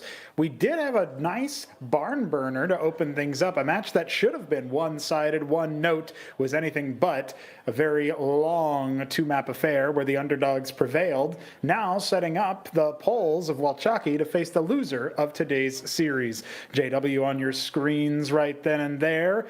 Full focus on the camera. He is the captain, if you will, certainly the most veteran presence on the server today, and he's going up against some of the very, very prodigious talent that is coming out of Sweden right now. The big narrative is the old dog JW going up against Male 09 on Alliance. This is going to be quite a derby, not necessarily because we're expecting JW to match Male 09's firepower, but more so the narratives of one of Sweden's greatest players going up against this mix of players from Alliance that have really been dialing in their game plan. It's not just that Male 09 is a superstar, it's also that the rest of the supporting cast is starting to find their footing.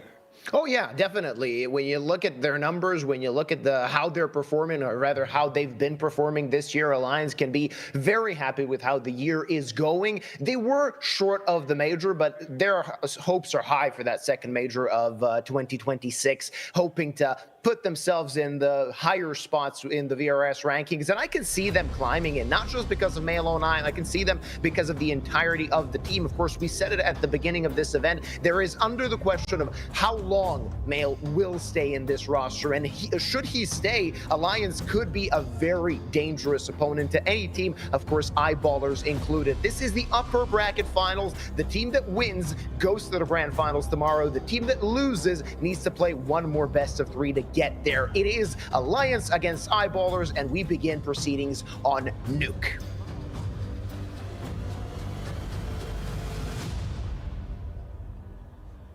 With Alliance on the defense, eyeballers have to take to the attacking side. The terrorist side is going to be where JW and friends make their magic happen on their own map pick, and it looks like with Rolf diving forward, this is a telegraphed play towards ramp. Male 09, the first casualty on LAN for this series, and we have a nice and easy blistering pace for eyeballers. Though Uppy finally gets a frag back. They're going to need more where that came from, but he's left on 5 points of health. His teammates need to do the dirty work now. Twist with an opportunity, almost grabbing the double, finishing it off, but there's only one player. That's Dex in Splitter. Bomb not planted. How is this collapsed for the side of eyeballers here? It looked like a shoe-in pistol round after they got the first 2 frags. Now it's Dex that needs to clutch it out. A possibility, yes, but a low one given the fact that they know his position. Yeah, they know his position all right. Deck's going to have a lot to work with here if he wants to find his way out of it. A dually pair on Avid, and we've got Uppy very low. Any bullet will do for him. Looks like he slipped the net. They haven't quite figured out where he is. The bomb has been recovered. There's no chance he makes it upstairs unless he clears Uppy in the process and reveals his position, but he could just be like a ship in the night. There it is, spotted out, and the first shot does not go his way. It's Uppy to finish the job, and that was not a round Alliance should have won. A triple that looked really good. Uppy clawing his team to this pistol round, and they lead this first map 1-0. Of course, we didn't really get a chance to talk about the veto. Of course, the analysts did that for us. But for Onogo, this is going to be a very interesting veto. Eyeballers really hoping to do their biggest work on Nuke, it being their map pick, because Dust 2 not only is that their least favorite map, it's probably Alliance's favorite in terms of statistics. Alliance really like to play Dust 2, and they have been solidly successful at it so far. Yeah, it's vulnerabilities in the veto for eyeballers. They can't afford to let maps like Dust 2 through, but there's other maps they need to take care of as well, and that makes things complicated. So Alliance, they essentially have a freebie walkover, it feels like. Of course, eyeballers will have an opportunity to convince us otherwise. Ancient could decide things if we need a third map today. If Alliance start off real nicely here on Nuke, though, things could go south, and it looks like they're already starting that way. It's just pistols here, mostly Glocks, some P250s, and a Deagle. I don't think you're going to see too many T-side frags in this round. Everybody working wonders here for Alliance and just cruising in for a second round victory. Not what we're expecting here is a one-sided affair on Nuke. If that was the case, we would have to say it would be Eyeballers taking their own map pick. Not just because it's their map pick, but because they are very good at it. You said it yourself, Yuba, expected to do their best work here. Yeah, they're hoping to make some damage happen, and they're going to have to start quite soon. Now they are on a bye. Not the prettiest one at that, as they are lacking utility, but in terms of weaponry, no concessions made. Everybody on premium guns, so Eyeballers looking to maybe make this a bit of a quicker round, given the fact that they've expended all of their nades, or rather almost all of their nades. And Rolf opening proceedings quite well takes care of Twist. Finally, an opening for Eyeballers that doesn't look like it's liable to be switched back on immediately. You got to think about how volatile pistol rounds are. And the difference here is that rifles are in play for both sides. Alliance, we're looking like maybe they wanted a more passive setup. Rolf makes sure that any mistakes like Twist's made are punished.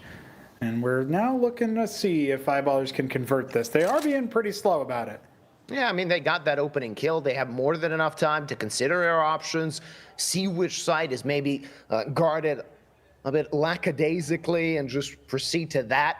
Eyeballers just hoping to tighten the noose as soon as possible. And if you're Alliance, you're just sitting put, sitting pretty, and hoping that they enter your crosshairs. Put yourself in a good situation to claim this round off of an Eyeballer's mistake. Doesn't seem to be the case, as most of the I players are proceeding towards B, which is completely unguarded. Should be an easy open and shut case then. Eyeballers unlikely to have any problems in this round. They'll get on the board, and the only question is whether Alliance get caught trying to do something fancy with their save. The slim chance that they would even attempt to go for something like this. They'd have to first find the flank, and that's unlikely. Maxter posted up very far away from anybody else, and so with 4 other Ts down there on the B site, Alliance aren't even really going to make a look for it. Only question is if Avid can find a way out. He's going to be buddy systeming it with Male 09, and it should be a nice and easy one. Eyeballers do like those slow rounds. You should expect a few of those on the T side of Nuke. Alliance, though, sometimes they can get a little bit tricky with their forward positionings. Yeah. So far, so good. Maxter tucked in. He's going to take care of at least one rifle. Not going to get the other, but JW actually picks up Era. So only 2 rifles saved on the side of Alliance. Damage dealt by Eyeballers, and they're feeling quite good. Oh, listen, that's actually really good play from Eyeballers at the end, only losing 1 player for it, so it's not like they paid a heavy price. Essentially got the working pick and then walked straight downstairs to the bomb cellar. Nice play there from the veteran of Eyeballers. JW looking to make his mark in Prague. Already had managed to make playoffs for the first time in a LAN recently, at a LAN of note anyway, and so good to see him here making all the way into the upper bracket. Ooh, damage dealt. Avid down to 53 at the beginning via that utility. So at least some unconfirmed damage by Eyeballers. Look at Bob XD so far deep. No chance of Avid surviving. It was actually Male 09 whose molly he crossed through. So that's a man advantage now for Eyeballers, and a defense spread thin by Alliance. They needed to allocate a player towards B, and now they can just strike A. Somebody's gonna have to find a multi-kill. We can't see anything, but Male does. Takes care of Rolf. Now it's Uppy's time to come alive. Finds only 1 though. 3 versus 3 short-lived, and they're all falling. Eyeballers lose another round that looked to be going their way. Yeah, that's really heartbreaking, especially from Bob XD's perspective. You were thinking that was an Eyeballers round through and through. Just like the pistol round, it goes the way of Alliance and a surprising mid-round comeback. A lot of it's down to Uppy, of course, but think about the way that Eyeballers tried to approach this. Male 09 just standing out in the middle of Mini, clearing 2 players, Era with the fire support. I'm not entirely sure what misfired there, but a flashbang did blind Maxter on the way out, and that seems to have been the beginning of the end. So the team play not dialed in the way that we expected for Eyeballers. Yeah, not so far. And now, very mixed by Fry, as they have 3 AKs, but 2 Tech 9s. Rolf and Maxter will be looking for some close-range duels with those pistols. Some utility available, not the best looking. And if you're Alliance, you're sitting pretty right now. Your money is looking good. If you win this round, you can extend your lead and extend your cash. And Mail wants to start it well. As Dex hits the deck, Avid doubles up as he finds the next frag. And now, what do you do if you're Eyeballers? You expected those main players to actually find a kill. They've been stopped in their tracks. Now the lobby guys are just waiting for their demise. Maybe to dish out some damage, but I don't think you're hoping to claim this round so easily. Max was just waiting for that smoke to fade, but Twist won't provide him that opportunity. And it's only JW alive versus 5. Simply nowhere to go, nowhere to run. You have to fight, you have to die. It's still 1 for Eye as Alliance grab their 4th. Yeah, looking pretty dire now on the side of Eyeballers. The first 2 rounds that they ought to have won getting cleared, and then some of these are just absolute sitters. You expect round 2 to go Alliance's way. There was only pistols in play. That last one, though, a total shutout. Couldn't get anything started here, and it was a mixed buy, as you mentioned, which means you're going to be looking at Eyeballers struggling a little bit on the economy side. The pistols are out. We've got 4 Deagles and a P250. No AWP yet to be deployed by JW. By either team for sure, but JW is expected to do that, even on the T side of Nuke. Ooh, that D. Actually, catch and twist a little bit, down to 60. Bob with the Deeg takes care of Mail, and now that opens an avenue of opportunity for Eyeballers, though not for such a long time, as Uppy doubles up in heaven. Takes care of 2 players, and there's basically nothing that Rolf and Maxter can do, apart from a few interesting-looking Deagle shots, and there you go. 1 frag found, but they know where the bomb is, and Rolf, nowhere to run. You're going to have to fight your way out of that. I don't think Era wants to give him that opportunity. Maxter, what the hell was that? Now maybe a chance for Rolf, though. Era plucks him out, and it will be number 5 for Alliance, but that was much closer than it should have been. Yeah, we'll probably get that on a replay. Maxter's kills with the Deagle definitely causing some lost money on the side of the CTs. A little bit of an economic black hole as we get our first tactical pause of this series. Here's that replay with Bob finding a frag outside. It took a little bit, but he does end up winning the duel with Mail. Uppy looks clinical here, and then we get to see some of Maxter's play. Excellent, untradeable frag, only for him to start exiting a few more. And if Era hadn't finished that off with the pistol, with the precision you expect from this player, that would definitely have been a dire round to lose. And all of a sudden, you'd be saying, Eyeballers, look at that. Getting all kinds of momentum back with just pistols. Maybe that'll at least be some confidence in their back pocket as their tactical timeout comes to a close. Era's op is going to be on the side for Alliance. No such luck for JW yet. And we will be seeing their attempt at round number 2 once again. Mail gave an interview upon arriving to Prague to the Czech media, and he said that Era is the best tier 2 opper out there. Maybe a chance for the Swede to show his prowess with that big green. Hey, I like big words, and I like big greens. We'll have to see if he can make them make some sense. Era posted up in the ramp. Sometimes you will see this as the first round that an op is deployed, because Eyeballers and other T-sides just aren't always expecting it. Outside is just a rifle playground right now, and Avid has finally shot Bob first. Op comes out. Oh, that's a big whiff. Not a big play that they wanted anyway. Eyeballers onto the lower site. We saw how this ended in the pistol round. It wasn't good for them. And they find any victories here. Twist only good for 1. Good damage onto Maxter, and JW out on the lurk. Spotted a few players, but Uppy gets the better of the duel, and that is what matters. Yeah, JW activates a tad too early. His teammates now need to pull everything. Rather, it's Rolf in a 1 versus 3. And a player in single means that he might even struggle to plant the bomb. That will be the case. And now the Sharks are swarming. Nothing Rolf can do. 2 players out of Splitter. Finds one and the other. An opportunity there. There you go. A clutch to wake Eyeballers up. It's Rolf that activates his team on Nuke. Yeah, some much needed energy on the side of Eyeballers. Off the back of that, Rolf positioned himself absolutely perfectly there. There was a chance that swinging from single could have cleared him earlier, but he gambled that that wouldn't happen, and Alliance start to crumble on the last moment. A trade from either side of Splitter was necessary. It didn't happen. Even after Uppy clears the flank, that's just not enough. Here it is again. 1, 2, and he knows the third has to swing from there. Male 09 couldn't quite get past the smoke in time. Yeah, just a tad late, Male. Had he swung a bit too early, that would have at least provided a distraction. This way, his teammates were dead to rights and rolled with the clutch to begin proceedings for his team as they go back to winning ways, but they're gonna have to get a few more in this half. And look at this. Both teams facing a reset. This round could be of essence when it comes to what could be the finishing result of this first half of play. Era quite aggressive on the outside position. Oh, Now no. nowhere to go, and Dex punishes. It's a +1 here for Eyeballers as they're looking to stretch their legs outside. A smoke in main. Avid can't really do anything about it. Walk out, you get shot in the face. So Eyeballers will get out of space. Yeah, especially with Bob already up heaven, looking like he wants to find some victory for his squad. Last time he was in Prague, he exited last place with 9.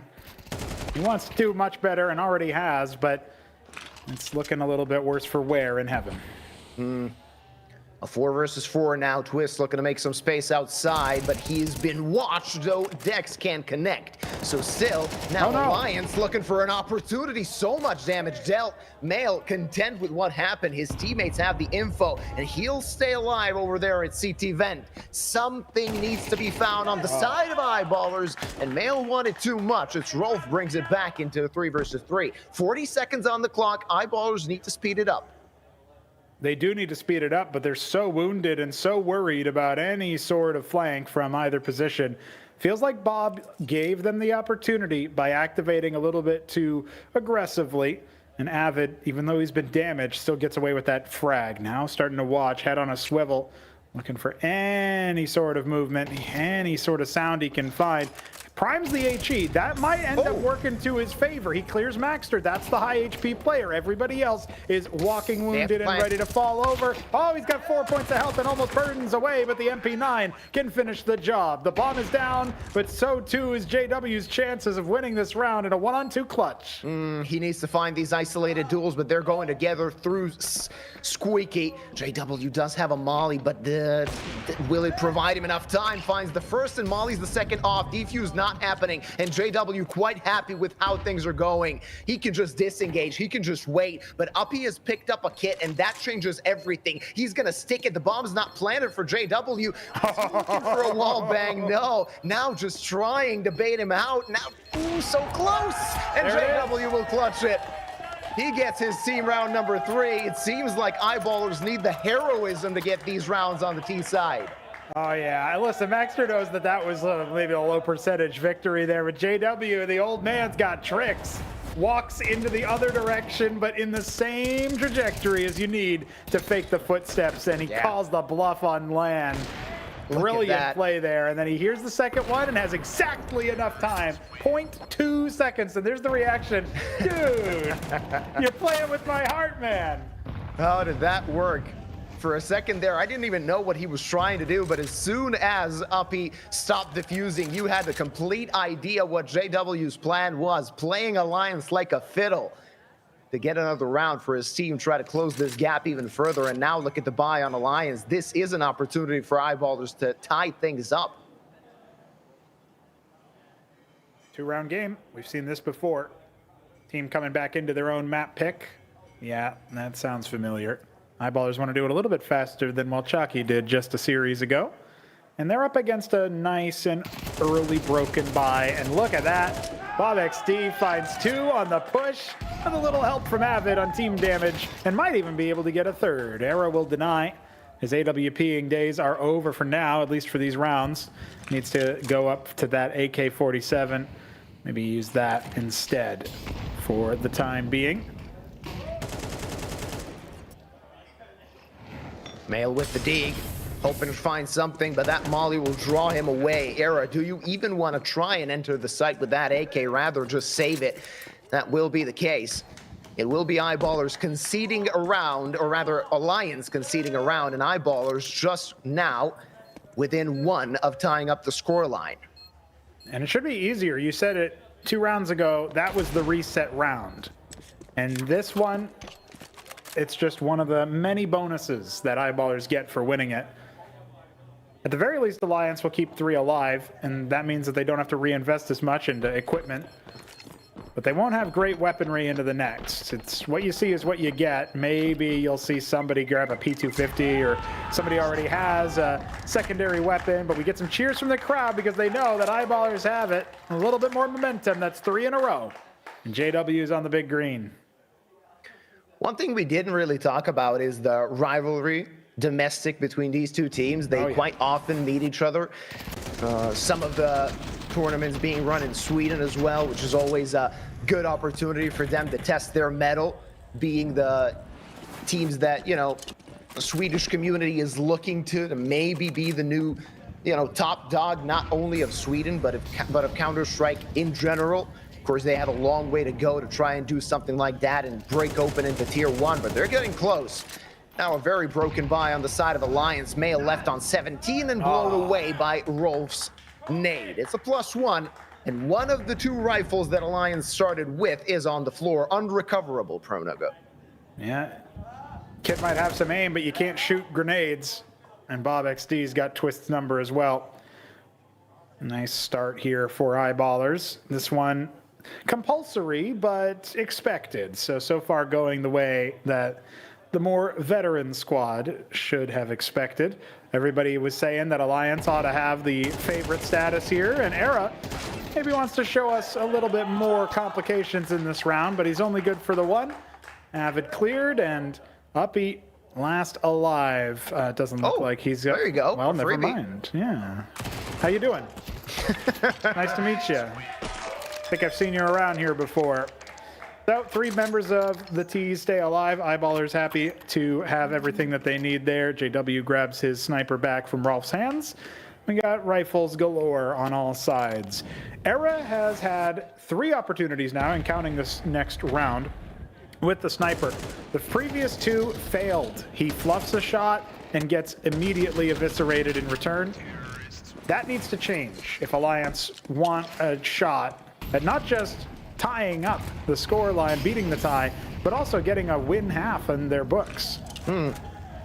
We'll see if Eyeballers can contain, or rather continue this streak. See if Alliance can contain it. Back on a bye, Alliance goes. Let's see if this CT side still has some teeth left after Eyeballers have been breaking their jaw in the past few rounds.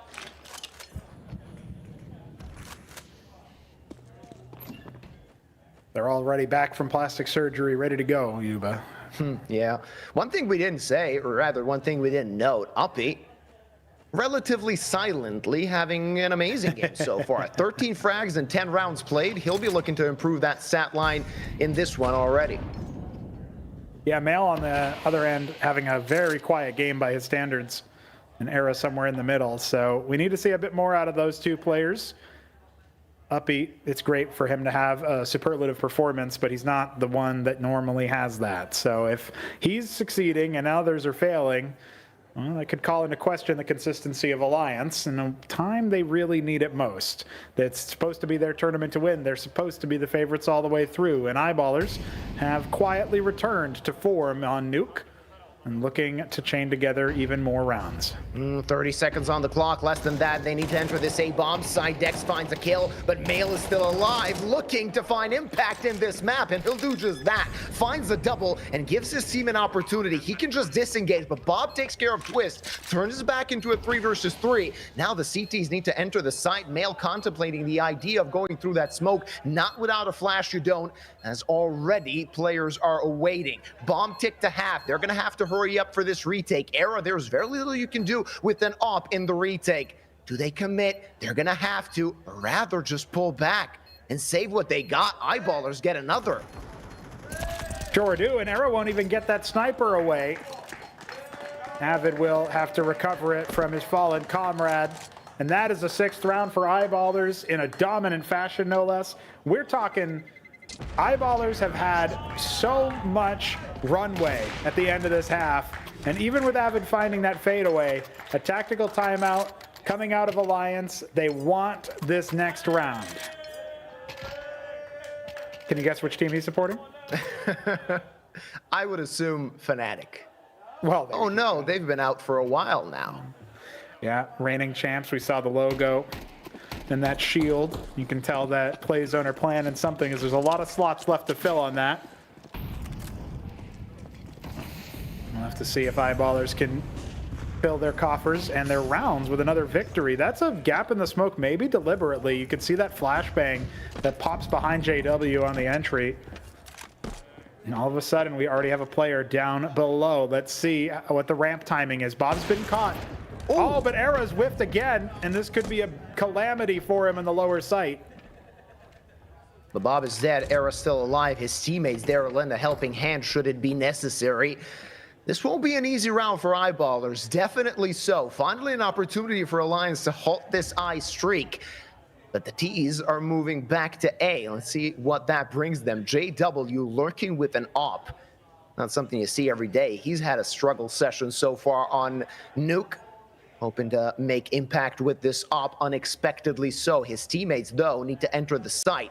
50 seconds on the clock. Not really a time to hurry up, but Twist, that's a flank and a half, an opportunity to stop this attack. Avid just needs to stay alive while Twist conducts his business. Twist is completely unnecessary as the T's are annihilated. JW versus 4. Simply nothing you can do in this one, I'm afraid. So many CTs, and you still need to recover the bomb. You need to check every nook and cranny, and Mail adds the finishing touches. It's all tied up at the half. The scoreline on the server might be even, so this is the time where we pull up with the straight challenge. I have these two lovely guys here with me, and they will be dueling in rock, paper, scissors. And I believe that either side wins will eventually win the match. So it will be a best of 3. If we could maybe get both of the guys in the picture, because they will be playing, you know, together. So let's give it a go. It's a Swedish derby here. Oh, it's even. Let's go. All right. 1-0 scoreline right now. Let's go. Come on, come on, come on. Oh, it's even again. And now it's 1-1. Oh, whoa, whoa, whoa. Last round, ladies and gentlemen. Come on.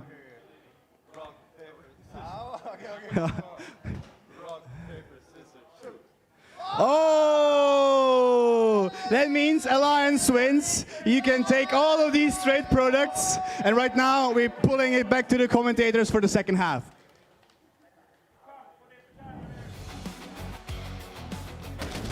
Alrighty, ladies and gents, all tied up at the half. You've seen a game of rock, paper, scissors that tells us that Alliance should be winning this best of 3, but it was a close-fought battle, even at that prono. That goes to show how big of a rivalry and how close these two teams are. And at least there was some sportsmanlike conduct at the end, too. A handshake. Or maybe they were trying to go again and they both hit paper. I'm not entirely sure. But either way, we are on to our second half of proceedings. Map number 1, the pick of Eyeballers, has ended the first half tied up. Now, Eyeballers will defend.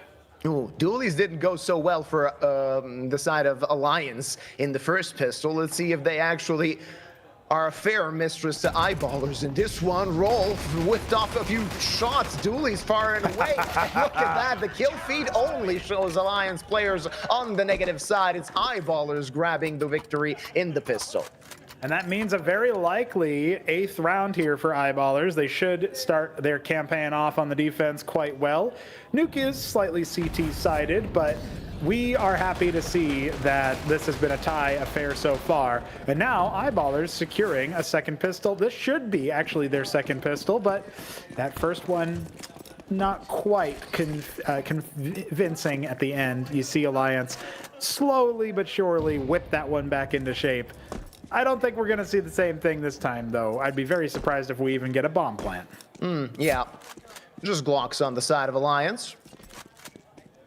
We'll see where that takes us. JW will be looking to farm up some cash with that SMG. As soon as he hears those Glocks shooting away, it's Bob XD that opens things up and loses his M4. Not going to be the easiest situation for Eyeballers to actually get that gun back. I think that JW will be arriving in time to grab that M4A4. So at the end of the day, the only thing they lost in this one is just an SMG.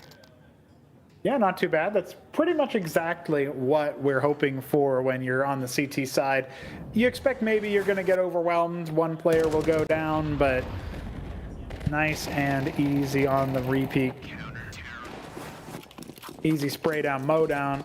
The grass is no longer so green. Alliance mulched, and now we're going to be looking at AKs and a Galil. We'll see what they can make work here. Not their biggest utility belt.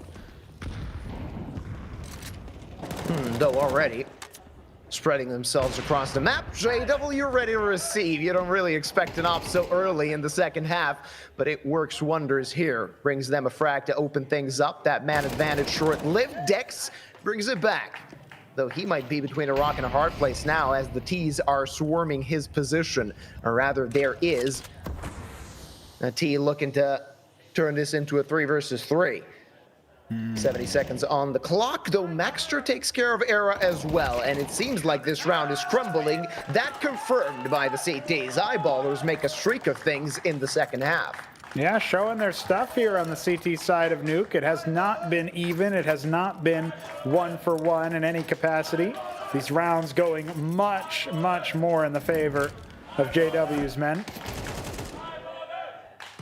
Starting to get some chants in the crowd. Maybe not quite as loud for Walczaki, but still, they'll give them some time. Yeah. They're only like 2 beers in, guys. It'll be better later.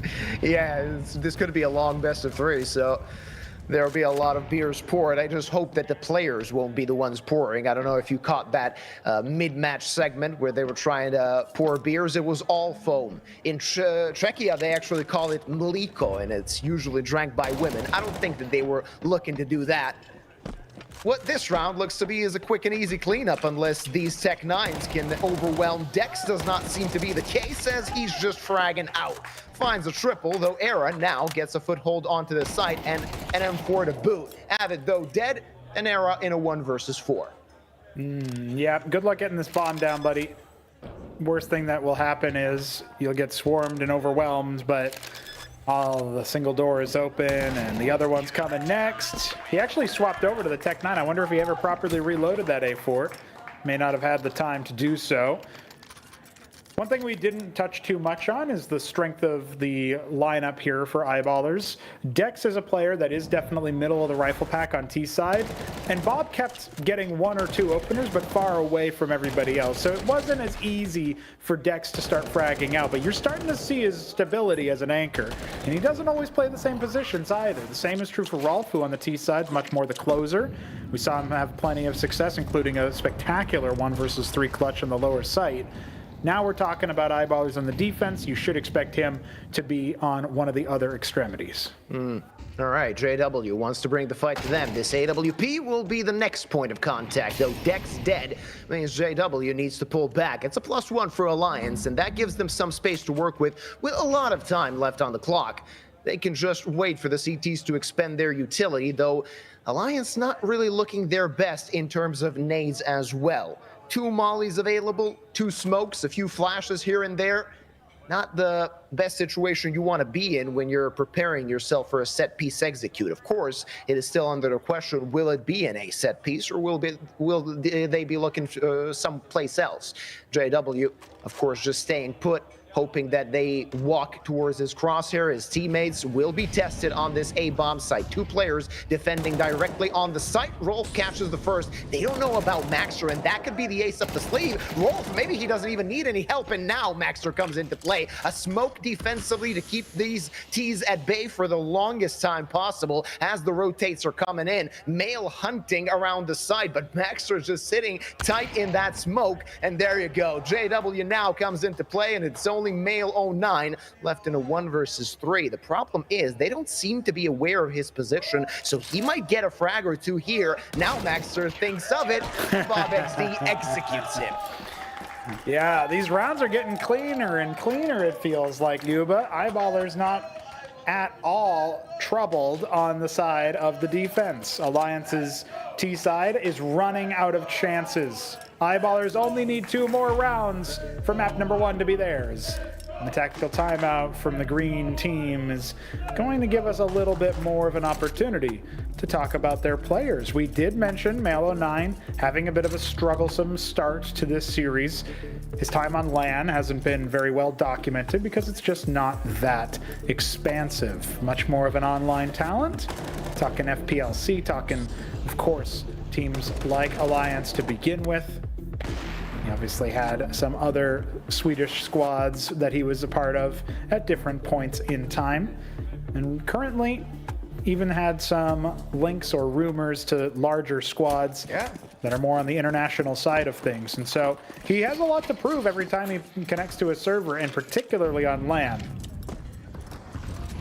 Alliance did play a couple of LANs so far this year. They played Draculan in Romania and also one in Stockholm. So they did get a few reps in on LAN. Of course, a lot more experience necessary for Male should he want to be a part of a bigger lineup, or at least put Alliance a bit further on the map. Some damage dealt by that HE, and now they explode onto the site. Rolf ready, finds one. Damage dealt, but he's traded back. Maxter dead. BobXD still in play, but only for a short bit. All of a sudden, it's a 2 versus 2, and not the simplest affair for eyeballers here.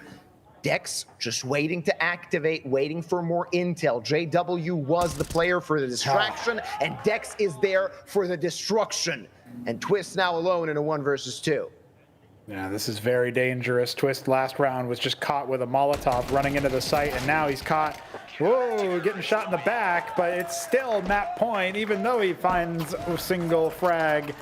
Look at that, it's all red and blue, ladies and gentlemen. We have 6 rounds in a row.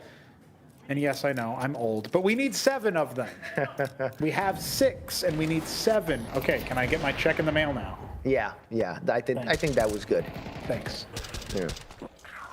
We actually, if anybody's wondering from the audience, we get a bonus for every 6-7 joke we make during the broadcast. Yeah, they have to be approved, though. You can't just say the entire cast. If I wanted that, I would go to Onipixel's stream. All right. A lot of utility expended towards A. Alliance want to bring the fight to this side. Let's see if they're going to get halted yet again. Rolf, perfect on this hold, though. Only finds one. Trades all around, but it's all of a sudden a 1 versus 3, and Dex... His position is shown, his hand is shown, and he does not even have a gun. Needs to pull back, needs to save what he's got. Money is not the issue for his team, but every dollar could play a part. Alliance will be hitting 7. Oh, yeah. There's no way to stop them from getting to that 7th round. See, 6 or 7 rounds. Got it? All right.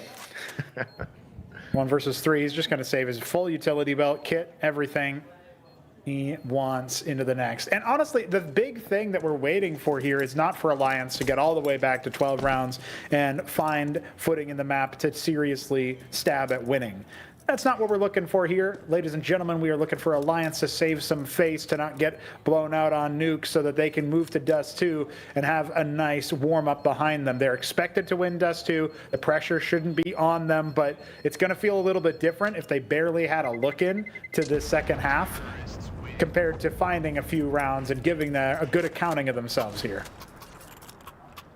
We actually got to see some of the Alliance players in our previous best of 3. They were, of course, in the crowd watching the matches. They did not drink beer, which is, of course, to be expected. You don't really want to get inebriated before an official match.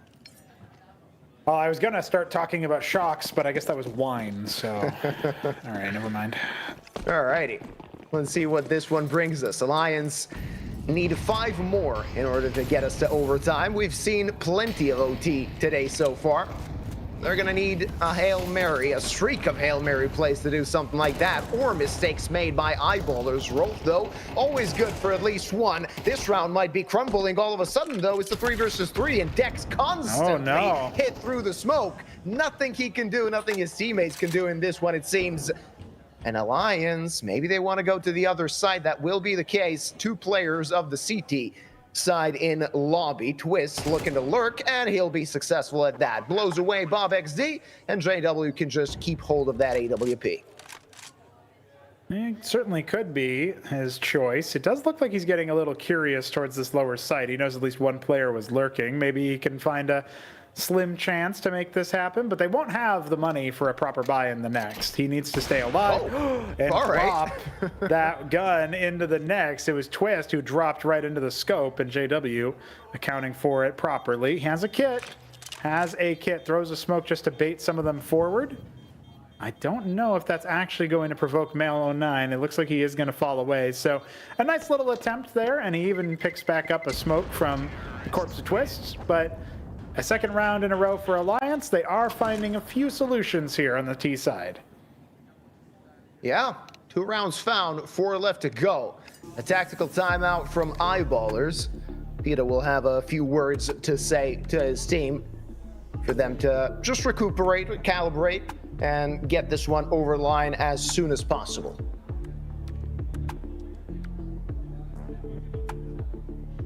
Second tactical timeout Eyeballers have used, this time considering how they want to finish things. They have some cash. They can have JW drop a gun, maybe 2, given his full utility belt. And we'd be looking at a pretty well-equipped side for Eyeballers, even if they have a few concessions here and there. But is it worth it, or do they want to just lightly invest around this AWP? Alliance would have 3 rounds in a row if they were able to secure round 21 and extend play. And that's exactly what we end up seeing here. No full investment, no weapons dropped. A Deagle and 3 SMGs on the side of Eyeballers here. And they might still clutch up. Very dangerous, these SMGs on a map like Nuke. So many close angles you can fight from.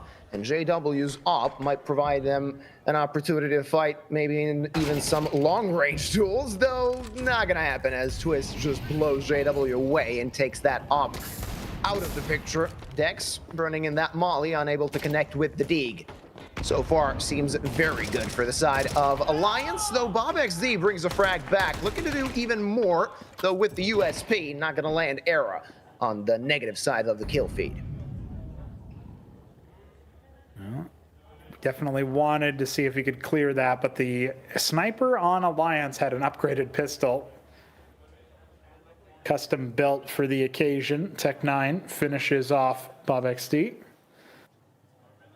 A little bit less than a minute on the clock now for Alliance. They're trying to figure out where these defenders are. They have those weird guns. They have those oddball buys. It's not what you expect them to have at this time. And so you have to account for every possible location on the map. Alliance, still working with something here. Era dropped his op for a moment, but picked it back up. And what's happening here? Maxter stuck in, 25 seconds on the clock. This is an opportunity and a half, and he lines them up. In a 2 versus 2 we go. This is now crumbling for the side of Alliance. How have they done this? Eyeballers taking it over the line. A 1 versus 1, 10 seconds on the clock. Uppy with 2 HP, and he can't get to that bomb in time. Or can he? Wait a second. He's gonna have to stick it as soon as possible. Time of the essence. Gonna be close, but the round now, 1 versus 1. Maxter just rushing towards him, and he'll do enough. A quad kill to end this, and Maxter continues to clutch up in Prague. It's Eyeballers taking map number 1.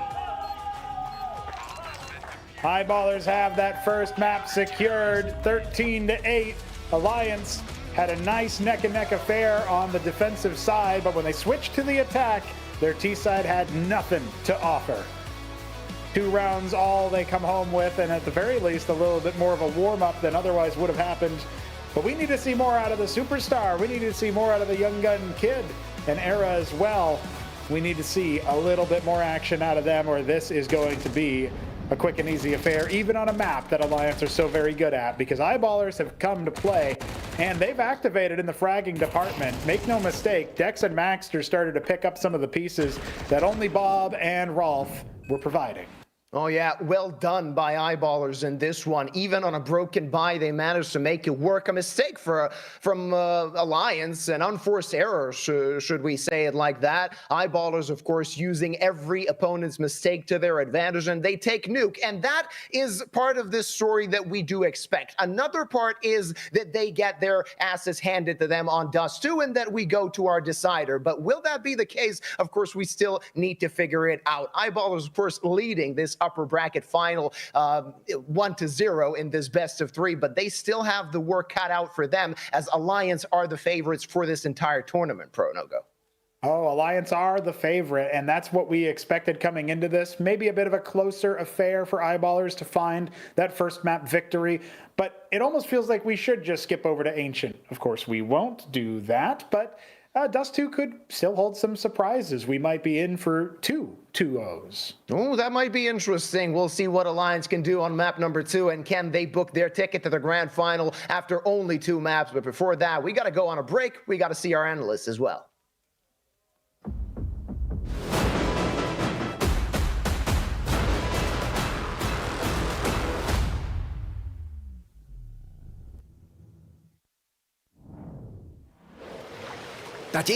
Tati, už jsem to vymyslel. Nemusíme tady mrznout, už vím, jak můžeme letat. No to půjde těžko bez křídel. Máš pravdu, ale proto tady mám Red Bull.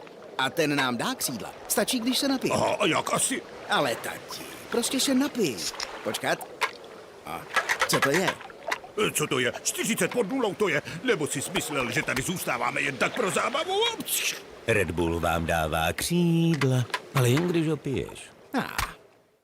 Tipsport je tady i pro tebe, Chameleone X, který dokážeš bez mrknutí oka sledovat současně 6 hokejů, 3 fotbaly, 1 tenis, MMA, košandu, šipky a párek, co ti právě žere bez. Nejvíc exkluzivních streamů na jednom místě. Tipsport, největší komunita sázkařů.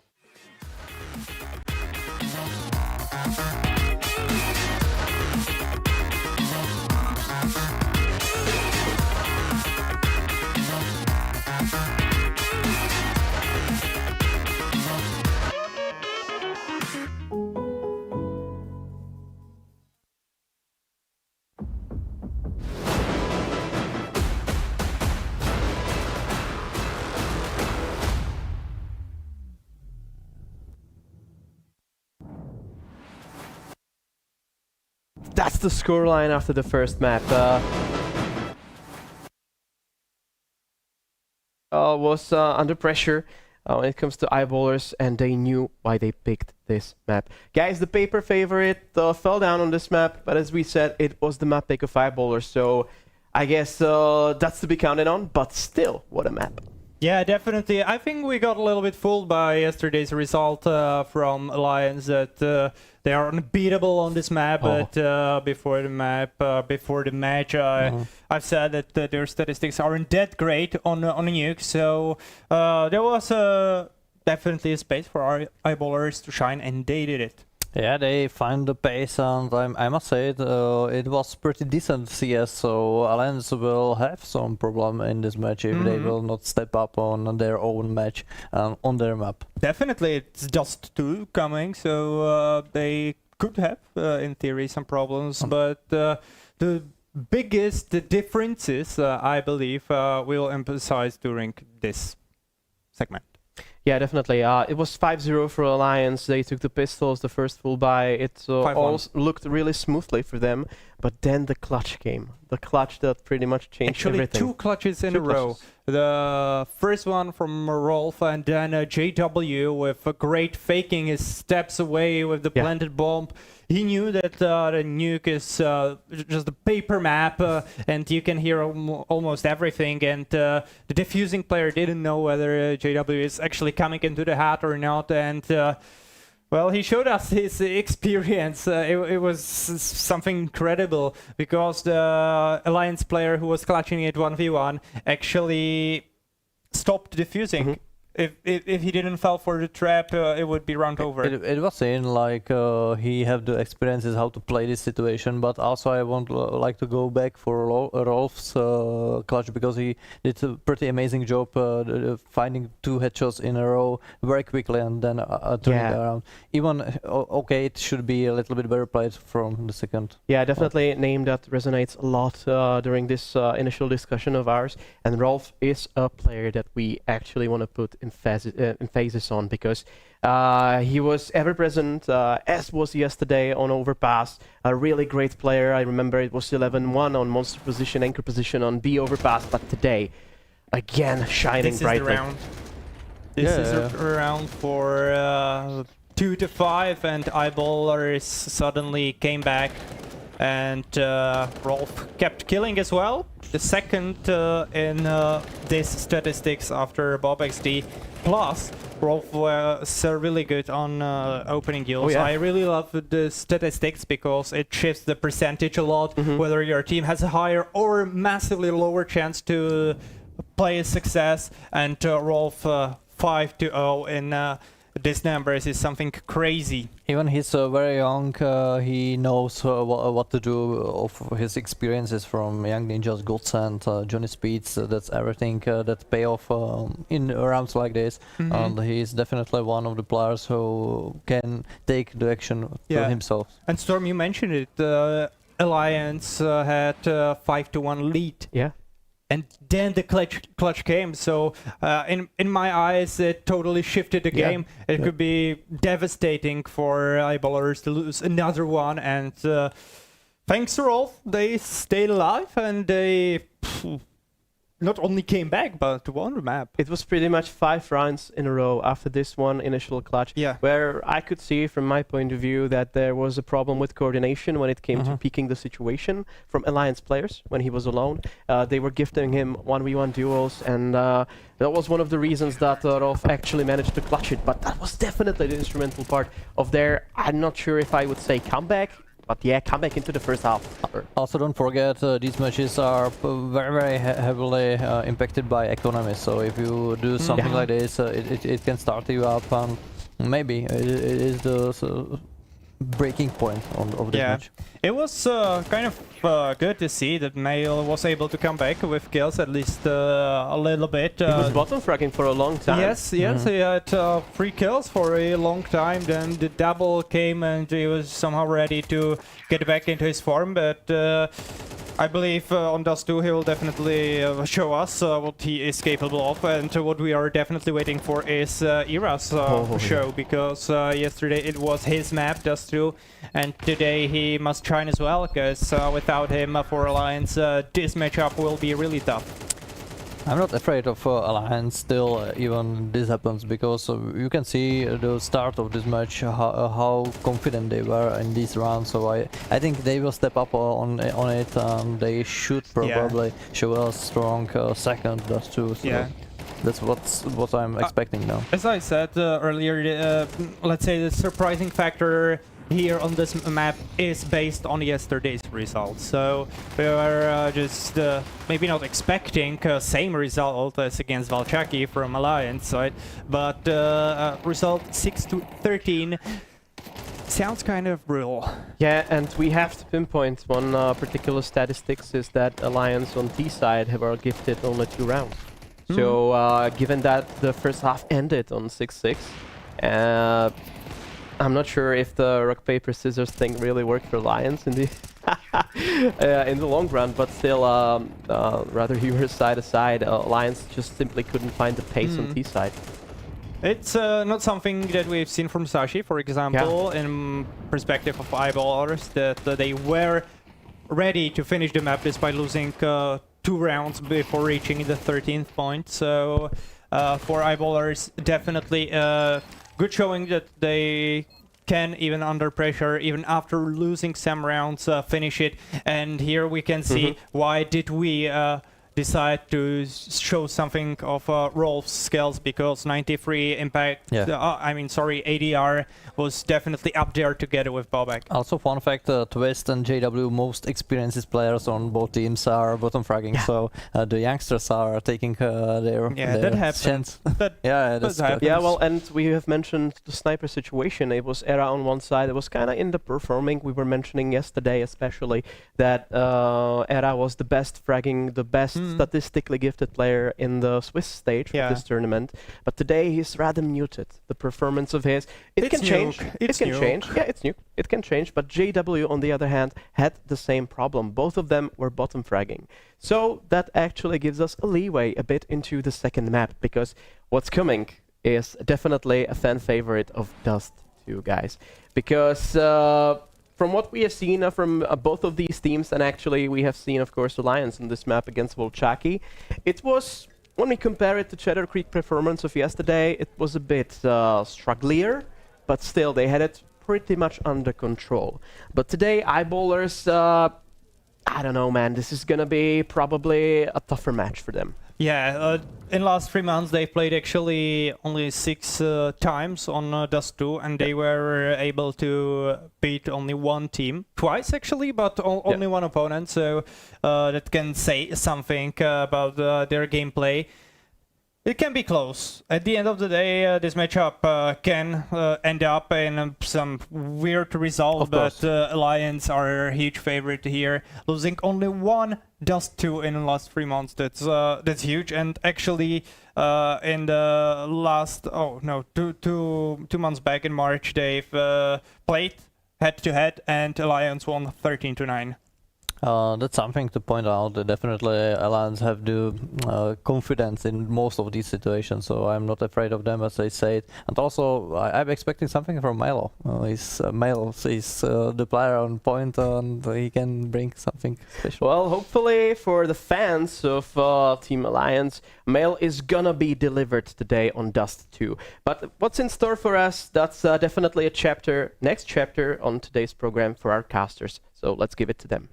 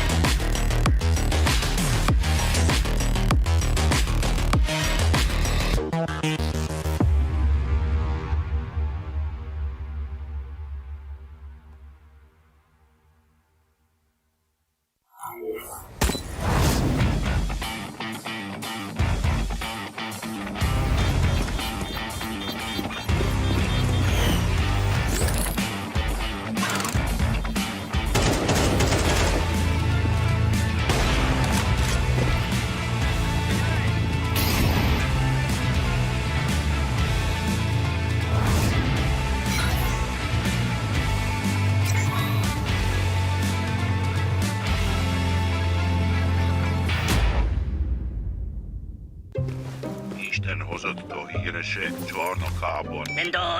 Vítejte v síni slávy Tipsportu, místě zasvěceném největší komunitě sáskařů. Profi výbava analytika plechtiče, který inspiruje. Co děláš? Držím palec. Ukáž? Držíme palce všem sportovním i sáskařským hrdinům. Tipsport.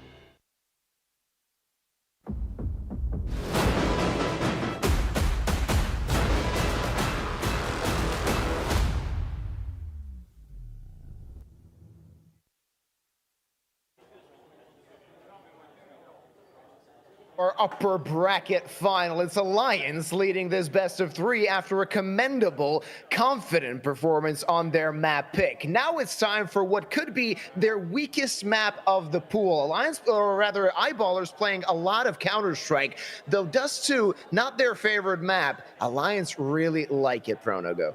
That's right, Yuba. Alliance love a Dust 2, and just as our analyst desk had mentioned, our host there saying the words, mail has got to be delivered on Counter-Strike's classic map.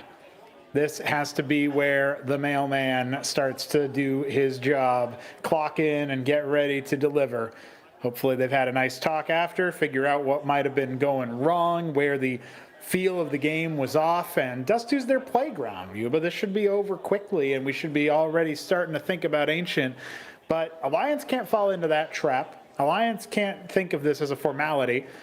There's not going to be any pressure about this match because they aren't out of the tournament if they lose it, but they want to have the grace of not needing to play 2 best-of-3s tomorrow.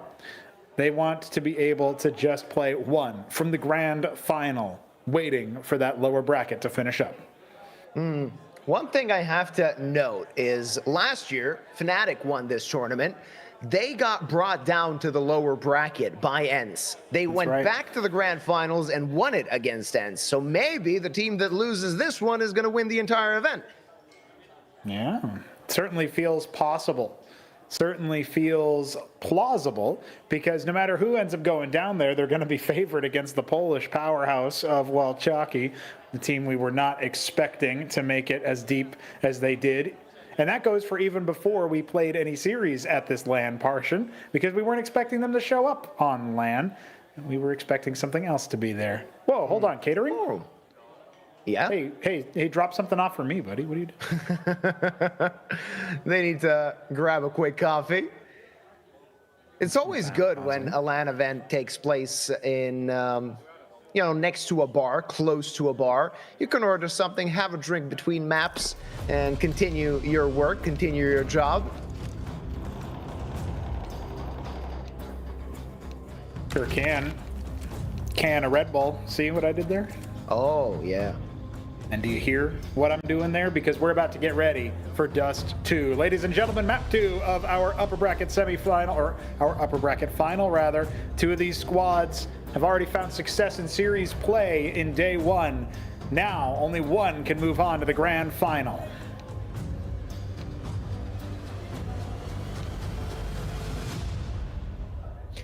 Let's see who gets it. Dust 2 will decide, will Eyeballers go straight to the grand finals, or will we have to see another map? Eyeballers starting proceedings on the CT side. It's Alliance on the attack, spreading themselves across the map, and at least judging from the Eyeballers' positions, Alliance will have a lot of space to work with in the early stages of this round.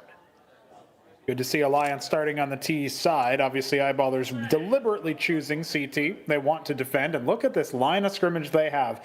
So many split players looking down all the angles you need, and they could crunch into middle if they start to sniff out anybody going that way. Instead, all 5 from Alliance pushing up short. Not going to be easy against these long-range USPs. Let's see if they can hit the mark. Not a lot of damage dealt. JW down to 19, and Maxter straight out of the round as he gets blown away by Male09. We said that he needs to make plays, and that might be just a suggestion of where this map could be going for him. A man advantage now for Alliance as they're looking to keep this bomb on the floor. Very little that Eyeballers can do with no kit, so they're going to have to hurry up as soon as possible, get themselves in good situations, but not the best positions for them to be in given the T's post-plant positions. Era takes care of another and finds another. Rather, Evid is the one that gets the kill. Everybody chipping in. Was that a team ace? I think it was. Doesn't really matter. It's Alliance leading after the pistol.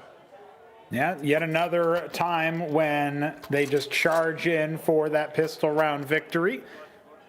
We can now confidently say that pistols won't be a problem for either team. And Eyeballers are going to need to go for that classic CT force buy, unless it's just going to be JW's Scout and Bob's HE. This must be some kind of light set piece that they've planned before. JW looking to make his mark with that Scout. Everybody else on starting pistols. Not the most comfortable situation you want to be in. Also suggests that JW probably won't have a proper weapon heading into the next, while his teammates will be looking to put themselves on a buy. Never a fan of those mixed buys in second round play. Though a USP tucked into pit, they will take care of Dex. The problem is for Alliance the fact that they're going to have to check for Maxter, though Molly thrown into pit, and they should have an idea that somebody is ticked over there. He's just going to burn in that Molly, and JW looking to shoot something with that Scout. Finds one. That's not enough. Needed to find more, as much as the odds were up against him. Molly underneath Bob XD. He's going to die to that, and that will be Alliance getting their second. Yeah, should be easy going from here. Only Rolf in a 1-on-4. I'm looking for any damage he can get, but yeah, they sussed him out. Avid knew something was sneaky was going on there. Credit to Eyeballers for having so many baiting moves. I mean, JW gets the one frag, but even then after that, he's still falling away from Carr in what is surely a move that will not end in anything other than his death. But it still sets up for his teammate to be behind the car, forcing utility usage out of Alliance. What if they get a little bit out over their skis and don't actually think about that? These are ways in which that play from Eyeballers could have worked. Instead, it goes Alliance's way, so credit to both teams in that front, and Twist is going to try to cash some of that credit in a little bit. With so many flashbangs, it's impossible for Eyeballers to stand their ground. They double back for a 1-for-1 trade. But this 4-on-4 is starting to favor the T's. Yeah, you're never happy with the 1-for-1 on the CT side of Dust 2. So Eyeballers up against it just a tad in this one. They'll be looking for a multi-kill on some of their players, on at least one of their players. Let's see what that brings them. Looking to maybe get a foothold to mid. Only one player in... That's Bomb. Yeah, absolutely. Now the round is crumbling for the side of Alliance. Only one player alive. Male 09 can't do anything. And that is a very solid round for Eyeballers to get themselves on board. Yeah, that was a surprise. Bob running straight through as soon as everybody had abandoned A. A play that I don't think they're likely to make again anytime soon. But early conditioning on things like that might make Alliance start double-checking, second-guessing. Crazy scenes there. You really don't expect somebody to be in a T-spawn. Looking at that position where the bomb was, that's a classic spot where you're just hanging out for a little bit while you're waiting to take more space. But Alliance ran out of it quick. And Eyeballers are on the board. Yeah, not just that. They'll be looking to tie things up already. Only Avid having that AK. Era shrunk away. Lost most of his HP. After that HG, though, Maxer overstays his welcome. Avid looking to get his team in front yet again in terms of manpower. JW, what the hell are you doing? It's going to work out. It always works out for JW, and he's going to just turn back away. Well done as he gets his team in front. Though, 2 rifles now in the hands of Alliance, still this round could become active. I'm sure the comms on that play were interesting, or maybe non-existent. Maybe he's not going to tell his team what he's doing there, but certainly a ballsy play. And what else do you expect from JW? Dex falling back towards Goose. He does have support of Bob further down long, and it doesn't feel like Alliance can do much in this situation. Supposed to trade uppy up there for Era, but instead the Incendiary will bonk him on the head, allowing JW to be cleared eventually. Good pacing on that second take, made JW feel safer than he was. Long range for Dex, but there's no opportunity to just smoke this off. They're gonna have to do a swing here, and walk right into his crosshair is not the way to make it happen. Era 1-on-3, he needs to deliver, and he's only got 15 seconds to do it, and no more life. A tie game indeed, and 3 alive for Eyeballers means their eco can start to really come on through. Yeah, not the optimal situation given that Alliance were mostly on pistols, but nonetheless you put yourself in a solid spot if you're Eyeballers here. Alliance won't have the best looking buy, I would assume, heading into next, given that they had that hero AK. So some concessions will have to be made, more than a few actually. Not a lot of utility on them. Yeah, Era has an op, and he did tag Bob XZ, so that's a good start. But Avid just on that Mac 10, Male on Galil. So they're going to have to hurry this one up a little bit. And Era opens things up, takes care of JW. Maybe JW wanted a bit too much too early, as he was quite close along doors. That's a +1 here for Alliance, and they'll be looking to use that to take some space. Yeah, and they should have known Alliance had an op after Bob got hit through the door on the way through. Not what you would have expected JW to then go do, is start looking for his own duel. Especially since he could have been shot back and was. That being said, this is an ugly kind of buy from Alliance, where they don't have everything that they necessarily need for your standard play. Maybe that won't matter too much for them with the man advantage. Talking about taking space, you can see that they're burrowing up in the middle of the map, leaning over towards A. Era has not budged from the position he fragged JW from. But Maxter's already abandoned that spot, and there's 3 of the defenders already towards the B site. Not where they need to be, Luba. Yeah, absolutely, and they're going to have to concede this round. It's only a 1-man disadvantage, but you really don't have a lot of openings, a way to get close to the site. They're not even thinking about budging from that B bomb site. Bomb will get planted, and it will be Alliance getting back in front. Not the best timing for Maxter as well, as he left that A-bomb site basically 2 seconds later. Alliance was already on it, and he didn't even have a chance to fight for it. No, best that he could do is maybe stay here the whole way through, and Alliance will be expecting that it was a full stack. Some movement heard, maybe catching a few players on the way out. It's just Avid to fall first. Mail does end up following him to the grave, and Maxter might even be able to Scar before the bomb takes his life. Twist will do it instead with a little bit of lead. And 3 alive for Eyeballers after clearing a few of those Ts. A better result than maybe we thought once the bomb site was finally compromised.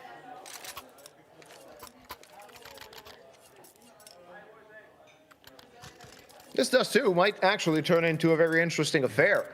We did sort of count out Eyeballers already, given their statistic on it. This is one of the maps that they prefer to not play if they get a chance to ban it, and they do ban it quite a lot. But they still might have some bite. The problem is, should we go to Ancient, it's not a map they like as well. Yeah, they need to roll the dice a few times and have it come up Eyeballers. That first map was not a gamble, though. Nuke easily in their pocket, and they have that confidence, and they have that momentum. Let's see if they can continue their affairs in order. JW going to be peaked by Era here in a moment. The timing on that not quite favoring him with that flash, so he doesn't get the blind kill, but he does live to tell the tale and post up elsewhere. Needs some support short, so he doesn't have to be second-guessing his position. And Smoke's supposed to provide some space. Alliance haven't yet actually leveraged it, and Avid, that was not the way that you jump into pit. He was looking to clear pit, and sadly for him, nobody was in it. Therefore, first kill of the round goes the way of Eyeballers. 5 versus 4, 50 seconds on the clock as Alliance are looking to make their way to the site. But 3 players still defending. A quick rotate from Bob XD as well is available. Not going to be the easiest execute of the site they've ever had, though some damage dealt to Dex. He's tucked into Ninja, and Maxter just waiting for somebody to cross. One more player dies to JW's off, and still Maxter yet to activate. There you go. Finds the kill this round. Falling apart for Alliance. Only Male 09 left. No, looking to clutch it out. Was close to getting that kill. No cigar at the end of the day. He's underage, so he can't smoke. It's 3-3. Yeah, and not only that, he started to run out of bullets a little bit quicker than maybe he expected to. Caught up in the moment. Not how you wanted that site take to fizzle out, but JW finding great activations. And we talked about Dust 2 not being Eyeballers' map, but let's be real, it's JW's map. This is a map that JW has had some of his most outrageous highlights on. No surprises that Eyeballers would be, at the very least, able to find some BS moments. That last one, a little bit less BS, a little bit more all skill. Tactical timeout for Alliance. We're going to see what they can come up with in the back end of things. Be their first opportunity here to talk things over with their coach, read over the strat book. A little bit less Steam overlay checking when you hit LAN. It's a little bit more hard copy. Yeah. Just listen to your coach, what he has to say, what he has to read from his paper. A very heavy B spawn for Alliance in this one, so I would not be surprised if they take it with pace. A lot of utility available for them as well, even though their buy is looking scrappy. Basically nobody guarding that B bomb site. That could be an opportunity for Alliance to just break it open.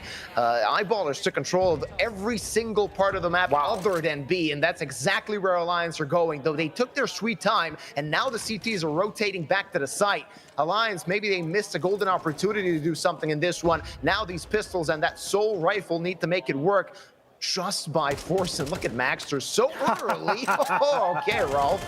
Check his PC, finds another one through the smoke, wants to make it 3. Not gonna happen. JW ready to receive with that op, sees the head, and there's Bob XD as well to close it out. It's Eyeballers in front. A slow start to this Dust 2, but Eyeballers have the lead. 4 out of the last 7 rounds have gone their way. 4 out of the last 5 as their mini comeback has already started to bear fruit. And it's Alliance on the T side of their favorite map, of their map pick, that are finding it strugglesome to really get started. This is the 3rd round of Eyeballers' victories that have been based on information about these early rotations or flanks. And these are the kinds of plays that eyeballers are capable of throwing in there, especially when you know Alliance are talking to their coach about things that they want to call, about strats that they want to do, about things they're thinking about for that next round. A brilliant little foil, a way to just make it so that Alliance's game plan gets thrown back into the waste bin. Should, of course, this be a cleanup. Only Glocks on the side of Alliance. Eyeballers looking to, of course, double their advantage. Put themselves on 5 on this CT side of Dust 2. Of course, when we talked about these teams early in the tournament, we said that they should be or could be the favorites to winning it all. Of course, Sinners were there in the mix, but they sadly couldn't get it to LAN. Wait a minute. This could be a bit of an opportunity, an outside chance for Alliance to grab this round, as they're at least going to plant the bomb. Took that rifle as well, looking to do even more damage to Eyeballers. And Alliance, a nuisance, even though they started only with Glocks. So much damage dealt, more where that came from, as Glocks strike yet again. Maxter against Avid. Avid just looking to dance around big box, but of course, time. There's still so much time for Maxter, so Avid needs to fight, and that Glock sadly won't take Maxter's life. It will be 5 for Eyeballers, but losing 4 players to Glocks and also that bomb plant, Eyeballers won't be happy with this.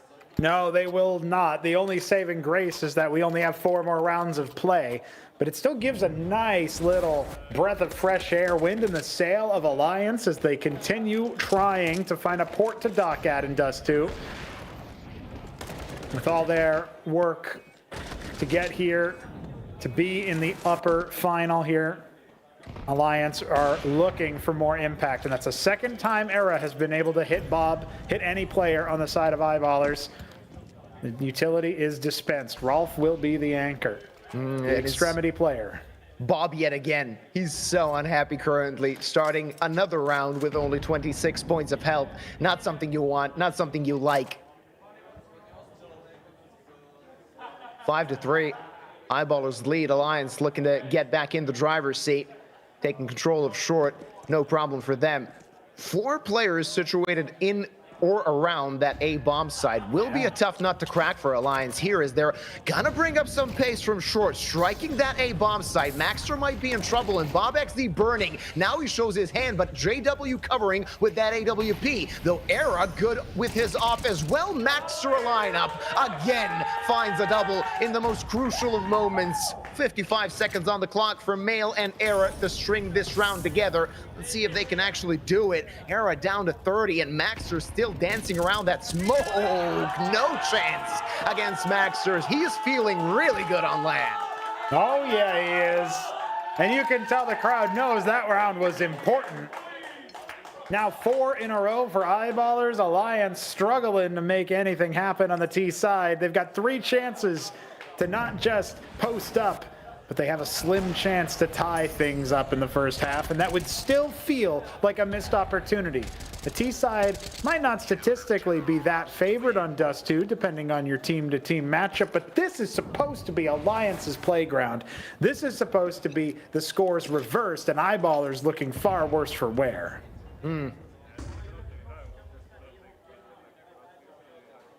One Galil for Alliance here. Everybody else just on pistols. Dex under the test. Gonna get gunned down, but there's Maxter to improve his statistic even further. 12 kills already in 10 rounds played. And one more might be on a silver platter, given the fact that Era only has a Glock. Well, re-smoke as the bomb starts to slink away. It is a Glock and a Tech 9 left. Mela 9 now has his 8th death given to him. Not the right kind of delivery for Alliance, and Era's Glock is not going to be able to do anything else. JW responds with a pistol duel. And now 2 rounds remain in our first half. Eyeballers looking dominant on Dust 2 is not a sentence I predicted we'd say when I saw the veto. Yeah, absolutely. And also not the best feeling for Alliance, the fact that, you know, the crowd is cheering for Eyeballers, and Alliance are like, we're Swedish too. Why aren't you cheering for us, guys? I think it has something to do with the players on Eyeballers, or players. It must be Dex. Yeah, I mean, charismatic. Just look at the man. JW fragging out. Oh, yeah. We said that the Oppers are going to have to play a big part in this one. We expected it to be Era, but is JW actually doing quite well on this CT side with that AWP, hitting the shots he should hit, doing really well and playing with confidence. We've seen that a couple of times so far. Rolf, though, maybe overconfident. He might get swarmed by these T's, looking to at least find that 1-for-1 and escape through the smoke. Oh, not even gonna get that. Avid strikes just in the nick of time. Mail left on a sliver of HP, but that's a +1 nonetheless for Alliance. Yeah. Well, you were talking about Oppers, and JW now has a little bit more on his plate after that. Era's sniper is in play here. Coming in through the lower tunnel, seeing what more can be recovered here. Alliance with a man up, and Mail is walking wounded.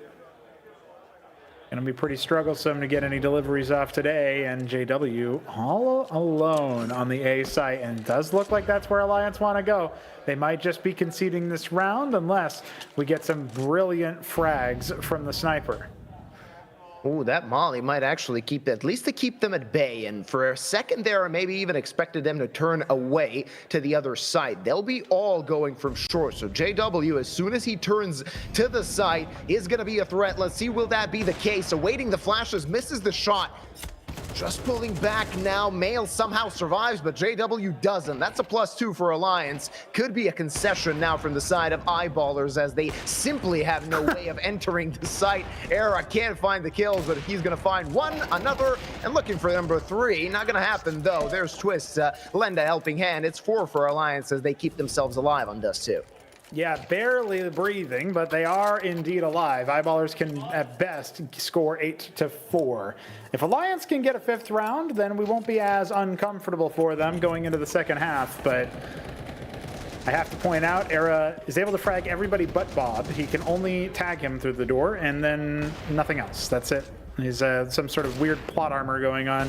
Strange ritual has been cast prior to this match, and Bob has got the bullet magnetism, but otherwise bullet deflection. Yeah, Era can wound him, but not lethally kill him, like a Harry Potter Voldemort situation. Yeah, it's the scene about the witch doctor. Oh. Bob gets traded easy as you like. Eyeballers. Keep things even. 1-1.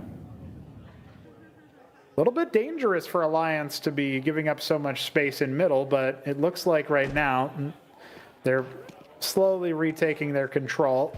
There was AWP holding for door for a moment, but he sends a Molotov over towards the potential short push where you put up the boost to peer into tunnels. On the other side of it all, it's Uppy trying to find some frags. Only 3 kills for 7 deaths, and he hasn't had the easiest time of it in this first half. He's holding for any aggression out B. That has been Bob's pasture, but Rolf is a little bit more of a stable anchor. And now, it looks like maybe Alliance, with 35 seconds left, are considering A. So far, it seems that way, though they do have a player in tunnel, so they can turn back over towards that B bomb site. That incendiary will keep them at bay for a little bit longer. They're going to have to hurry up. 20 seconds on the clock. Alliance need to pull the trigger. Mail's clock is ticked away. Maxter finds a frag for himself. It all smells like an 8-4 half, and it will be the case. Uppy, there's nothing you can do. You need to find the kill. You need to plant the bomb, and you got 5 seconds to do it, my man. It will be 8-4 at the half. It's Eyeballers making it work on their opponent's map pick.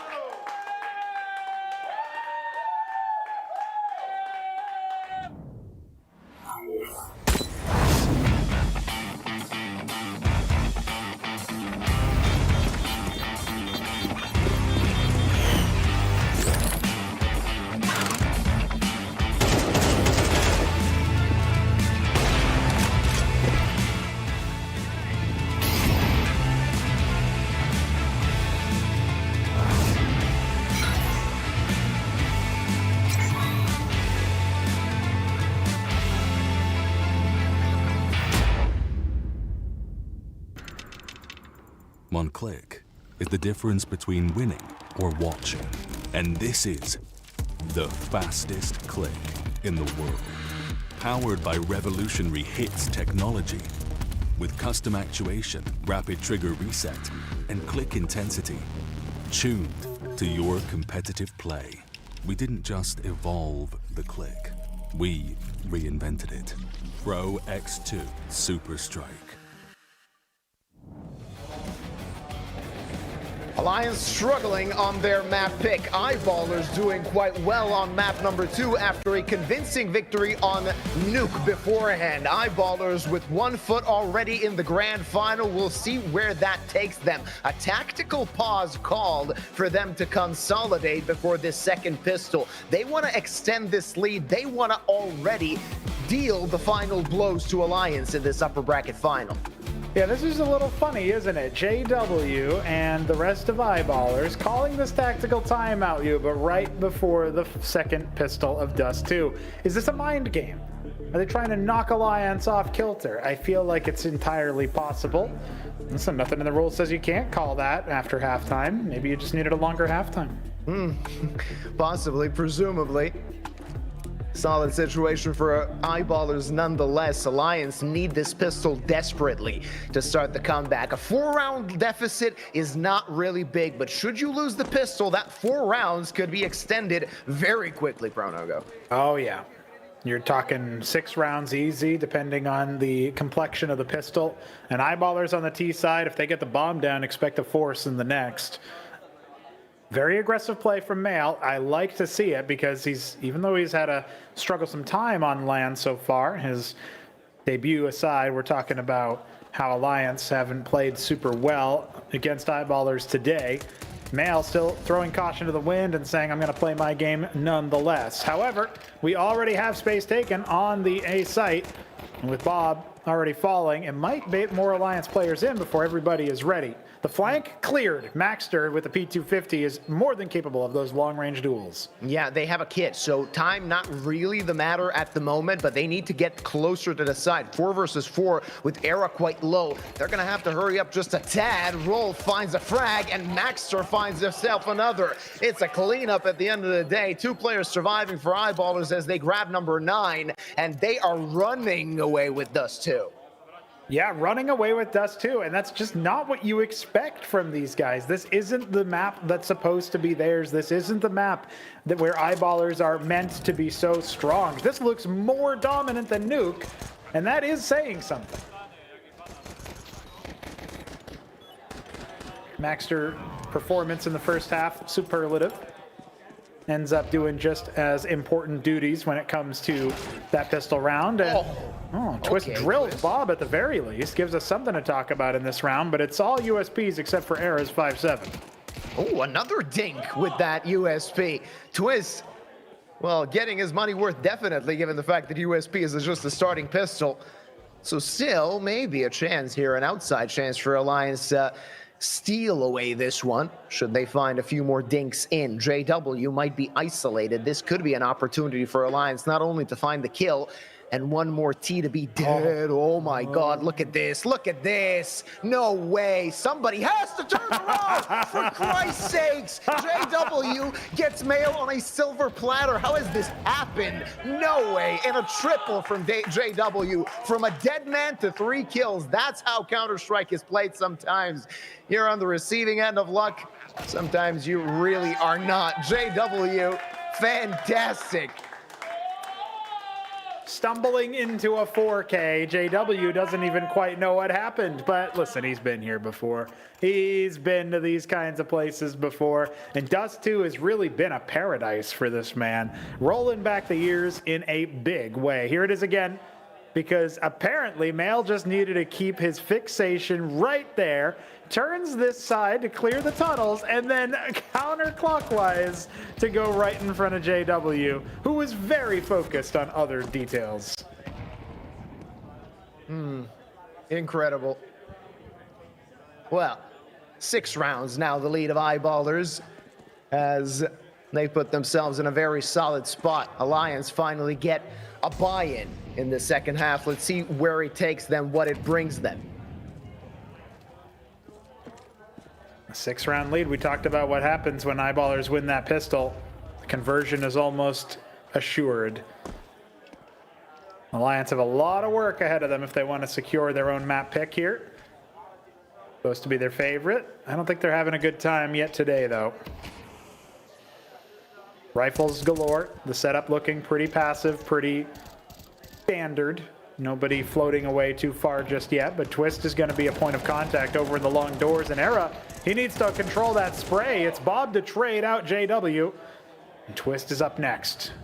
Long doors now. Twist runs through the smoke. An unforced error made again by Alliance. Eyeballers now with a man to the good. Avid looking to dull the blow, but he's going to get blown away by Bob XZ. It's the A-bomb site that belongs to Eyeballers. It's number 11. Uppy and Mail, they can just save what they've got, or at least try to.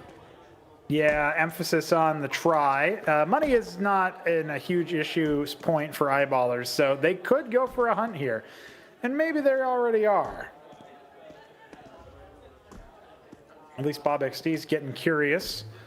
Obviously had a very good round. 2 frags and participated in quite a dismantling of that A site. Oh, Dex has spotted one and probably knows that means the other is there. So while Uppy and Male09 are trading haircut ideas, Alliance's survivors may be being forced to survive no longer. Nobody's watching for Dex. He could end up scouting ahead. He certainly made a lot of noise. And there it is. Everything full wipe. They trade 1 player for 2 more frags. Rolf's happy about that. Eyeballers are happy about that. 3 rounds in a row on the T side, but Eyeballers are so damn close to winning this, and I don't think Alliance have even started the comeback. Yeah, Alliance just did not get started at any point, I would say, of this map, but also could be said about this best of 3. That first half of Nuke, the only silver lining in this best of 3 for Alliance. Eyeballers have been in the driver's seat ever since the side switch on map number 1. And Alliance really need a Hail Mary play here. These pistols looking to do some damage, but it's Bob XD alongside Dex cleaning things up. A +3 for Eyeballers as they have already booked themselves match points. Certainly seems like it. Even with JW tagged, Avid and Era would have to have the most miraculous rounds of their lives, of their careers, in order to make this happen, as the T's have already arrived.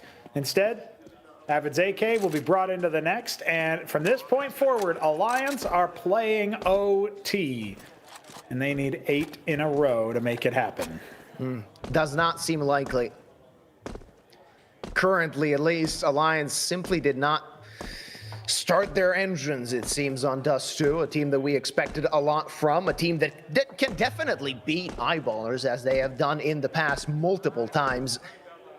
Already this year, these 2 teams faced each other on LAN in Stockholm, and it was them trading blows. If I recall correctly, Eyeballers got that first victory, and Alliance actually got a win when it was a bit more important. But currently, it's all Eye. Sure is. 8 chances, man. You're not going to find this in any other capacity. It feels impossible for Alliance to come back from this position. You can see that they were trying to be ballsy with the buy that they had, with the resources that were available to them. They just couldn't get it over the line, not a single frag going their way, because wouldn't you know it, that's the round where Eyeballers have that A-leaning spawn. That's the round where Eyeballers decide to send multiple players through the double doors in A.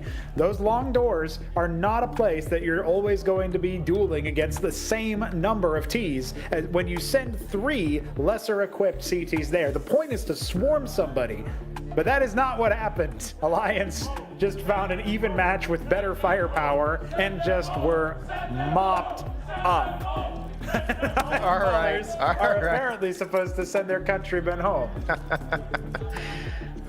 Some banter made, though still, Alliance, even if they lose this one, they still have 1 more best of 3 to play to be sent home. Eyeballers, that's the point. Their home is the lower bracket. Oh, all right. I get it. Eyeballers, 1 more round necessary to be in the grand finals of the Conquest of Prague. JW wants to open things up, but he'll just burn in that twist molly. A +1 for Alliance. Let's see, can they utilize it to extend play on Dust 2 at least a little bit longer? Yeah, man had 20 frags. He can let his team catch up a little bit, sit this one out, sip some tea, and figure out how he's going to relax for the rest of the day, because I think the hard work is done. Even if it's not in this round, even if this is finally when Alliance claw things back, Dex steals away the sniper. There will be no freebies for Era or for Alliance writ large. Flash comes out. Bob clears the player playing anti-flash, but Avid has the trade. 4 versus 3. Alliance still in the lead in terms of manpower, but this crunch onto the A site could still overwhelm people. Twist solid off angle. Let's see if they can Shrek him.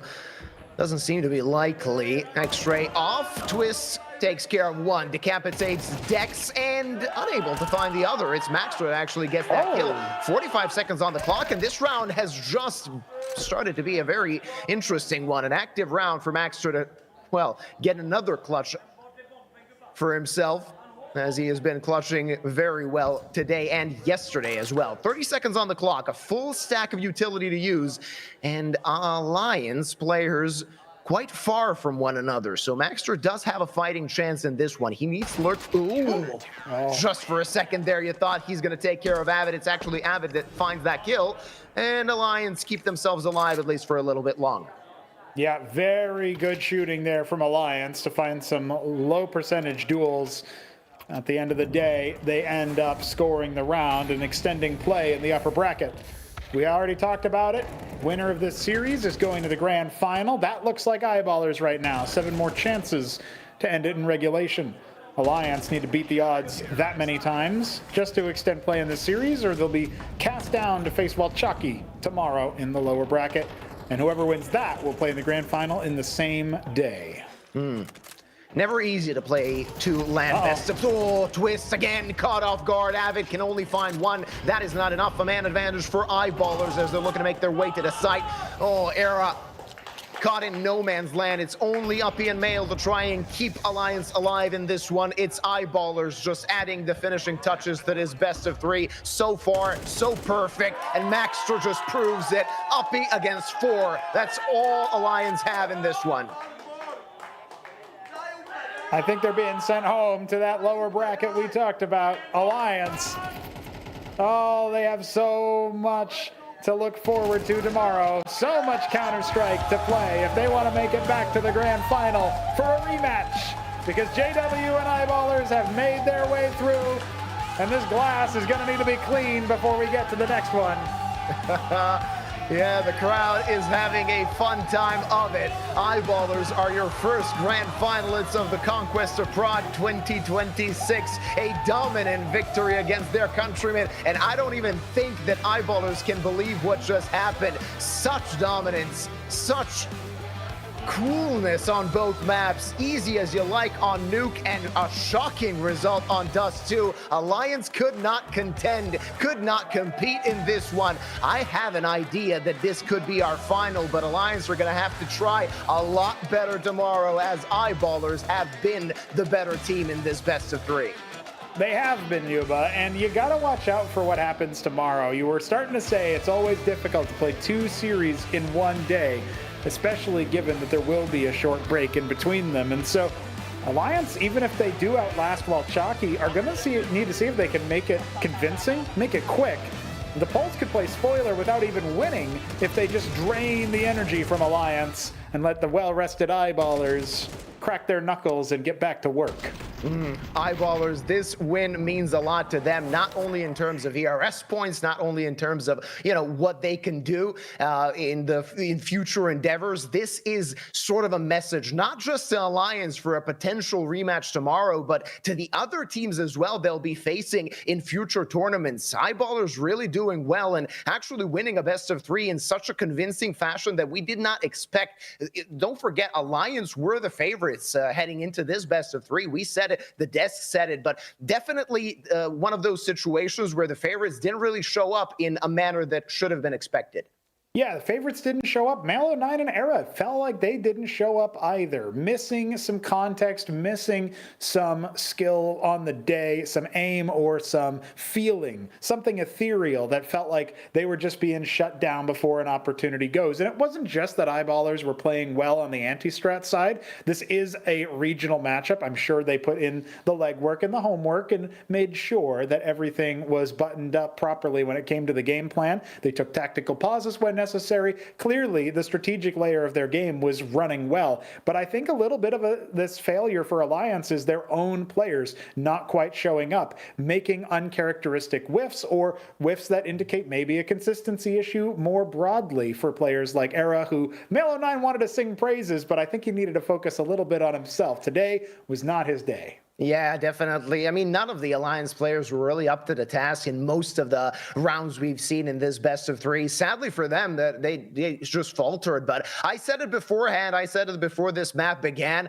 Fnatic was in the lower bracket last year, and we know how that ended. They ended up taking the trophy home with them. So maybe this is just, you know, Alliance getting put back on the earth and sort of one of those situations where they need to play it seriously in the remainder, of course, of this tournament. But this is the end, at least for us, for the Conquest of Prague, ladies and gentlemen. Like last year, it was a pleasure for Pronogo and I to cast for you guys. Now we can toss it over to the desk so they can break everything down for you.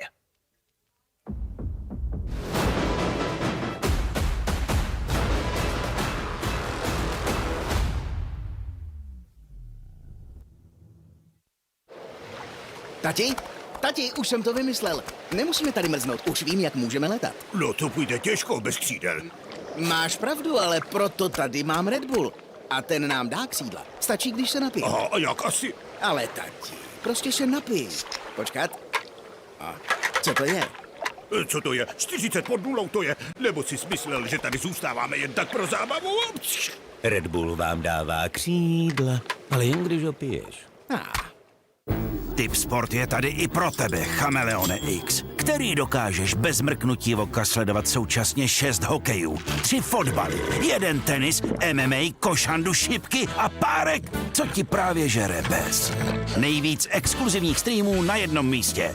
Tipsport, největší komunita sázkařů.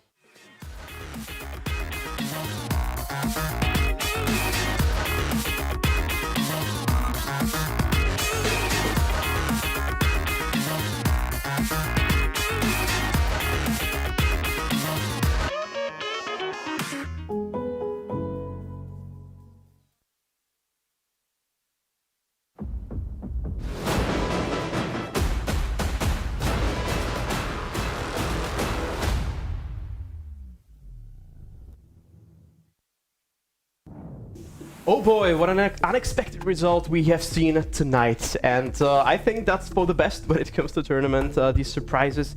Of course, for the fans of eyeballers, a welcome surprise indeed. They do have an eye for especially ballsy plays, that's definitely something we can say about them, but 13-5, and of course the first map 13-8, that's a dominant victory. Yeah, not only dominant victory, but moreover, the best, at least kill-wise, map from JW, best Dust 2, to be precise, since 14th of January 2025. Oh my. More than a year and 4 months since he managed to get 21 kills, and now he did it, so really good showing from him.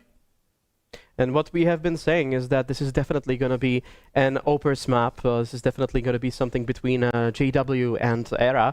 And we have seen very well on our own eyes that JW can step it up when he wants to, when he needs to. And his team definitely needed this on this particular map because they were definitely not favorites at all. This is one of the best maps for Alliance, but they fell apart. And JW definitely was one of the instrumental parts for that success, right? Yeah, definitely, completely. I would say eyeballs just find a way how to surprise their opponent. They're playing pretty close rounds since the beginning. Then we saw some clutches and moments pretty hard to play from Maxter, and I like these because that was exactly the same like on the match before when somebody clutching, when somebody is doing something special, it would bring the energy for their team.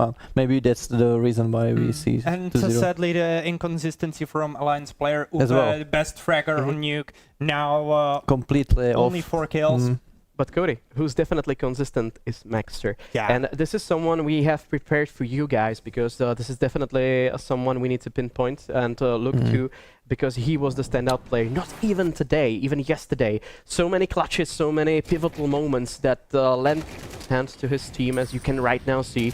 But this round, Yeah, this round it in was particular. crazy around the smoke, but honestly, he is star player for Team Eyeballers, at least social media manager or something like that. Said it on the watch party next door on the Czech stream. So he definitely showed us why he is in that very position.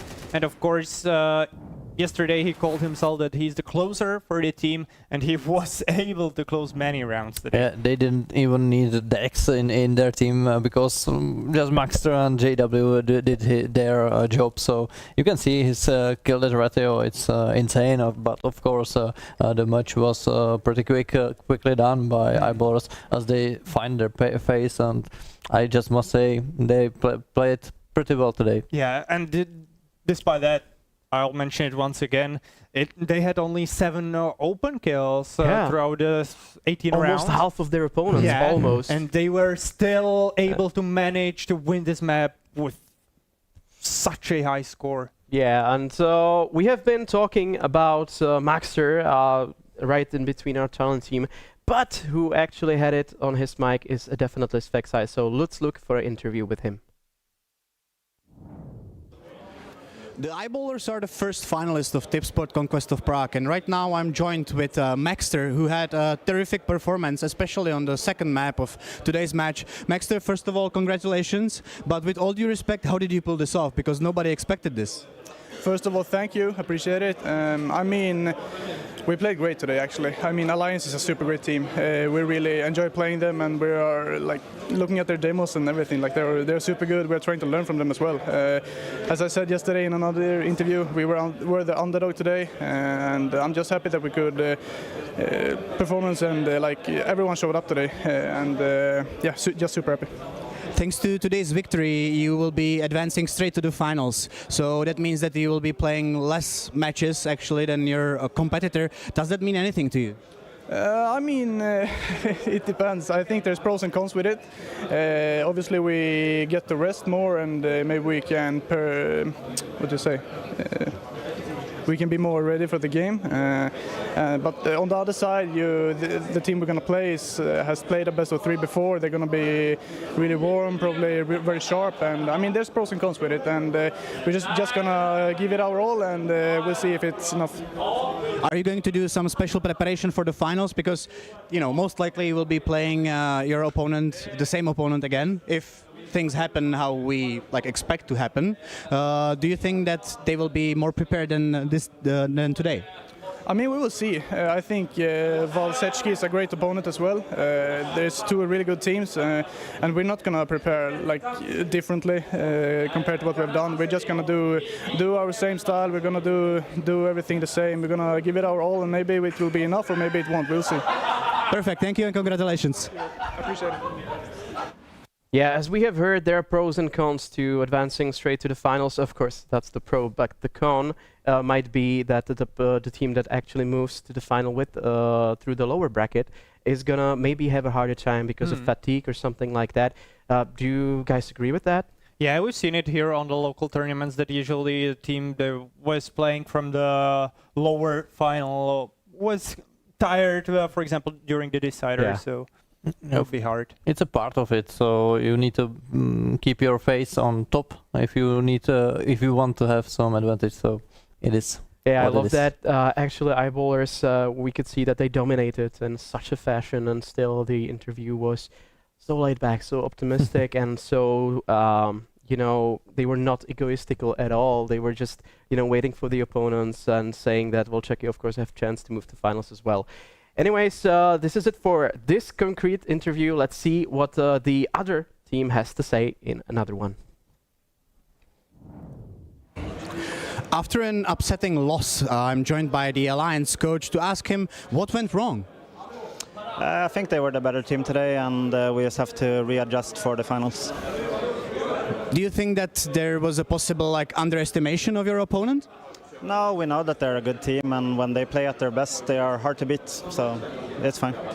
Thanks to this loss, you will have to go through the losers bracket, through the consolidation final, so you will have to eventually play one more match. Does this mean anything to you?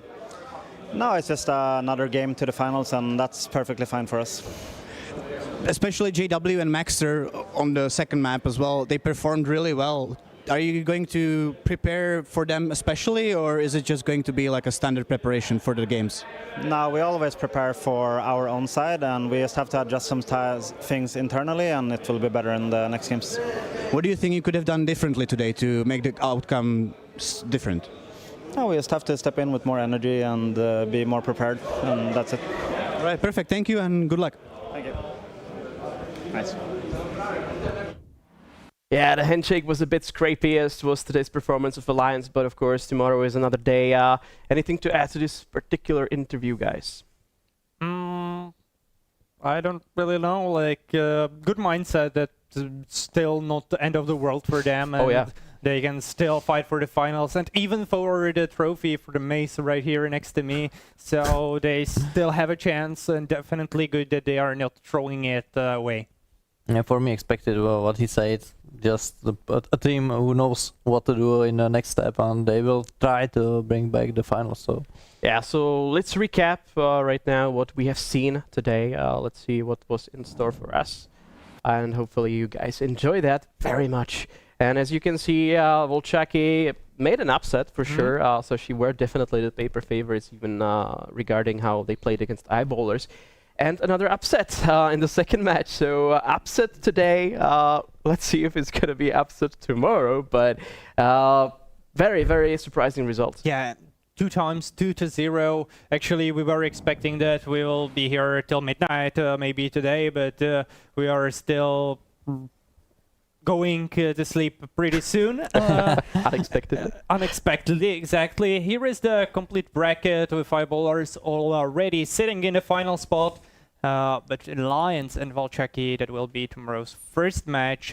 These teams, of course, have guaranteed a medal, so at least something they will get from Prague. But whether it will be something more pricey, let's say, or the bronze one, we'll see. Yeah, and for tomorrow, of course, the games are pretty much lined up apart from the final, so at least the first one you can see how it's going to play out regarding today's results. It's going to be Alliance against Walczaki, so a repeat of the initial game for both of those teams. Walczaki fell short on the first duel and it was not pretty. On the other hand, Eyeballers know they have to wait. They have TBD there. It's TBD. I see the team on many tournaments. They are playing quite a lot.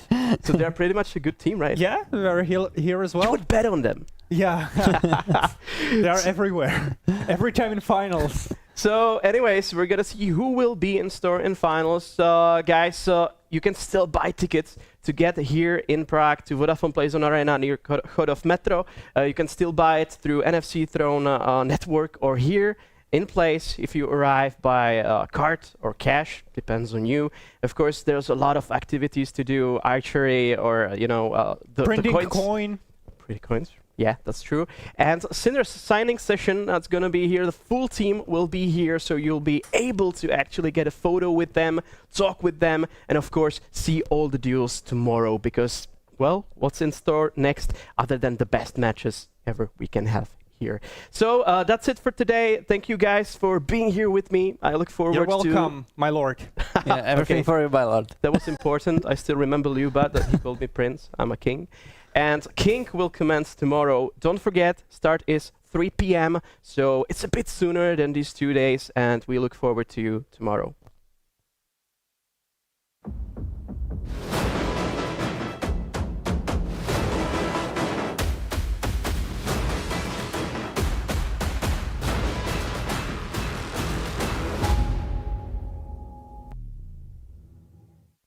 Nový Straight Wild Beat.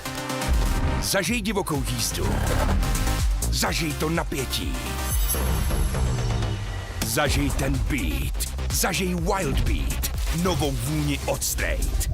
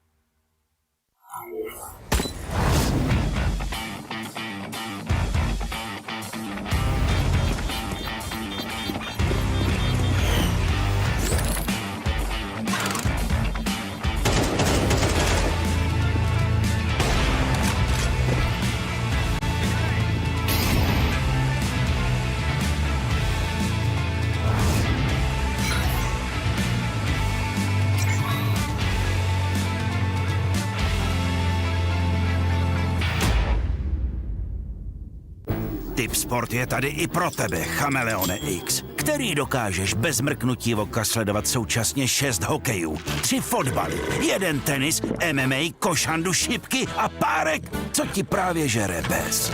Nejvíc exkluzivních streamů na jednom místě. Tipsport, největší komunita sázkařů.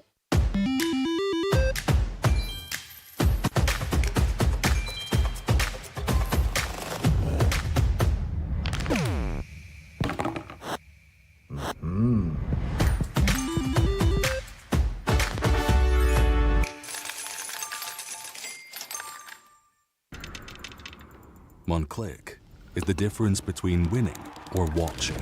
And this is the fastest click in the world. Powered by revolutionary hits technology. With custom actuation, rapid trigger reset, and click intensity. Tuned to your competitive play. We didn't just evolve the click. We reinvented it. Pro X2 Super Strike. Tati, už jsem to vymyslel. Nemusíme tady mrznout, už vím, jak můžeme letat. No to půjde těžko bez křídel. Máš pravdu, ale proto tady mám Red Bull. A ten nám dá křídla. Stačí, když se napije. Aha, a jak asi? Ale tati, prostě se napij. Počkat. A co to je? Co to je? 40 pod nulou to je. Nebo jsi myslel, že tady zůstáváme jen tak pro zábavu? Red Bull vám dává křídla, ale jen když ho piješ.